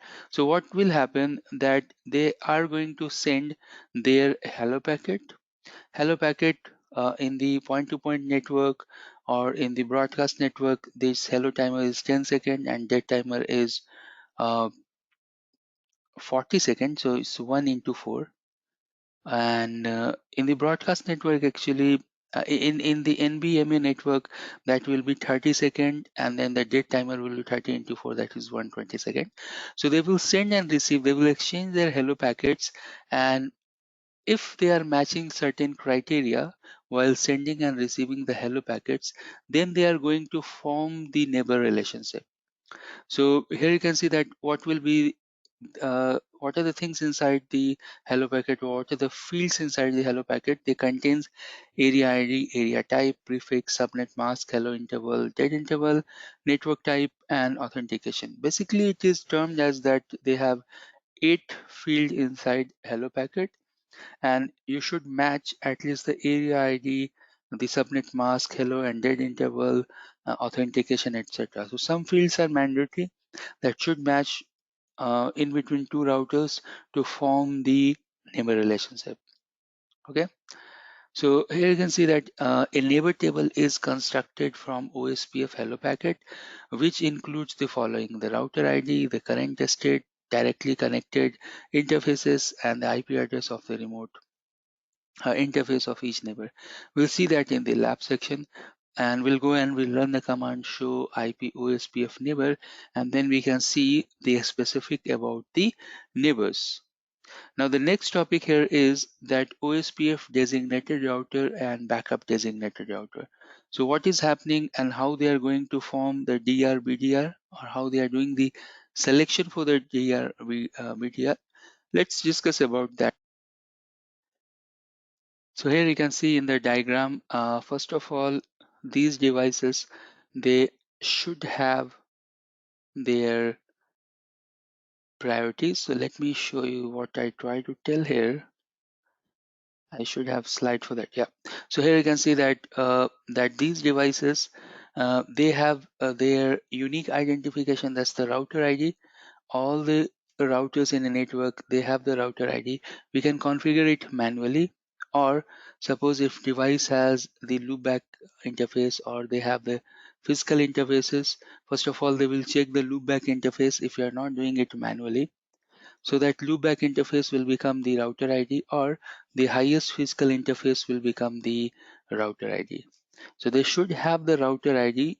That will be by default if you are not doing it manually.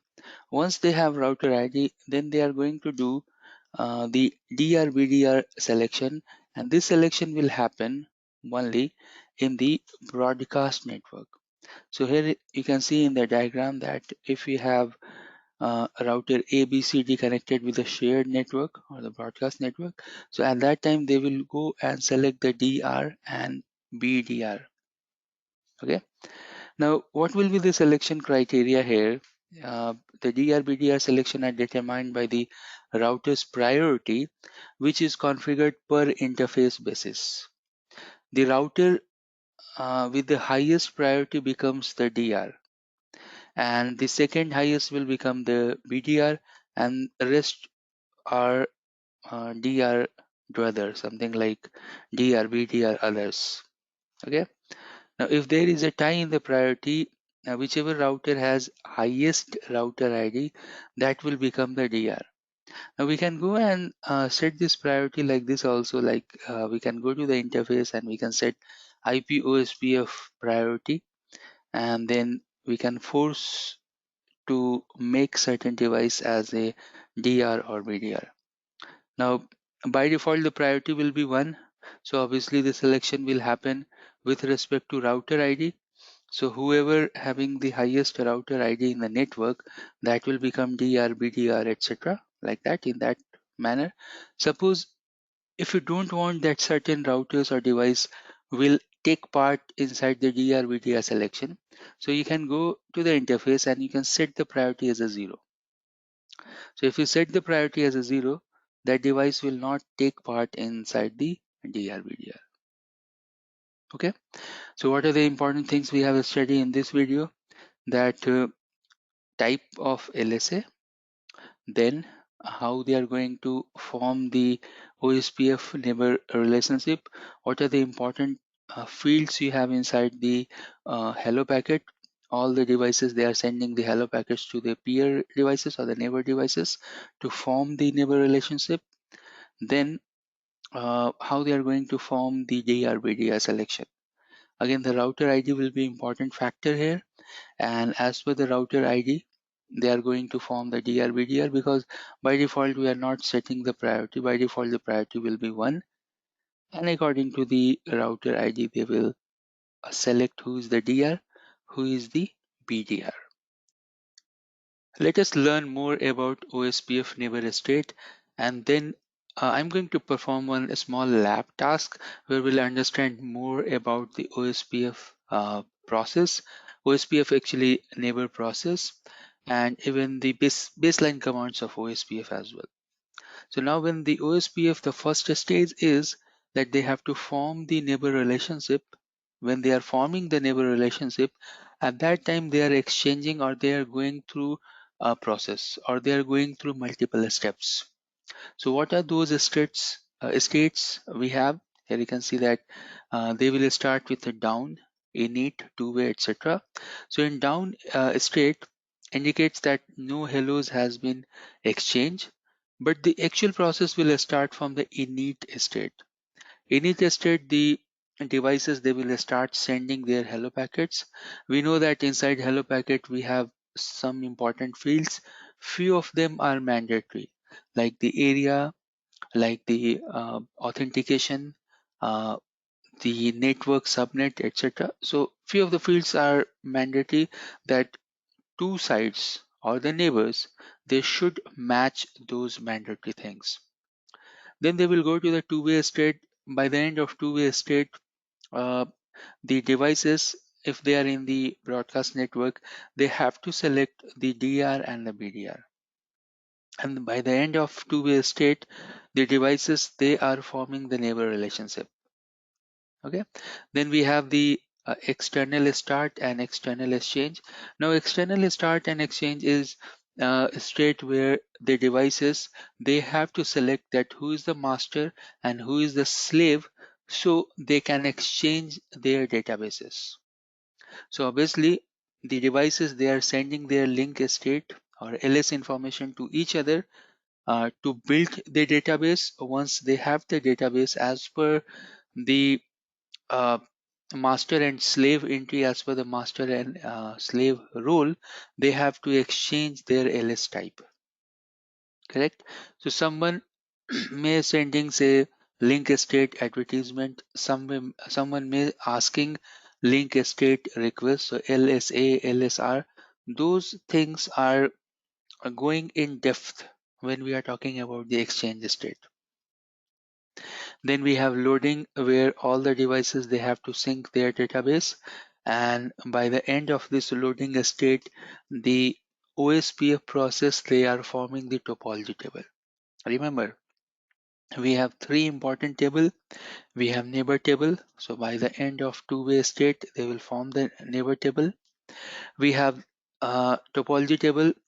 By the end of loading the devices will form the topology table, and finally once they have the topology table, on top of that the devices will run the SPF algorithm, shortest path first algorithm, and then they have to form the routing table. We'll see that if we have the broadcast network, then they will have the rules like DR, BDR, and DR other.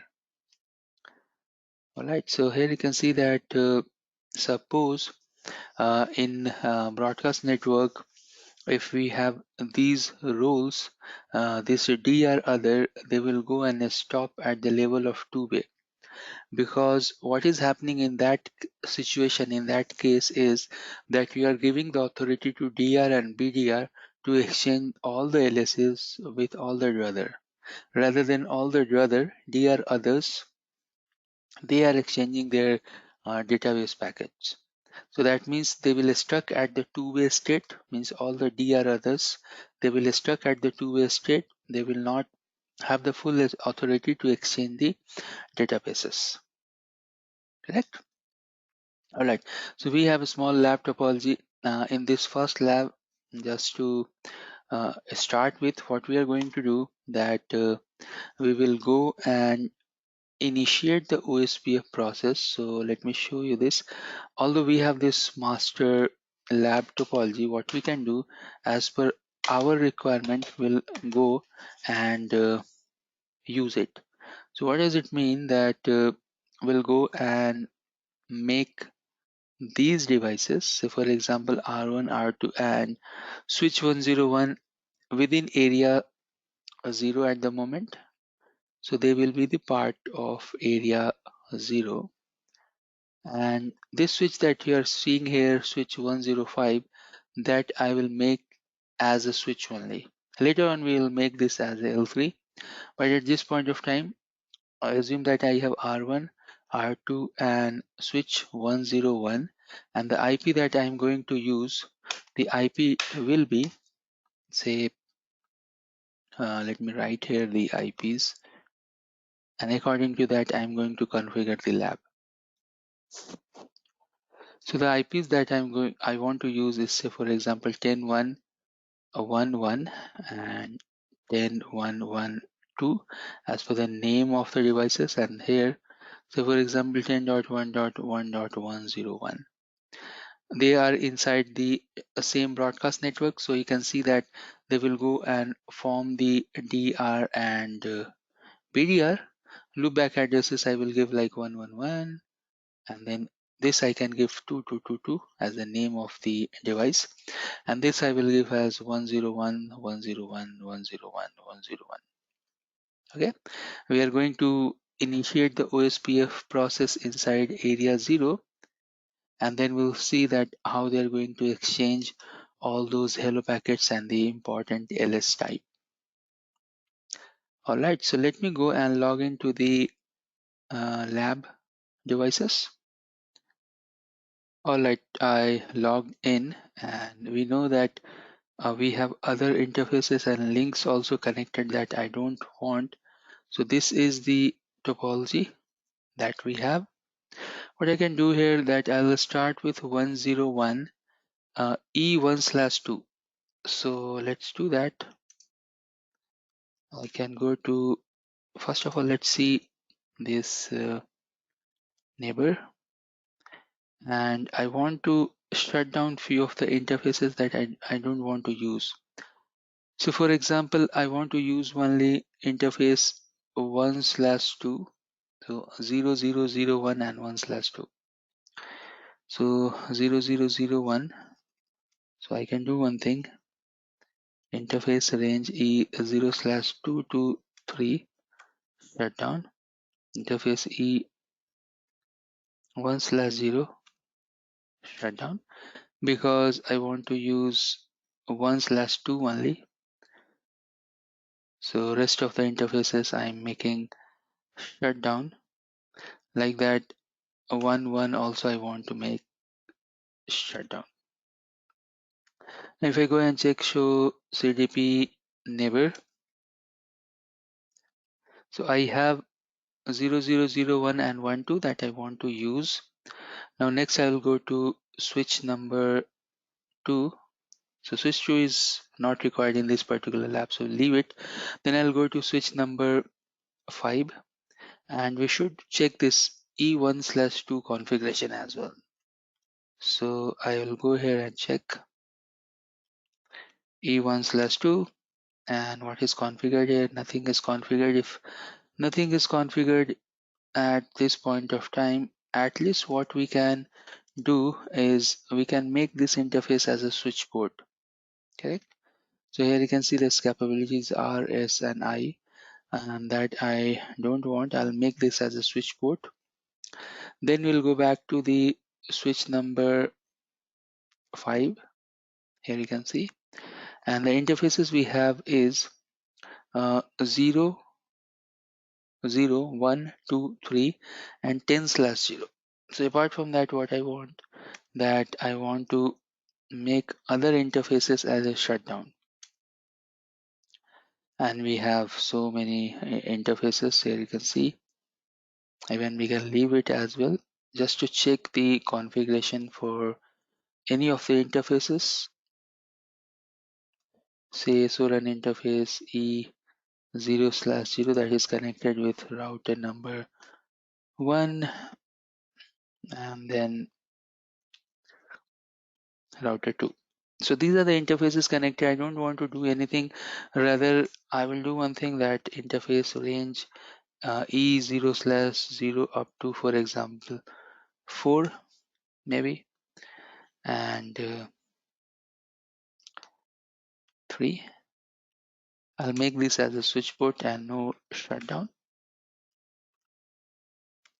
and then interface E10/0 that is connected with switch number 1. That if you see here, switch number 1, what interface we have here, let me scroll up, 10/0. Yeah, so I can go here, interface E10/0. I'll make this also as a switch port, no shutdown. Alright, so we are very much good with switch number 1 and switch number 2. Here again I can go to interface E1/2. I'll make this as a switch port, no shut. Alright, so let me quickly see here that what I exactly required. So E1/2 should not be switch port. It should be a routed port. So I'll do no switch port and then I'll assign the IP address. So for example 10.1.1.101, and then I'll create one loopback, say loopback 0, IP address 101 and 101.101. So what I have done here, we can check show IP interface brief. So I have interface E1/2 and one of the loopback interface where I have assigned the IP addresses. Okay. All right. Great. So now we can go to R1 and R2 and the interfaces you can see here. So I'll go to R1 first and I can go to interface E0/0. I'll assign IP 10.1.1.1 and then I can do ping just to check that the far end switch is reachable or not. So it is reachable, then I'll go and create one loopback, say 0, and IP address I'll give 111 to that loopback. We'll go and check the show IP interface brief, so you can see that we have the IP configured here. Now let's go to R2 and inside R2 we have interface E0/0. I can go and give the IP like this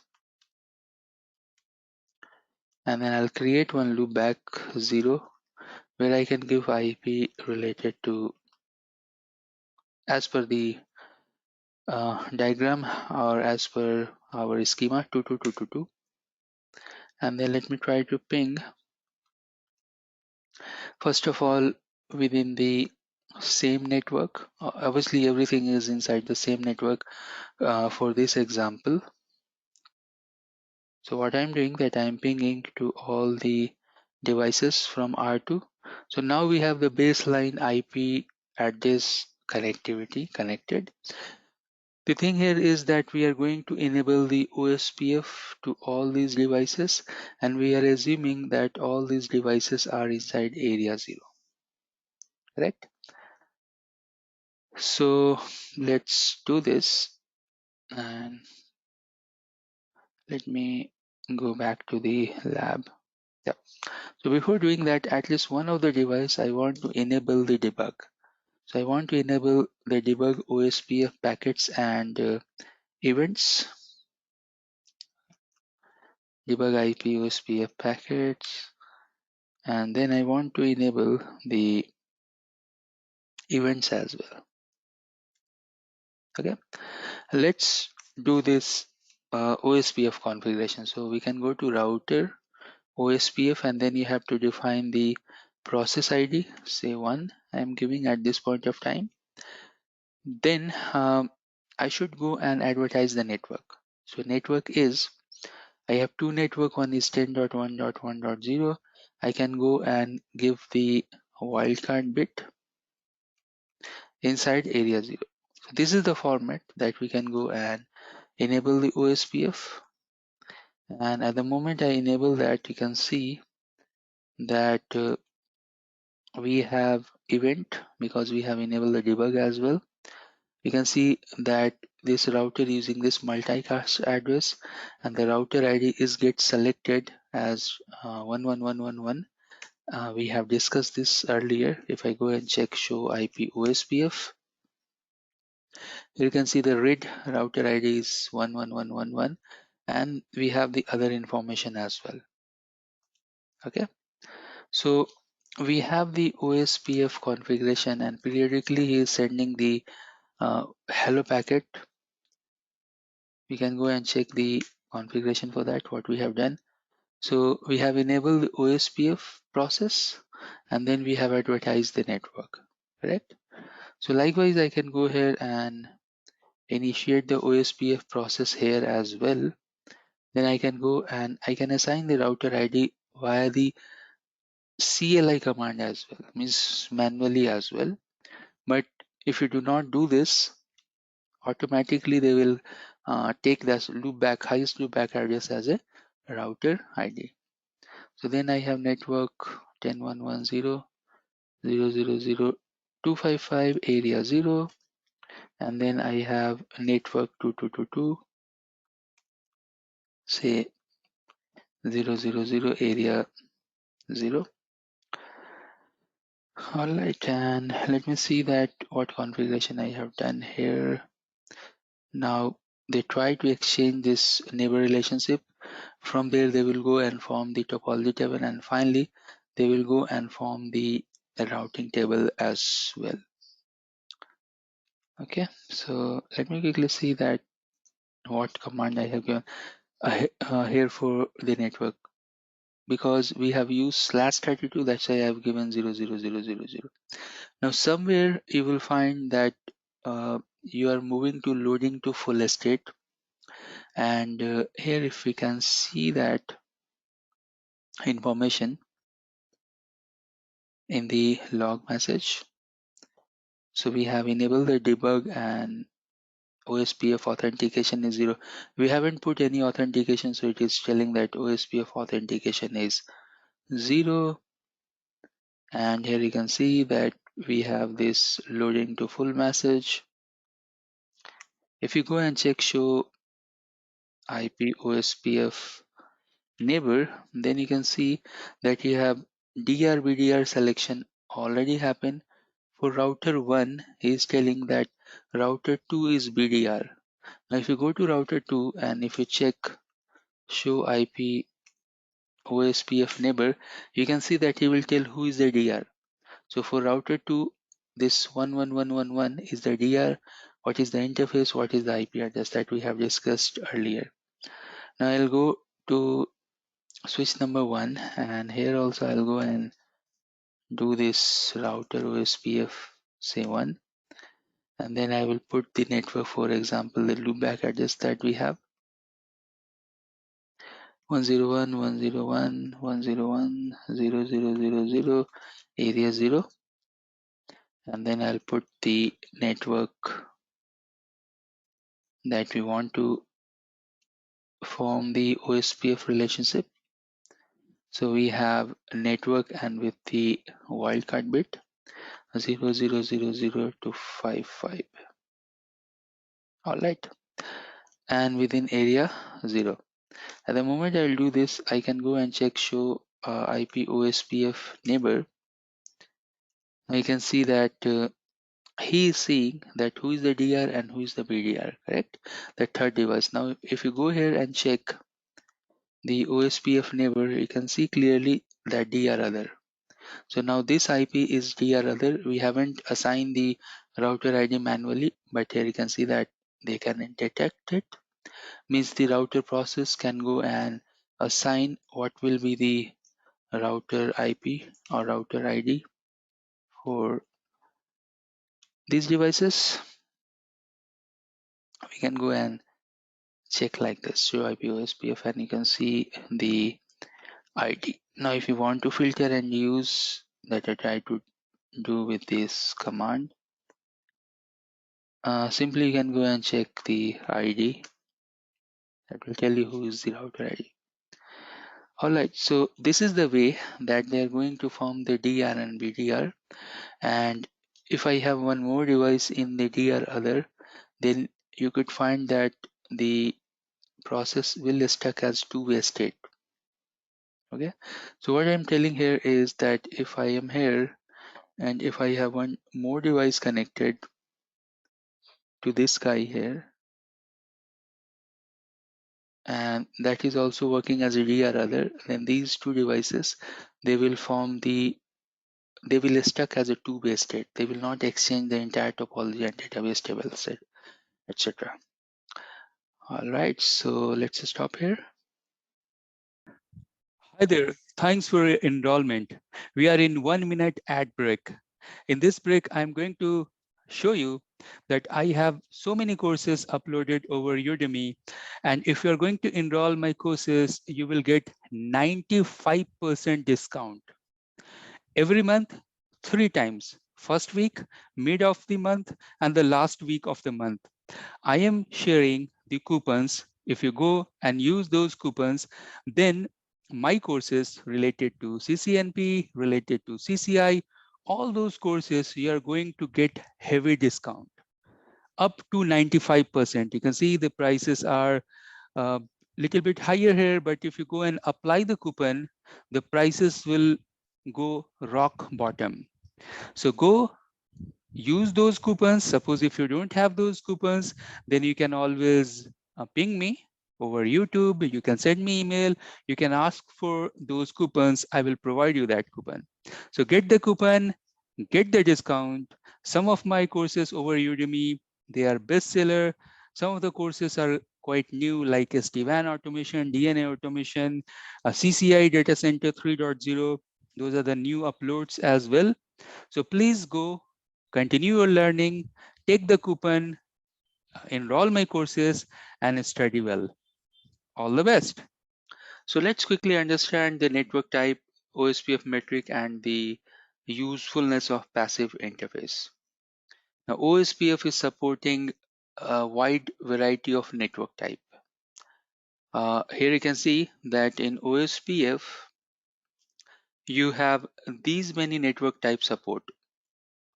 Now, how to memorize this, because you can see it's a big number, this network type.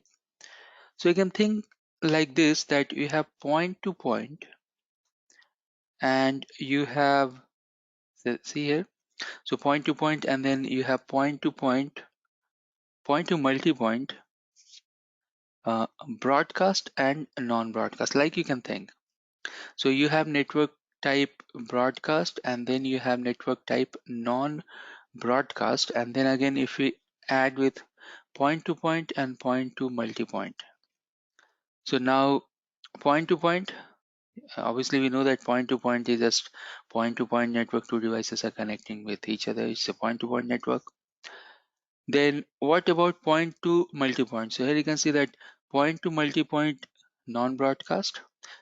So you can think that you have point to multi-point broadcast and non-broadcast. Okay, so that means you have 1, then 2 and 3. Apart from that, you have network type broadcast. So you have network type broadcast and you have network type non-broadcast. That means you have total 5 different type of network support. Now again, if you go and check the nature of the broadcast and non-broadcast, so if it is a broadcast, that means the DR/BDR selection will happen and the neighbor will form automatically, means you don't have to write the manual command to form the neighbor relationship, correct? But if it is a non-broadcast, and suppose if DR/BDR is forming, you can see that the hello is unicast multicast. When you're seeing unicast, means you have to go and use the neighbor command. So you have to manually form the neighbor, correct? So once we know about the broadcast and non-broadcast, and again you can see the timer as well. For broadcast network is 10 and 40, and for non-broadcast is 30 and 120 seconds, correct? Now same concept we can use here. So here you can see that point to multi-point. You can think this is a point to multi-point broadcast. So that's why it's a multicast. Hello. They will not form the DR/BDR because again it's point to point, and you have so many points to point means point to multi-point. You can think like this. So whenever you have point-to-point network, you are not going to form the DRBDR because just two devices. Why you will form DRBDR? Then I get point to multi-point non-broadcast. Now this is non-broadcast, so that's why you have to go and use the neighbor command to form the OSPF neighbor relationship. That's the whole summary we have for the OSPF network type. So let me go back to the theory. Now here you can see that it's a broadcast. So it will do DRBDR selection, then it is using these multicast addresses.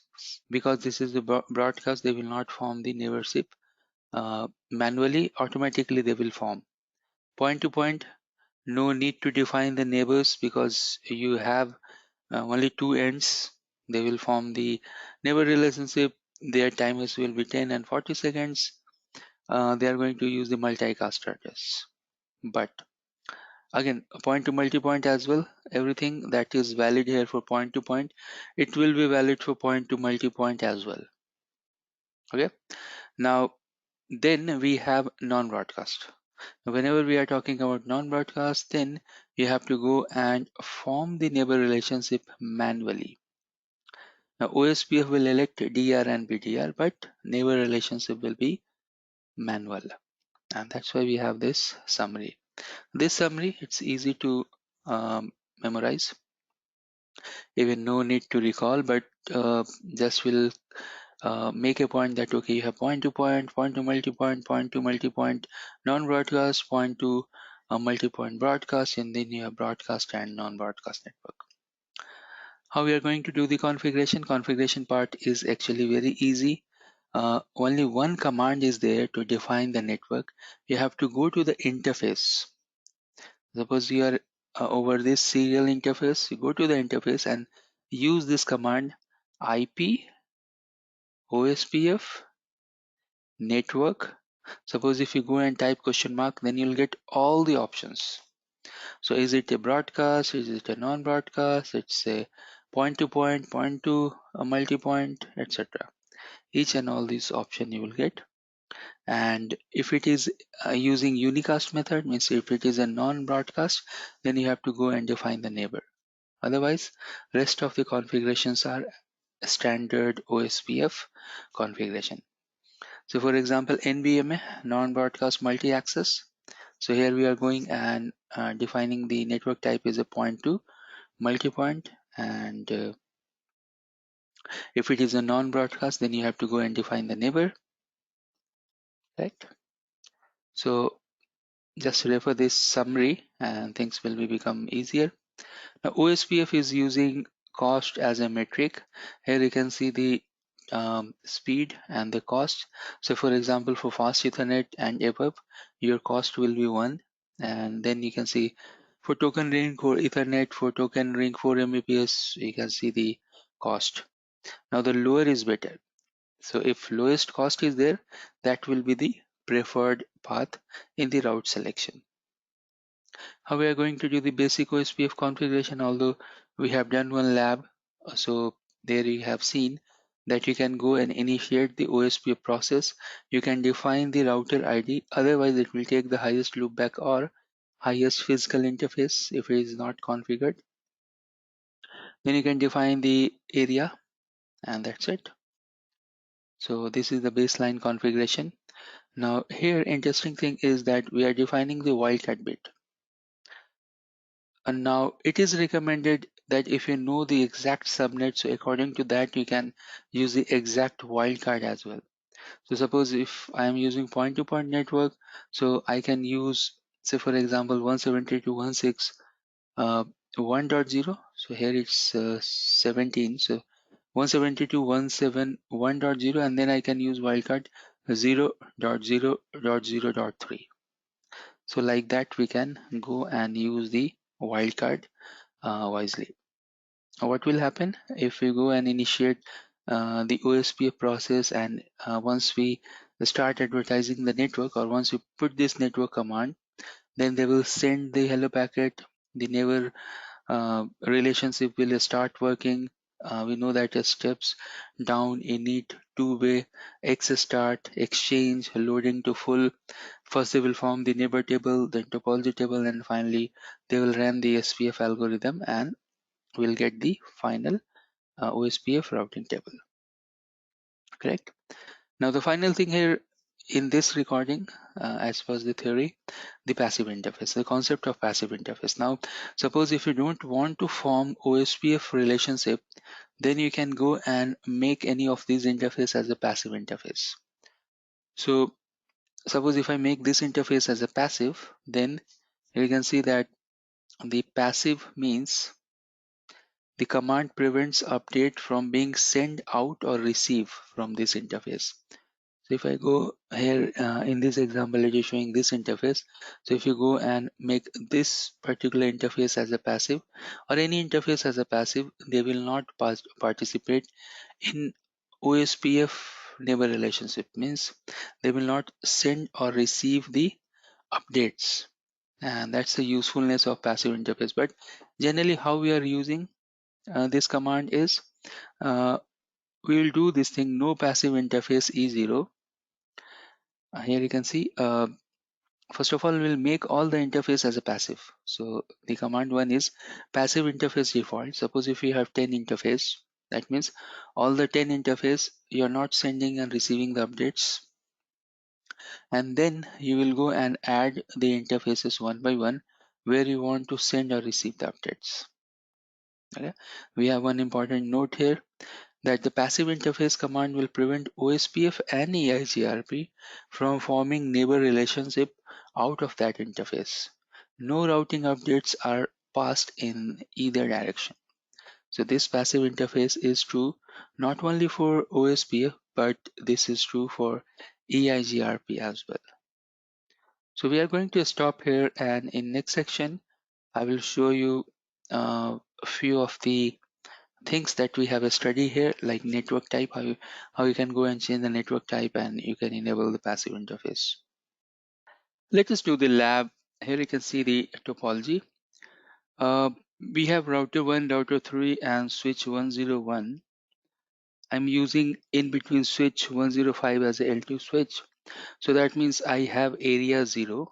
So this big blue circle is area 0 and the network is 10.1.1.0/24.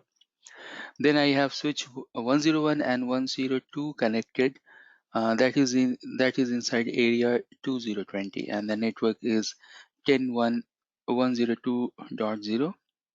So 101 is dot 1 and 102 is dot 2. I have already assigned the IP address. So what we'll do, we'll go and enable the OSPF process. Then we'll go and check the default network type, and then I will make any of the interface as passive interface inside area 0, and then again we'll verify the OSPF neighbor relationship. So let's do this. I can go to router OSPF 1, and even if we are here, we have option that we can run this script as well. So if you are doing the configuration over empty putty, you have this option for a script, say conft router OSPF 1, and then you can advertise the network as well. I can select the devices and then I can send the script.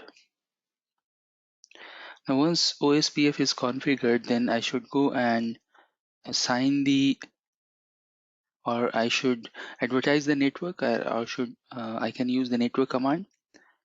So what you can do here, you can go and check the IP route, your connected interface, and in the network command, actually, you can go and use it with wildcard bit, and we should check this 10.1.1.0 is part of area 0. So we know as per our topology this is correct. Then we have one loopback here that will be depend that in which area you want to put. This also I'll put inside area 0. And then I have one more network that is this guy here. connected with area 20, area 20. So these are my network command. Likewise, I can go to switch number 2 and I can go and check the connected routes. I can use my network command. First of all, I'll advertise my loopback inside area 20, and then I have my network that is connected, that is inside area 20, because the bottom switch is actually everything is inside area 20. So that's why area 20, area 20. All right. So at the moment we run this command, you'll find that both the switches, they are now interfaces are part of area 20, and they will run the OSPF, and here you can see that the OSPF loading to full means all the states are completed. So I can go and check show IP OSPF neighbor. You can see full BDR and the interface as well. Then we can go and check show IP OSPF,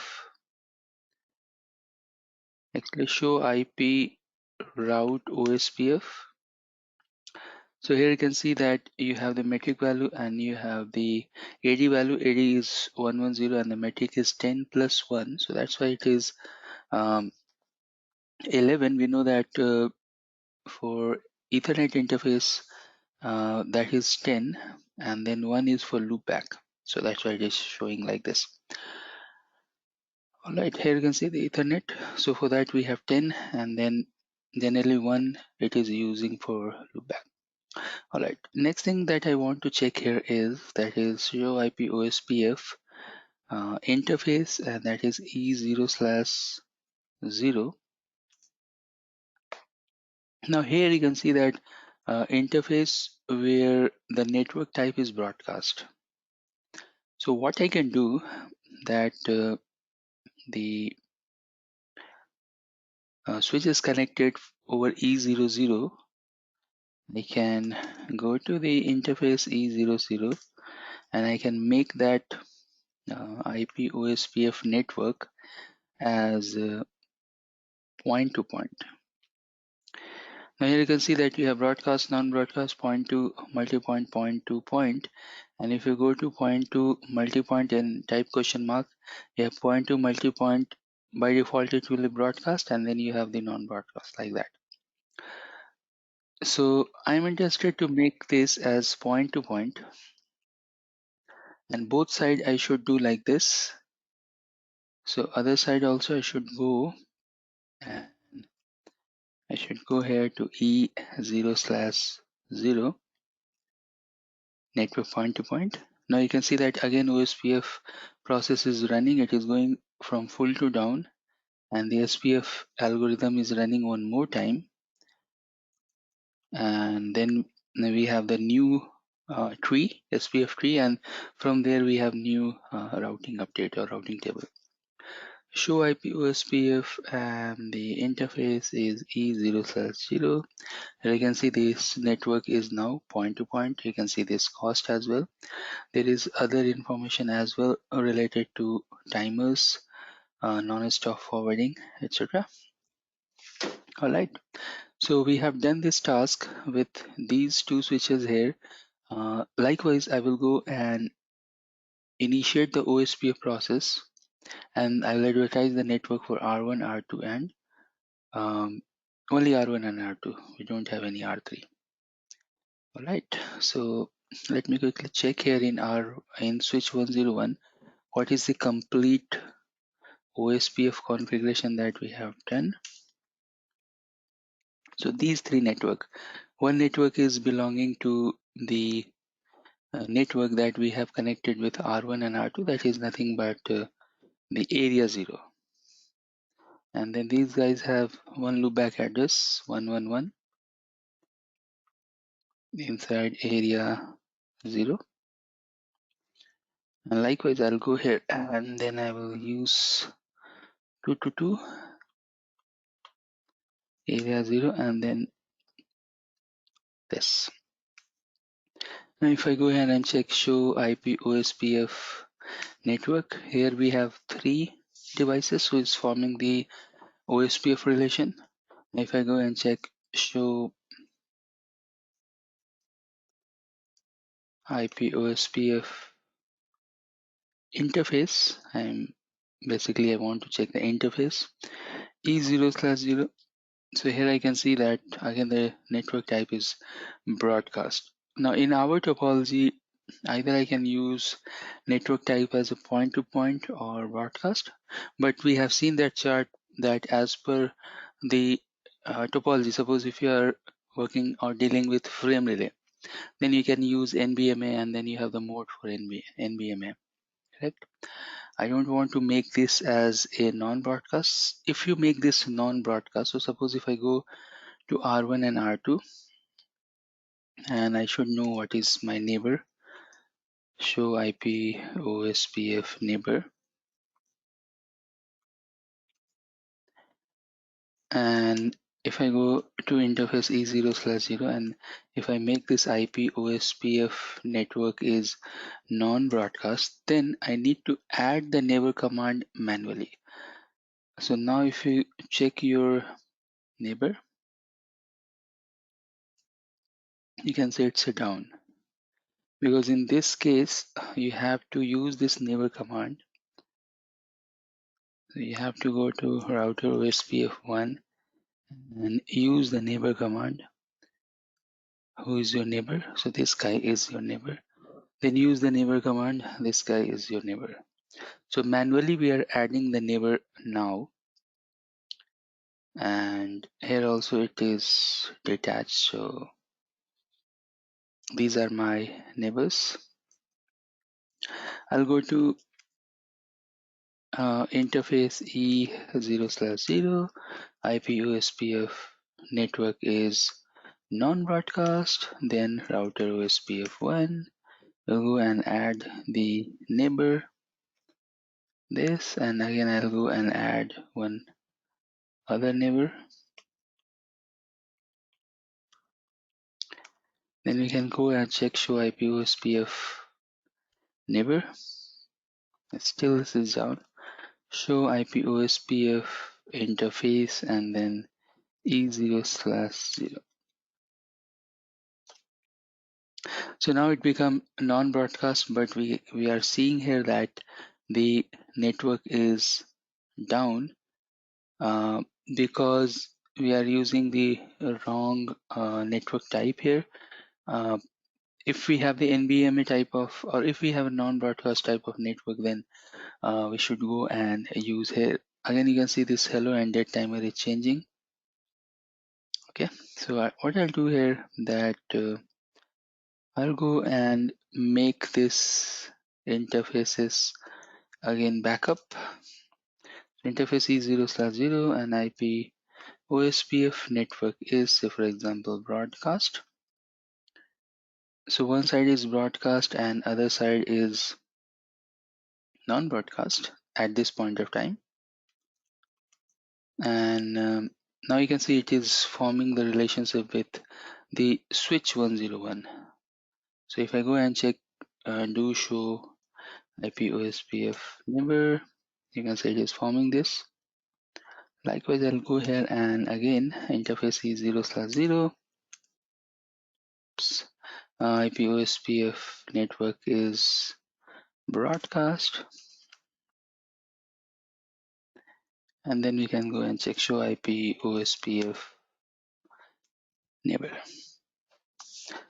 Alright, so now we have to test the final piece, that is the passive interface.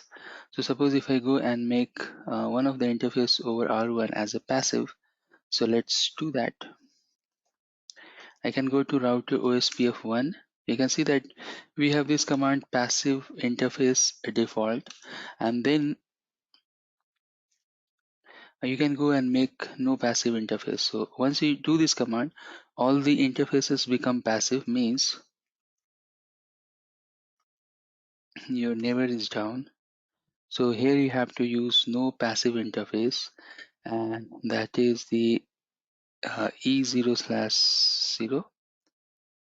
E0/0 is the interface. I want to make no passive interface. And again, if I go and check the neighbor, so here you can see this is up. So that was the lab related to whatever we have studied in the previous recording. You can refer this particular lab. Next, we have OSPF authentication and virtual link. So let's start with OSPF authentication. Now, actually, it's very easy to configure and it's different than RIP and EIGRP. What we can do, first of all, we can go to the area. So here you can see I'm over OSPF, I'm inside area, I'm putting area 0 authentication. Then I can go to the interface level and then I can go and give the authentication key. So we have two things. We have the plain text or clear text, and then we have MD5. Now same way we can go and configure the MD5 as well. So again you have to go to area 0. Here you can see that I'm over area 0 here and the authentication message digest. Then I will go to the interface and then I can assign the message digest key. So it's very easy and straightforward. I'm going to show you in the lab section about the message digest key, this authentication. So more we can discuss in the lab. Now next thing here is what about virtual link? Virtual link is again one of the use case we have in OSPF, that for example due to any reason the customer network they are not able to directly connect with area 0. We know that all the areas should be connected with area 0. So suppose you have area 1, 2 and 3. For example, later due to some reason you are connecting area 4 with area 3, not with area 0.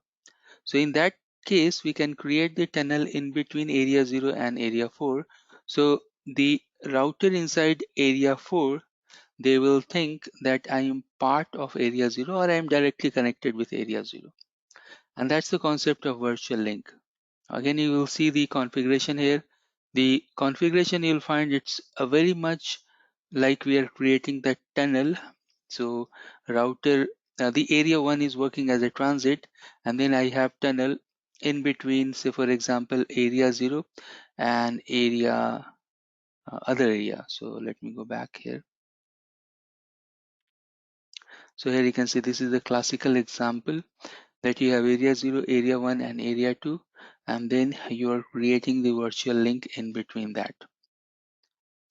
Okay, now there are possibility that you may have area 0 and in between you have area 1, and that's again the possibility is less, but still you can create the virtual link in between that.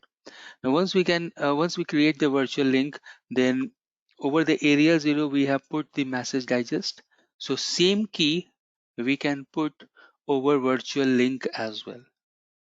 Okay, so we have seen all these steps, and let's perform the same task in the lab setup. So we'll understand more about the authentication and the virtual link. Let us perform the lab related to authentication and virtual link. I have done the change in my setup. Here you can see that now we have R1, R2, and that's R2, but switch 105, then switch 101, and then switch 102. So R1 switch, and then again switch, and then the switch 102 in the bottom. Subsequent network IP addresses I have changed. So we have network 10.1.1, 10.1.2, 10.1.3.0. And then we have respective area like area 0, area 1 and area 2. Now in lab number 1, we'll go and create or run the OSPF in between area 0, and then we'll do the MD5 authentication. In the same lab later on, we have to create the virtual link and we have to make area 1 as a transit. All right. So let me show you this IP addresses assignment here. You can see that we have created and assigned the IP addresses only so far as per the diagram. So these are the IP addresses assignment related to R1, R2, related to R1 and all the switch. So now let's just start with area 0, that is R1 and switch 105. I'll go here and enable router OSPF 1. Then I have network, say for example 11111, and then I'll put this inside area 0. So let me do that. Then I have network 10110. This also I'll put inside area 0. Alright, now we'll go to the switch, that is switch 105, and we can go and check the network. First of all, we'll go and initiate the OSPF process. Then we have one network, that is 10110, but we have 105 network as well. So let me quickly do that. And 00000 area 0, for example. Then we have the rest of network. So now you can see I have enabled this, or I ran this command, but still I can't see that OSPF is coming up and running. So I should go and check the IP over E00, and we should have at least IP reachability. So E00 here, it is correct. If I go and check the interface configuration for this switch, so let me try to check 0/0. Wow. So we have this command configured and protocol is up. So if I do the ping, so let me do the ping from here for 10111. That's the router IP. And I can see that ping is working. If we could go and check show IP OSPF neighbor, show run section OSPF. So here you can see that I have this network inside area 0, and then I have my network, that's the loopback, but still I can see that they are not forming the neighbor relationship. So now what I'll do, I'll go here and make this network as a 10.1.1.0 area 0, and then I'll remove this network statement. You can see that the problem here we have. Then again I'll go back and delete this and add this. So let me try to do both at a time. In router number 1,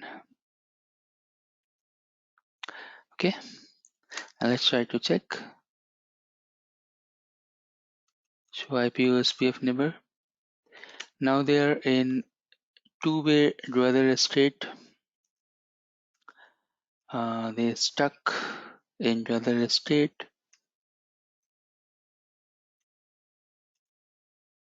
Alright, and if I go here and check in this, because we haven't removed OSPF from here, show IP OSPF neighbor.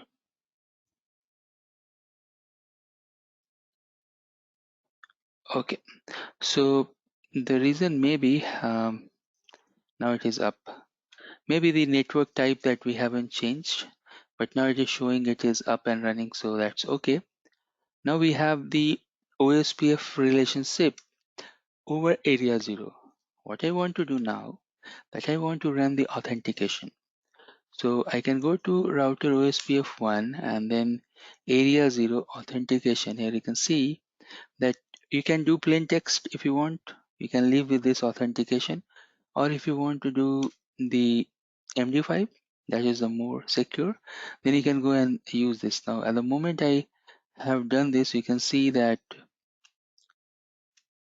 the neighbor is up, but we are getting one problem here that authentication key, you don't have any valid key. So now what I'll do, I'll go to 00 and then IP OSPF authentication. You can see that you have authentication and message digest option. So I can go and put the key as a CCNP. You can see here that you can go to authentication and key, and then you can see here that you have option say unencrypted. This is not that I'm looking for, so I can go and give the message digest, but I want to put the key as well. So let's see, IP OSPF authentication, and we can give the authentication if it is a plain text and authentication key. And suppose if I'm using authentication, then I have this option for message and digest.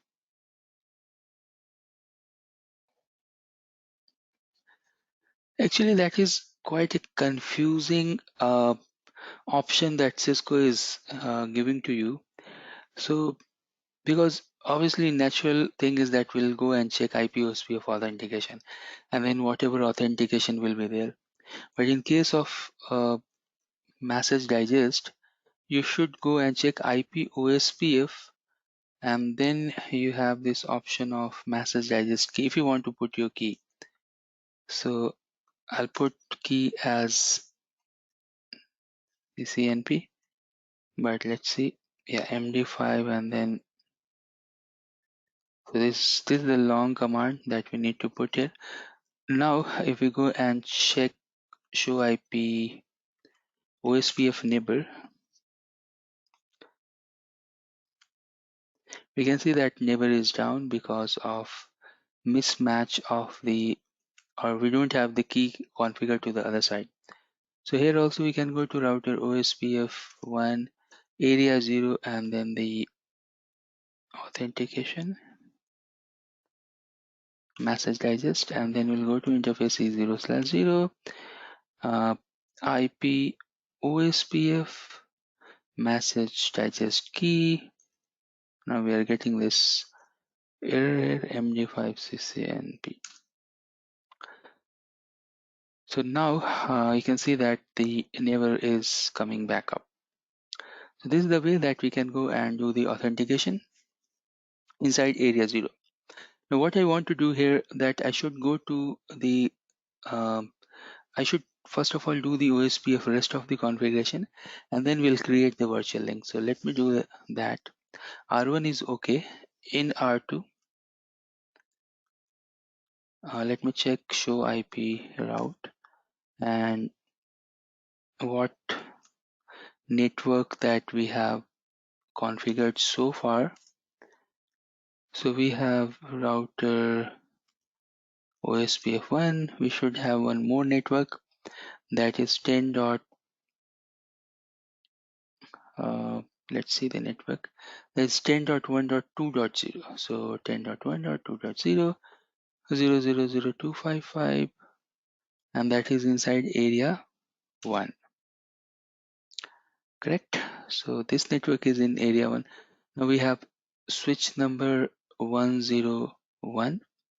So let's do the configuration for switch number 101. And what network we have? We have network 10.1.3.0, that is in area number 2.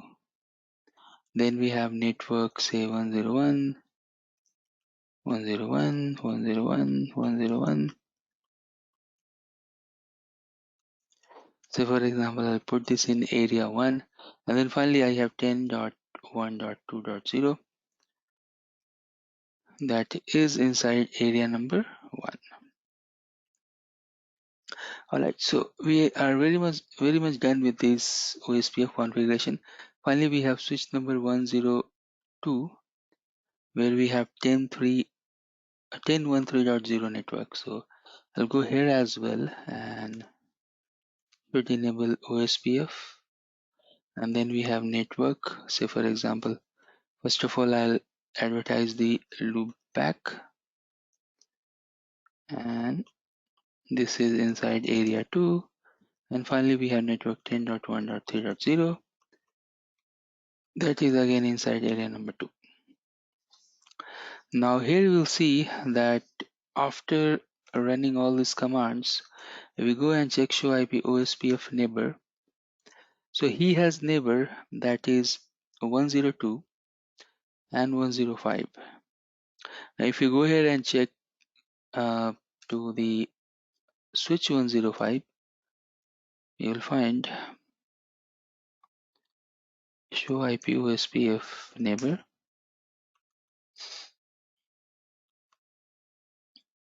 So he should also have two neighbor, but if you go and check show IP route for OSPF, you'll find that he is not getting 102.102 because it is never getting tunneled or passed through the area 1. So in this case, we should go and create the virtual link. Okay, so let's create the virtual. So I'll go and create the virtual link here inside area number 1. So first of all, 105 and then 102. So already we are here, and router OSPF 1, area 1, and then the virtual link. What is the ID? So we know that the neighbor ID is this. You can see here that we have option for message digest key as well, that I'll put later on. But that's it. Area, virtual link, and then the peer device router ID. Now I'll go to 101. I'll go here and router OSPF 1, area 1, virtual link is what's the router ID you're looking for to make the tunnel. That's sorry, not this one. This is 105. Okay, so I'll go and remove this, and that's it. So once you do this, then if you go here and check the OSPF, you'll find that you will start getting the routes. Now what is happening here in this case, that since you don't have key configured, so inside area 0 we have the key configured, you should go here and give the key so it will work properly. Go here, and here also we'll go and we should give the key, say CCNP, and now you will see that they will start getting the routes. So if I go here and check show IP OSPF neighbor, now show IP route OSPF, you should get 102, 102, 102. That will be the final valid verification for this. So after running this command, I can't see that anything is happening. And let me go and check here as well. You can see this configuration is 100% correct. You're creating virtual link with this, and in router 1 also the configuration key, everything is correct, but it's still they are not forming this. So what we can do here, that we can go to router OSPF one more time.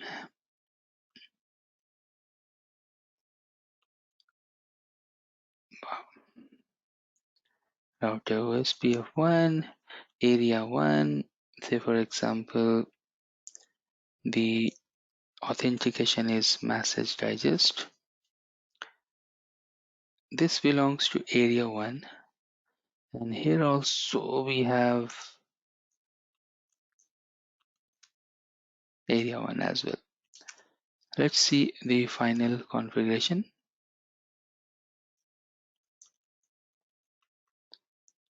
SPF. Now, invalid key for 10/0 that we can verify. So what is happening actually here, that if you go and check the configuration, you'll find that once you are putting the key here over the virtual link, now this belongs to inside area 1. These are the interfaces where you have to put the authentication key. So for example, as a MD5. But when we are creating the virtual link, actually, in that case, that is going to propagate area 0 only. So it's not required to put the key there. Okay. But just for the security purpose, I'll go and put the key over 10/0 and E1/2 as well. So E say 10/0 and IP OSPF, or maybe IP, yeah, OSPF message digest key 1 MD5 CCNP, correct? And then finally I can go here and interface E2/1/2. Wow. So this much configuration we have done. And now if you go and check show IP OSPF neighbor, first of all we should have the neighbor. And if I go to R1 and if I go and check show IP route, so here you can see that it is getting the route as a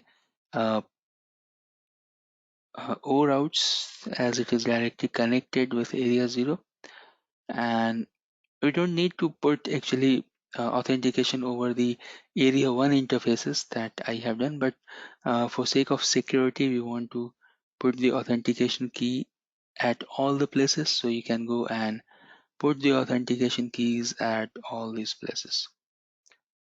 Alright, so this was the authentication. And the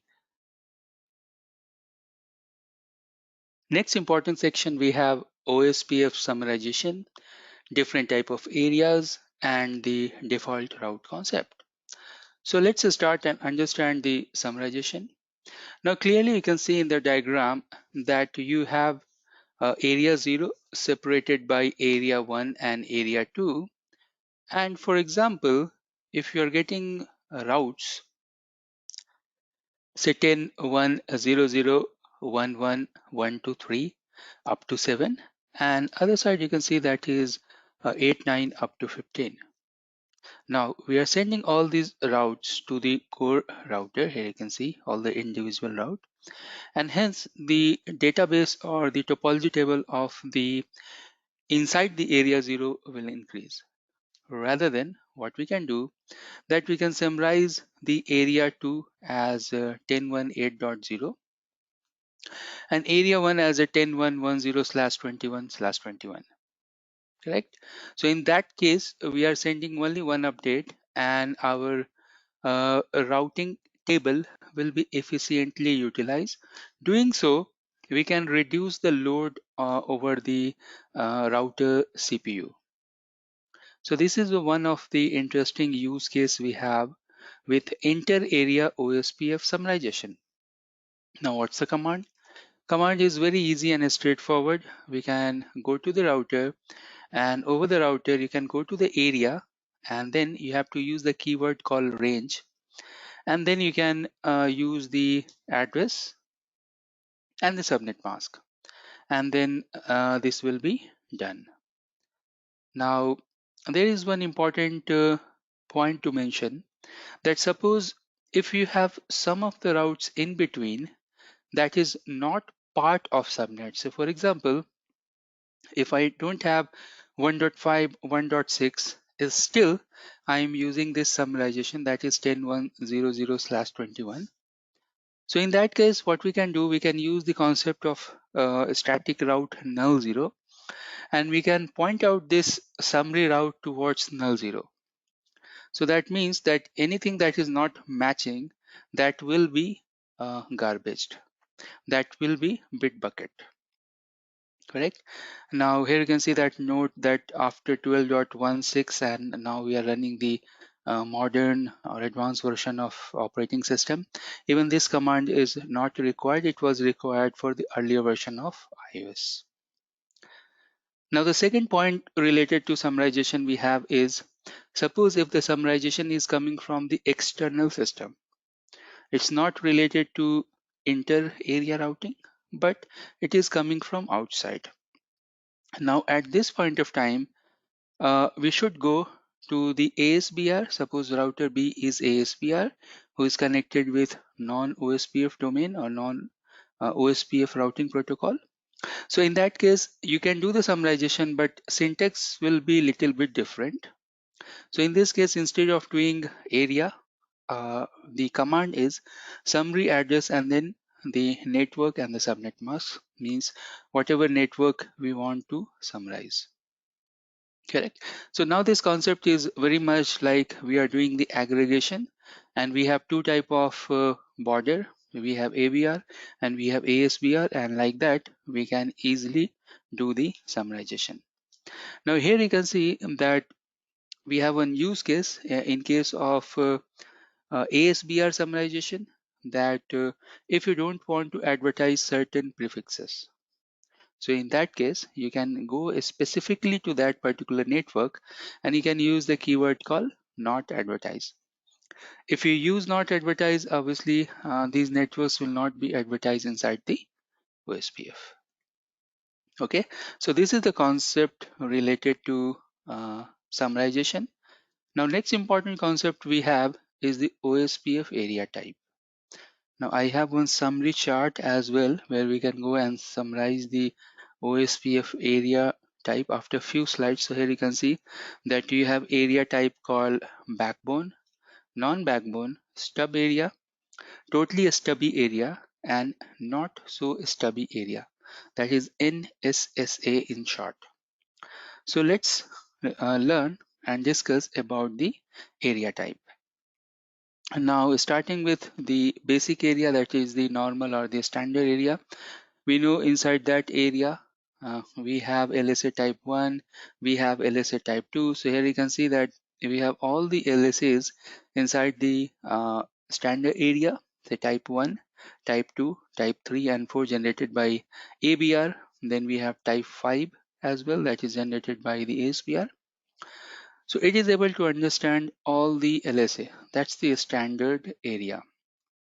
Now the second thing here, that when you are making a stub, at the moment you will make the area as a stub, the stub will not accept type 3 and type 5.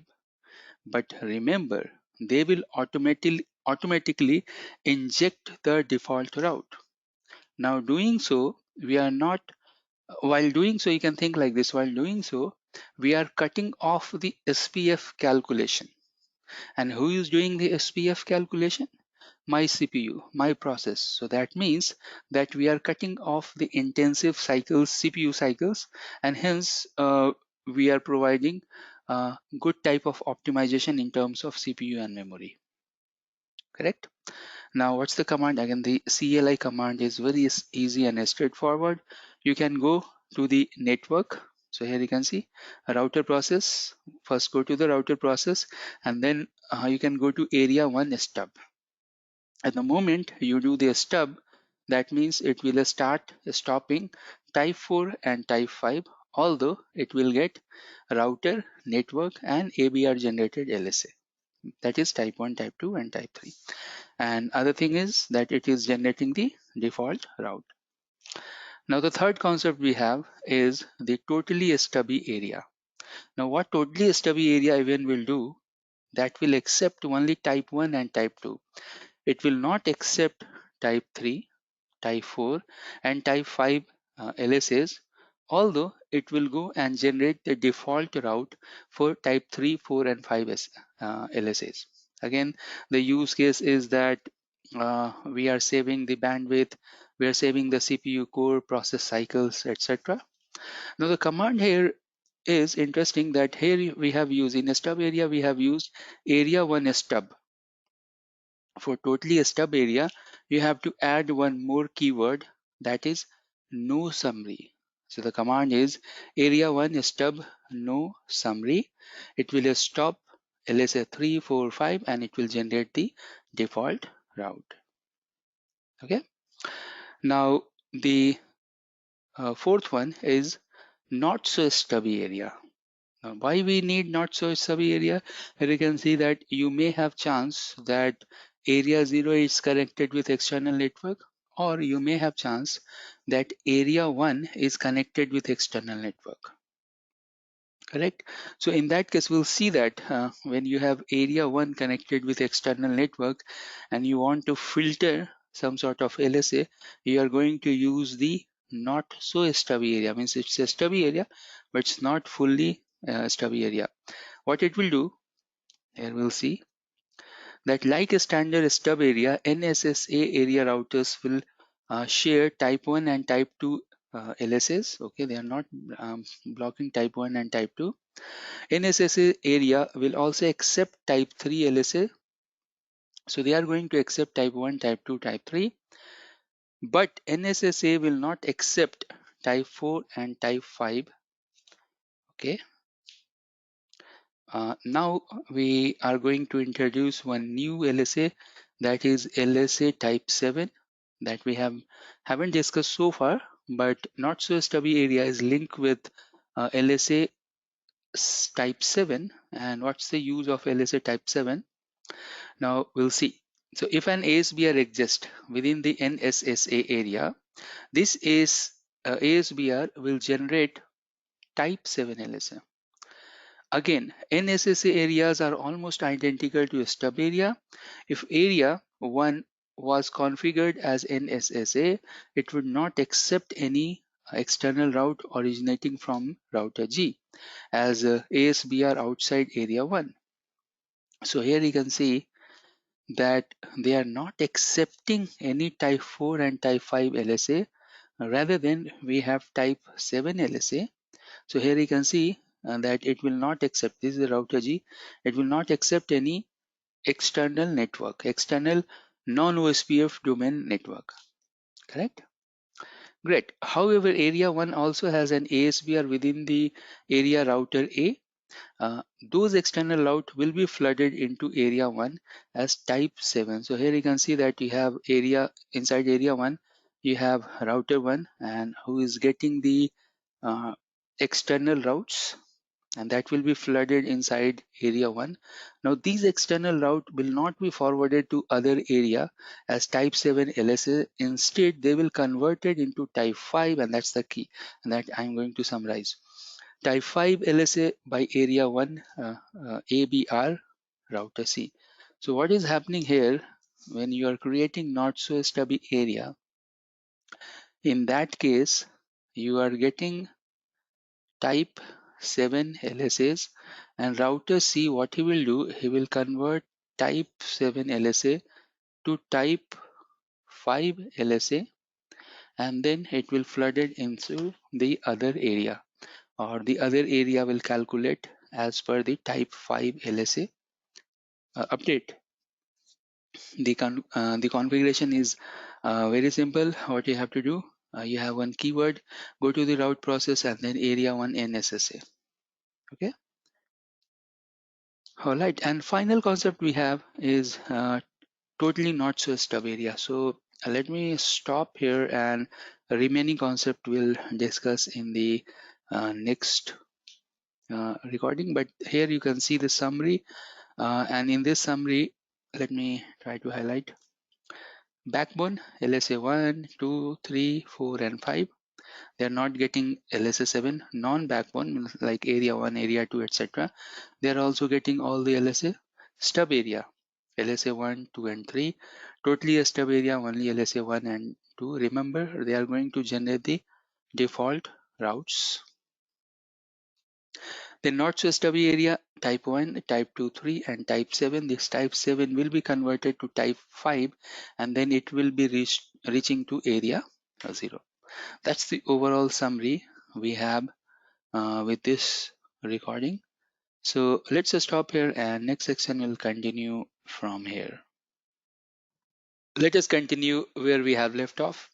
Now next concept we have is not totally not so stubby area, that is TNSSA. So what is the main difference between a stub and totally a stub area? The same difference you'll find between not so stubby area and totally not so stubby area. Totally not so stubby area will allow LSA type 1 and 2 and he is going to filter type 3, 4 and 5. Here you can see the configuration is very straightforward.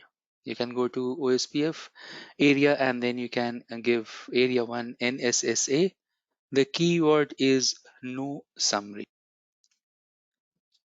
And here we have the summary just for your reference. Now the next topic we have is OSPF and relation with default routes. We know that when we are generating a stub area and totally a stubby area, at that time the OSPF process, they are generating the default route. But in case of ABR and ASPR inside a standard area, we don't have default route.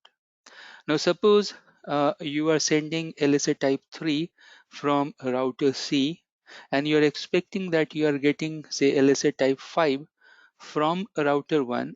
So you are getting LSA 5 from router 1 and it will go to router C and then other areas.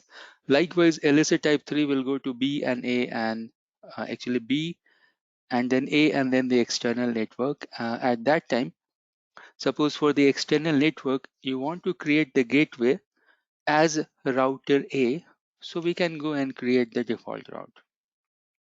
So here you can see that additionally force router A to generate a default route, including itself as the next hop for the external network and injects into this inside area 1.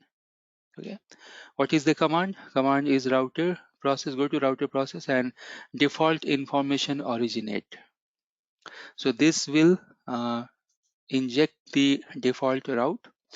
But in case suppose you want to force it, so for example, if a default route does not exist in its routing table, router A can still be forced to advertise a default route using always command. So in that case, if I want to force the default route. Hi there, thanks for your enrollment. We are in 1 minute ad break. In this break, I'm going to show you that I have so many courses uploaded over Udemy. And if you're going to enroll my courses, you will get 95% discount. Every month, 3 times. First week, mid of the month, and the last week of the month. I am sharing the coupons. If you go and use those coupons, then my courses related to CCNP, related to CCI, all those courses, you are going to get heavy discount up to 95%. You can see the prices are a little bit higher here, but if you go and apply the coupon, the prices will go rock bottom. So go use those coupons. Suppose if you don't have those coupons, then you can always ping me over YouTube. You can send me email. You can ask for those coupons. I will provide you that coupon. So get the coupon, get the discount. Some of my courses over Udemy, they are bestseller. Some of the courses are quite new, like SD-WAN automation, DNA automation, CCI data center 3.0. Those are the new uploads as well. So please go continue your learning, take the coupon, enroll my courses, and study well. All the best. Lab that what type of IPv6 addressing we are using. So here I'm using this type of lab. You can see we have router R1, R2, R3, 4 and 5. Here you can see 1, 2, 3. These are the router number 4 and 5. Now in this topology, although just for sake of simplicity, I'm using only area 0 But we are not restricted to use just the area 0 piece. We can go and create same type of topology and methodology that we have learned earlier, and multiple areas we can create. All right. Coming back to the addressing, what type of addressing we are using. So we have something loopback either 0 or loopback 1. If it is a router 1, so I'm using 1 and then double colon 1/128 as a loopback IPv6 address. So suppose if it is a router number 4, you can see the numbering, it is router number 4 here, and this is router number 5. Let me clean this and let me write one more time. So suppose if this is router number 4, so IPv6 address over loopback address, either loopback 0 or 1, you'll find 4 colon means double colon, and that will be used inside IPv6 4 and then /128.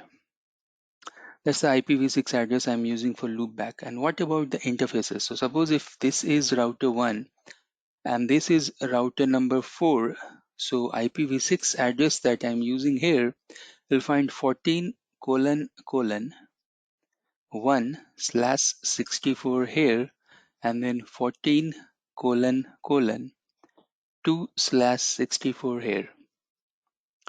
Again, if we have router number 2 and router number 3, so I'm using 23 colon 1/64 here, and then 23 colon 2/64 on this interface. So like that, you'll find the address schema, and that's why I haven't put all this information in this diagram. Once you see the lab, you'll understand. Very easy and straightforward, correct? And the configuration and the complete configuration you will find in this particular document as well. So once we go, what we need to do, we have to first of all enable IPv6 routing. You'll see that how we are enabling this and all. So once your OSPF IPv6 means OSPF version 3 is up and running, then you can go and verify the router ID. Now router ID, although you can see that it having number very much, this is showing IPv4 type of numbering, that's right. But the point here is this, that this IPv4 type of numbering that we have related to IPv6, you may think that why not we have something 1:1, something like that here as a router ID. Router IDs are not that much important in IPv6. You can see the notes here. So OSPF V3 picks read router ID, exact algorithm used by OSPF version 2. It is 32-bit dotted notation that we have in OSPF version 2, but has nothing to do with IPv4 address. You can use any format, 0001, 025510, it's a okay.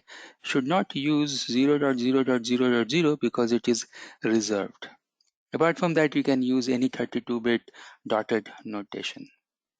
Now once we'll go and configure all the routers, and then we'll go and verify router LSA, network LSA, link LSA, inter-area LSA. These are the OSPF version 3 command. I will show you these commands in the lab. Now what's the difference here? So OSPF V3, you can see, is almost similar, and all the LSA types are almost equal to OSPF version 2. We have two new LSA, link LSA and prefix LSA. Now the summary LSA is now called as a inter-area network, and summary BR is called as an inter-area router. Correct. Rest of the things you'll find is very much similar. Now what about the configuration? You can see the configuration, we have 5 routers. So you can see IPv6 related configuration. First of all, we need to go and enable IPv6 unicast routing, and then we can go and do the configuration. So for example, in R1 you can see that loopback 1 having this IP, and then loopback 1, the command is, we can go to the interface. Once we are over the interface, then we can go and run this command, IPv6 OSPF1 area 0, area 2, area 3, etc. But we know that concept, that You have one backbone area, and then rest of the areas are connected with that. We have checked all these things in the previous OSPF version 2 section, correct? Then here you can see that how I have given the IPv6 address just for sake of simplicity. So 14::1/64. Then somewhere you'll find 12. So that means if you are at the R1 and if you are going to R4, you'll find 14 address here. And then if you are going to R2, you'll find 12::: here. Okay, /64. So like that, we have used this strategy, and rest of the configuration are almost same, that we have what we are using inside our OSPF version 2. Although you can see the IP address is related to IPv4 as well, but it's up to us that if we are purely inside the IPv6 network, then these addresses are not required. These are the 4 configuration related to router 1 up to 5. So next, what we want to do here, I will go and show you in the lab section that everything will be up and running. I'll show you that how you can go and check the OSPF neighbor and then few of the LSA's output in the lab. All right, so let's stop here. I will show you the rest of the output in the lab. Now we are ready to perform the lab related to OSPF version 3, and let's do it.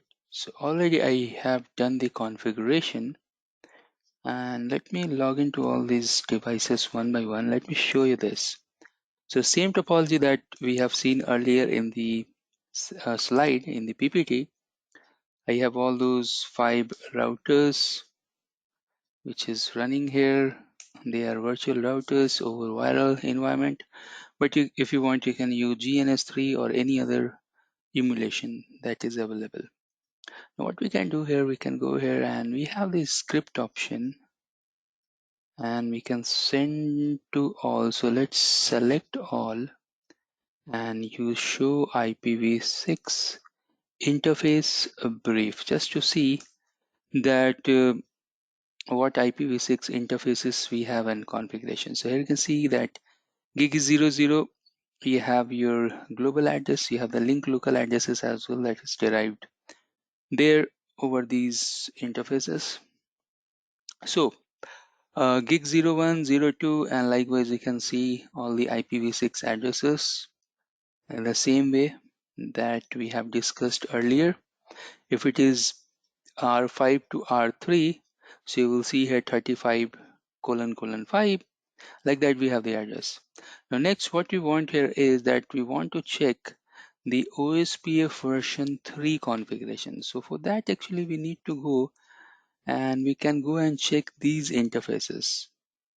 So if you go to these interfaces, only one command is there, that is IPv6 OSPF 1 area 0. And apart from that, let me show you that what other configurations we have. So you can see that I have used IPv6 unicast routing. IPv6 was there automatically, and these configurations we have used. Let me highlight these configurations we have used over the interfaces, and now the OSPF is up and running. Now here, if you can go and check the OSPF version 3 neighbor, so you can see here that in broadcast network still it is following the DR BDR rule to form who is the DR BDR etc. We know that how it is forming. We have done this in the previous sections. And router 2, because router number 2 has 3 connected neighbors.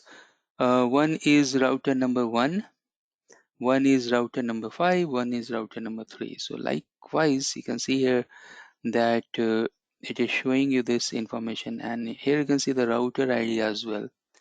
So in this output, you can see the router ID as well, and there are other outputs as well. We can go and check show IPv6 OSPF, and here you can go and check the ID. So here you can see the router ID. We have the router ID.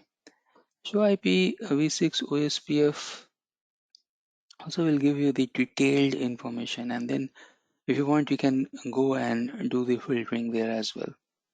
So I'll go back to router number 2, and here we can go and check different type of LSA's output.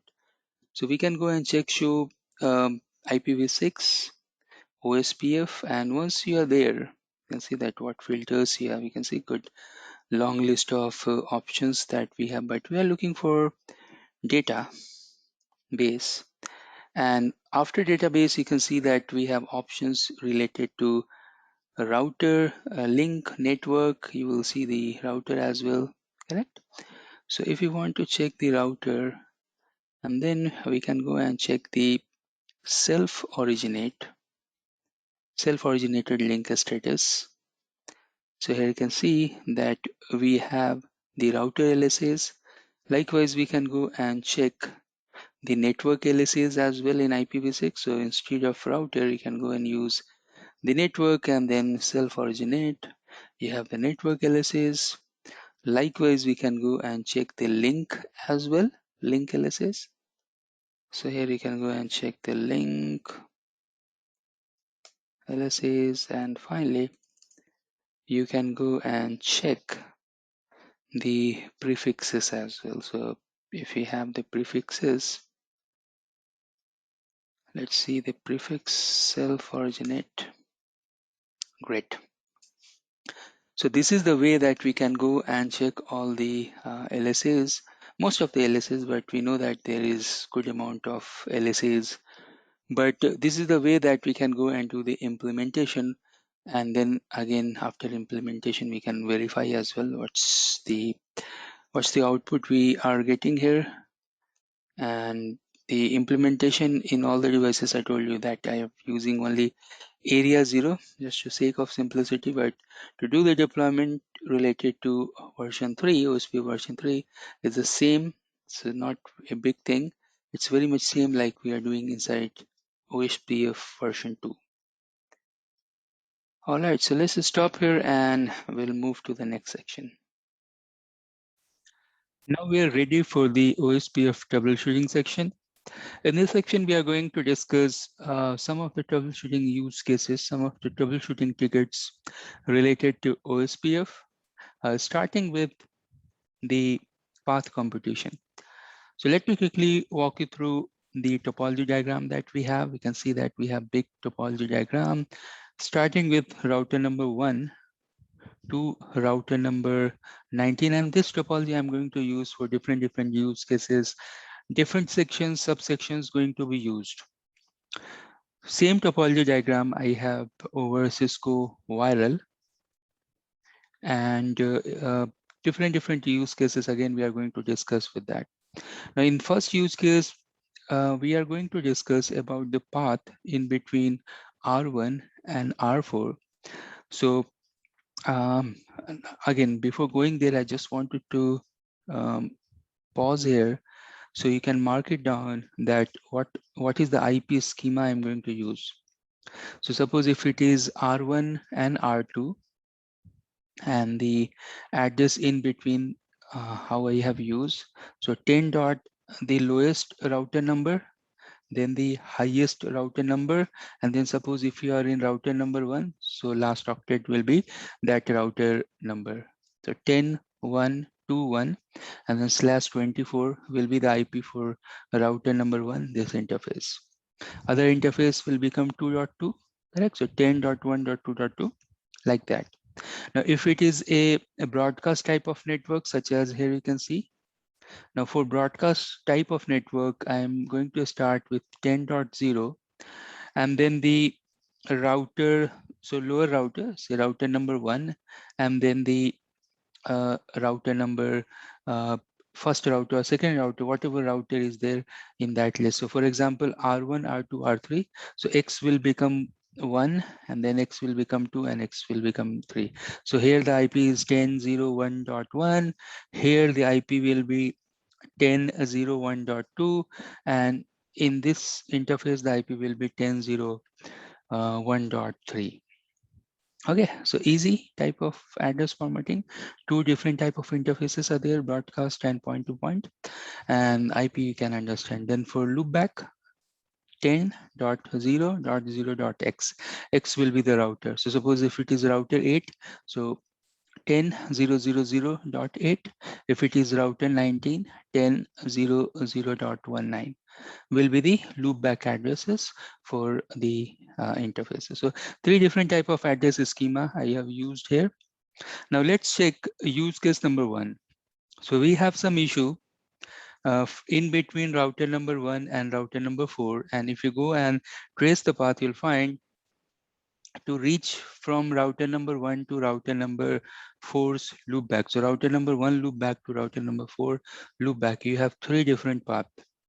Via R14, via R2, via R3, R5. The optimal path, the desired path we have is obviously via R1, R2, and R4. But due to some reason, we may able to send the traffic from R1 to R2 to R4, or the return traffic is coming via this direction or any other direction that we need to figure out. But the problem here is this, that you are facing some sort of latency, slowness in between 2 peers, and we have to find out that why this issue is. Do you have asymmetric routing, or your traffic is not flowing as per the lowest hop counts, etc. Okay, now obviously we will go and make some hypothesis that, okay, via this path you have some issue, via this path you have issue, via this path you have some congestion, etc. But before starting any troubleshooting ticket, we should have full topology diagram. We should have layer 3 topology diagram, IP schema, the device accessibility, etc. Now, what we can do in this case is, since we are dealing with OSPF, we can go and check the cost value. We know that the metric value is the cost value, and if you see the main topology diagram, you'll find that everything is gig interfaces. So for gig interfaces, the cost value is 1. Although here you can see I have used 1010, but it's okay. You can understand that what you need to do, that for all different paths that we have, so via this path, via this path, via this path, all 3 different paths, we should go and build the cost value or the metric value, correct? And once we go and build this cost value, then we should understand. So we'll come to know that what is the actual path and what is the desired path. The actual path may be via R14 or via R3, R5, but our desired path is from R1 to R2 to R4. You can say R1, R2 to R4, correct? So that we are going to verify once we find out that the issue is there. We can go and resolve it and things will work. So let me go and open the lab. I'm in the lab section, and if you go here to R1, we know that we should check the destination. Destination is 10.0.0.4 with the source 10.0.0.0.1. Let's see the reachability. You can see it's reachable. Like that, I can go to R4, and from R4 also I can go and check the source 10.0.0.4. So you can see that reachability is there, but still there are some issue. So now we can do the trace. We can go and trace the path, the destination with the source, and start this trace. And likewise, I can go to R4 and I can trace, I can go and trace the path. So do the trace route for the destination. From here, the destination is 10.0.0.0.1 and the source is this. All right, so if I go to R1, here you can see that R1 is going to 10.0.1.3. It is going to 1.3 means this is router number 3. This is 3 to 5. Then 3 to 5, then 5 to 4. So you can see it is taking extra path here, how it is going. So when I have started the trace, we check the trace and we'll finding that when we are doing the trace, it is going via this path to reach the destination from source to destination. And now if you go and check the return traffic, or from 4 to 1, you can see that it is going via R2. This is the desired path. So from one direction, we are getting the desired path. Other direction, we are not getting the desired path. We can go and do the debug. Let's see. Debug IP packets. And we can use ACL here. 1310. I'll do 1310. Okay, I'll create that ACL. Oops. You can see so many packets. This multicast packet exchange is happening, and that's the problem we have with the debug. Let me do undebug all and undebug. Let's create the ACL. So access list, and I want to create extended access list 1310. We can give the permit host 10.0.0.0.1 is the source, and the destination. I just wanted to create extended access list. I don't want to create the standard one. So here I can see, let's see in the debug IP packets. And you can see that we can go and use in between 1 to 199, correct? So 101 will be perfectly fine for us, correct? Access list 101, permit the host, okay, permit the IP host 10.0.0.1, and then the host 10.0.0.0.4, okay, enter, and then we can end, and then we can go to the debug IP packets, and then we can give 101.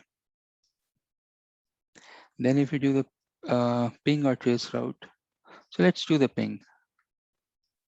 I want to do the ping from the source to the destination, and I want to repeat it 2 times. So let's see. So you are sending, you can see source to destination, I can see source to destination, we can see here, and I want to do one more time this debug detail, and then ping. Great. So now you can see that source to destination, but you're not seeing anything that is coming from 10.0.0.4 to 10.0.0.1, correct? Now, this is one of the way that you can debug with access list, and you can check the result. If you do not use the access list, you have seen earlier that so many packets, so many packet related to hello and others will come into the picture. Great. Now we are going to focus on the classical way, that we want to create the graph theory, OSPF graph path, and then we want to check it. So if I go here and check the route related to OSPF, and we are very much focused on the path that we want to reach here. So you can see that 4, okay, great. And now if you go to R4, show IP route OSPF, you can see here 3. Now the desired troubleshooting is this, that we can go to hop by hop, and we should check. So if router 4 has to come here or it will go here, so you can go and check the comparative cost, correct? Then here to here you can check the comparative cost, and suppose this is the destination in terms we are coming as a return traffic. So to reach to here, what will be the cost? So cost here, cost here, cost here, and to reach in this direction, what will be the cost? So if the cost in this path will be lesser, obviously that it will go via the longest path, correct? So that we want to correct here, and you can see here R4. Likewise, we can go and check this to R2. We can go and check this to R3 and R5 as well. So what is the intermediate devices? See R5, R3. Okay. So let me quickly go ahead to R5. At least one hop we can go and check. Okay. So here, let me reconnect my host. And once it will come, we can go and check show IP route related to OSPF. And you can see here to reach, it has one path that is going via 3 because it is assuming lower metric. Okay. So you can see somewhere you will find the highest metric. So if you go via the router 14, you can see via router 14, it has 25, correct? And if you check R4, let's see the 14, 24. So that's why it is not taking the path. So now we have actually two paths only. So this path, because of high cost value, is not desired.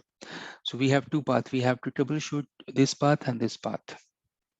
Because while doing the troubleshooting related to trace route, we found that the 1 to 4 traffic is going via this path, but return we have some issue. So that means some cost values related to OSPF, those are coming into the picture.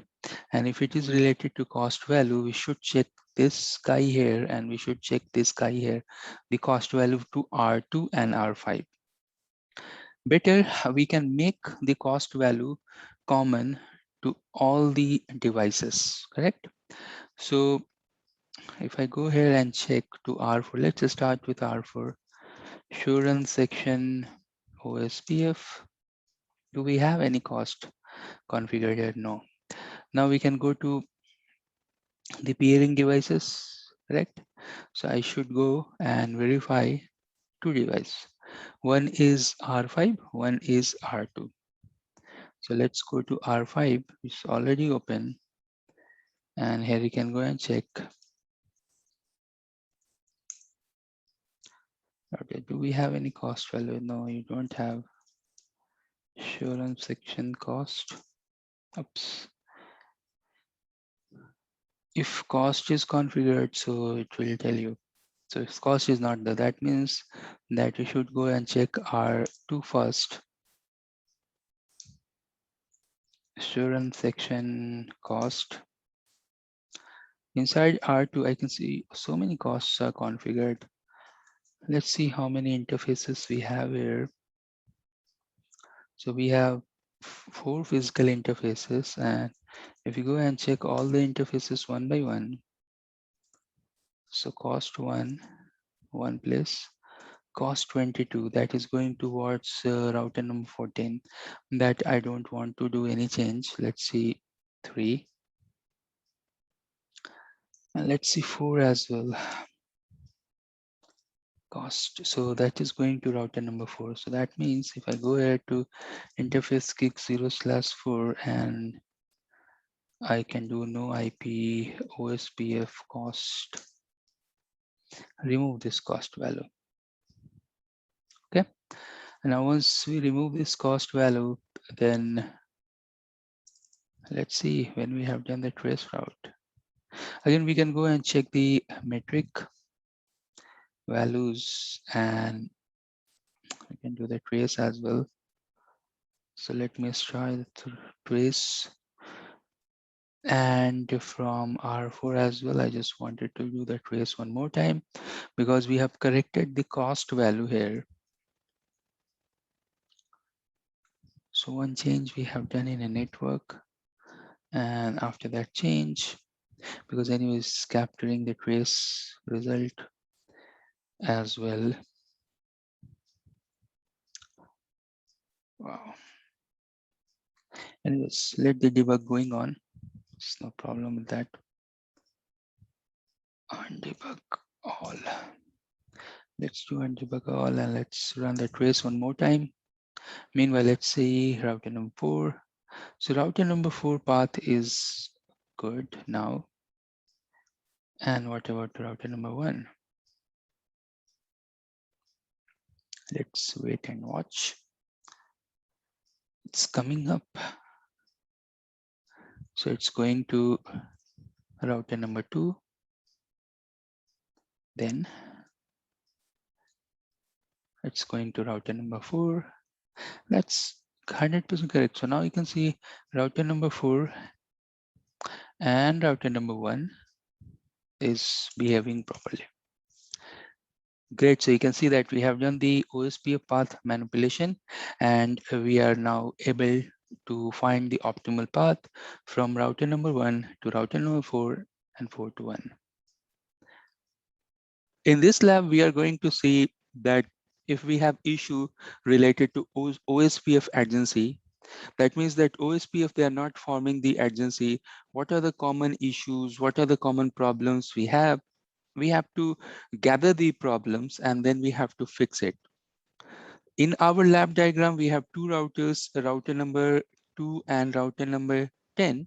So in between these two devices, in between these two routers, they are not forming the adjacency, and there may be any issue, means there may be n number of issues that we have to go and fix it. Maybe the link is down, maybe it's passive, maybe authentication misconfiguration, maybe router ID misconfiguration, wrong IP, any type of security configuration, stub configuration, etc. Okay, so what we need to do here, we have to go check the configuration, we have to go do the troubleshooting, and we need to fix the issue.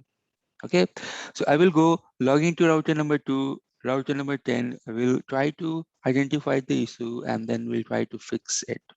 Okay, what we can do here, you can see that we have a debugging option. We can go and check the debug condition over the interface. We can go and check the debug IP OSPF packets as well. Okay, so let's start this. Let's check the configuration, what configuration we have and how we can solve it. Now, if you go to router number 10, and if you go and check the debug condition, and we need the interface, what interface we have, this particular neighbor. This particular neighbor is forming over gig 0/2. And here you can see that condition 1 is set. Then we can go and check the debug IP OSPF. And then you can see that we have multiple options. The popular ones are adjacency and then packet. So I can go and enable the packet option here. Okay, so we have on the debugging, and at the moment I on the debugging, you can see that we are getting some sort of authentication failure. So clearly it is showing that we have some sort of authentication mismatch. Now, if we go and check this particular interface, let's see that what authentication configuration we have here. I can see plain text in Cisco 123. And if we go here and if we verify inside router number 2, what authentication we have on the router number 2. And let's see, this interface is gigi0/3. Show run interface gigi0/3. Here you can see the authentication is a small Cisco 123. So that means either any of the place you have to go and you have to correct the authentication parameter. So I can go to router number 2 and then I can give Cisco with capital C, 1, 2, 3. And we have fixed this authentication. So let's see the debug message. It should not come now. It's telling that area 0 had some authentication in and out. It should be corrected now. Still, I can see that authentication is coming, mismatch is coming. Again, we'll verify this interface. So authentication key, Cisco 123. And here, authentication key, Cisco 123. So I can see that authentication is working fine. And again, interface gig 0/3. Let me redo this configuration.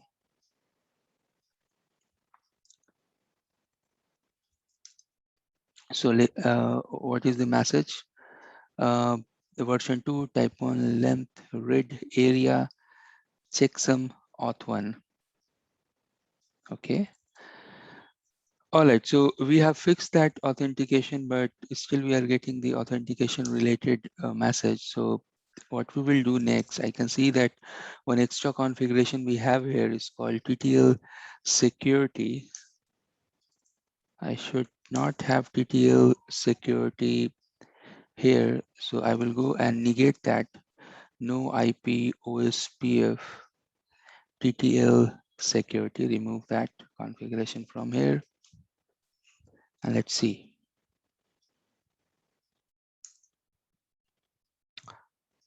At the moment, I'm still getting the authentication issue. So over this interface, what I will do, let's remove the authentication first of all. Later on, we'll go and put that. At the moment, we just wanted to fix the issue. And once the issue will get fixed, then we'll go and revert back the configuration.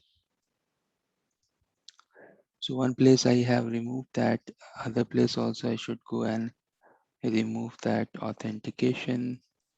Oops.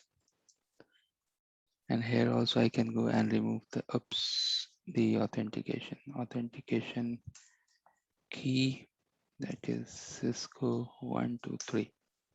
Okay, so both the interfaces I have removed that authentication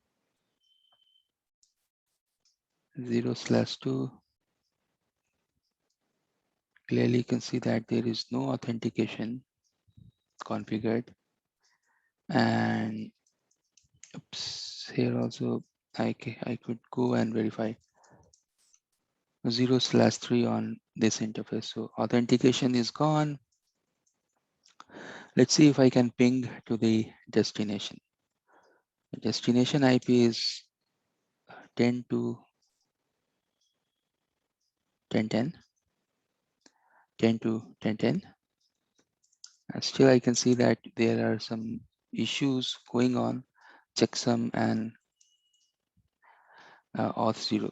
Same type of message we are still getting. So what we can do here next, that we should go and verify that the IP subnet should be 100% correct. So one side I can see that IP subnet is 192, and other side you can see that IP subnet is /24.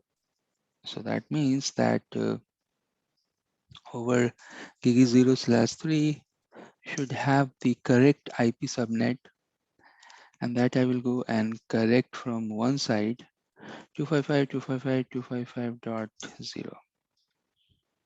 Okay, and then we can go and do the ping. So let me do the ping from here to 10 to 1010. And let me do the ping here 10 to 10 to. Okay, so you can see that we have corrected the authentication, we have corrected the TTL security, we have corrected the IP subnet, whatever wrong subnet was there. Still, we can see that something related to area, which is not allowing this to form the neighbor relationship. So now we should go and check the OSPF configuration. And 10 to 10.0 is inside area 1. Okay. And from this side also, we can go and check the router OSPF configuration. And 10 to 10.0, 10 to 10.0 is in area 1. But I can see some stub is configured. So router OSPF 1, no area 1 is stub. I don't want the stub configuration. And we have removed that stub. Now I can see there's messages, they are coming fastly. But although these messages are coming, maybe this is belonging to some other subnet or something, but show IP OSPF neighbor. Do I have 10.10.02 neighbor configured? Some checksum, some bad auth, and debug. Let me remove this debugging. Undebug all. And here also we can go and check show IP OSPF neighbor. I can see that I have my peer 32 seconds dead timer. Now what we can do here, we can go and check show IP route OSPF. And we know that the network that we have associated to this particular subnet. And if you go and see behind the network, what subnets are there. So R2, R10. So R2 should get the network related to 10.9 or this router ID 10.0.0.0.9. So let's go here to the R2 and you should see 10.0.0.9. So first of all, let's check here in the R10.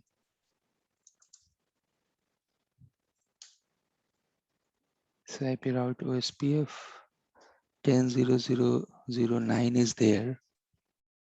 And he should advertise this route to its neighbor as well.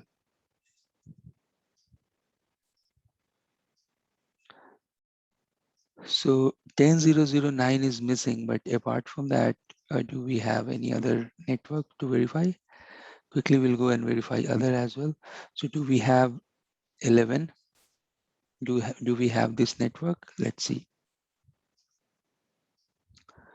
So inside R2, do we have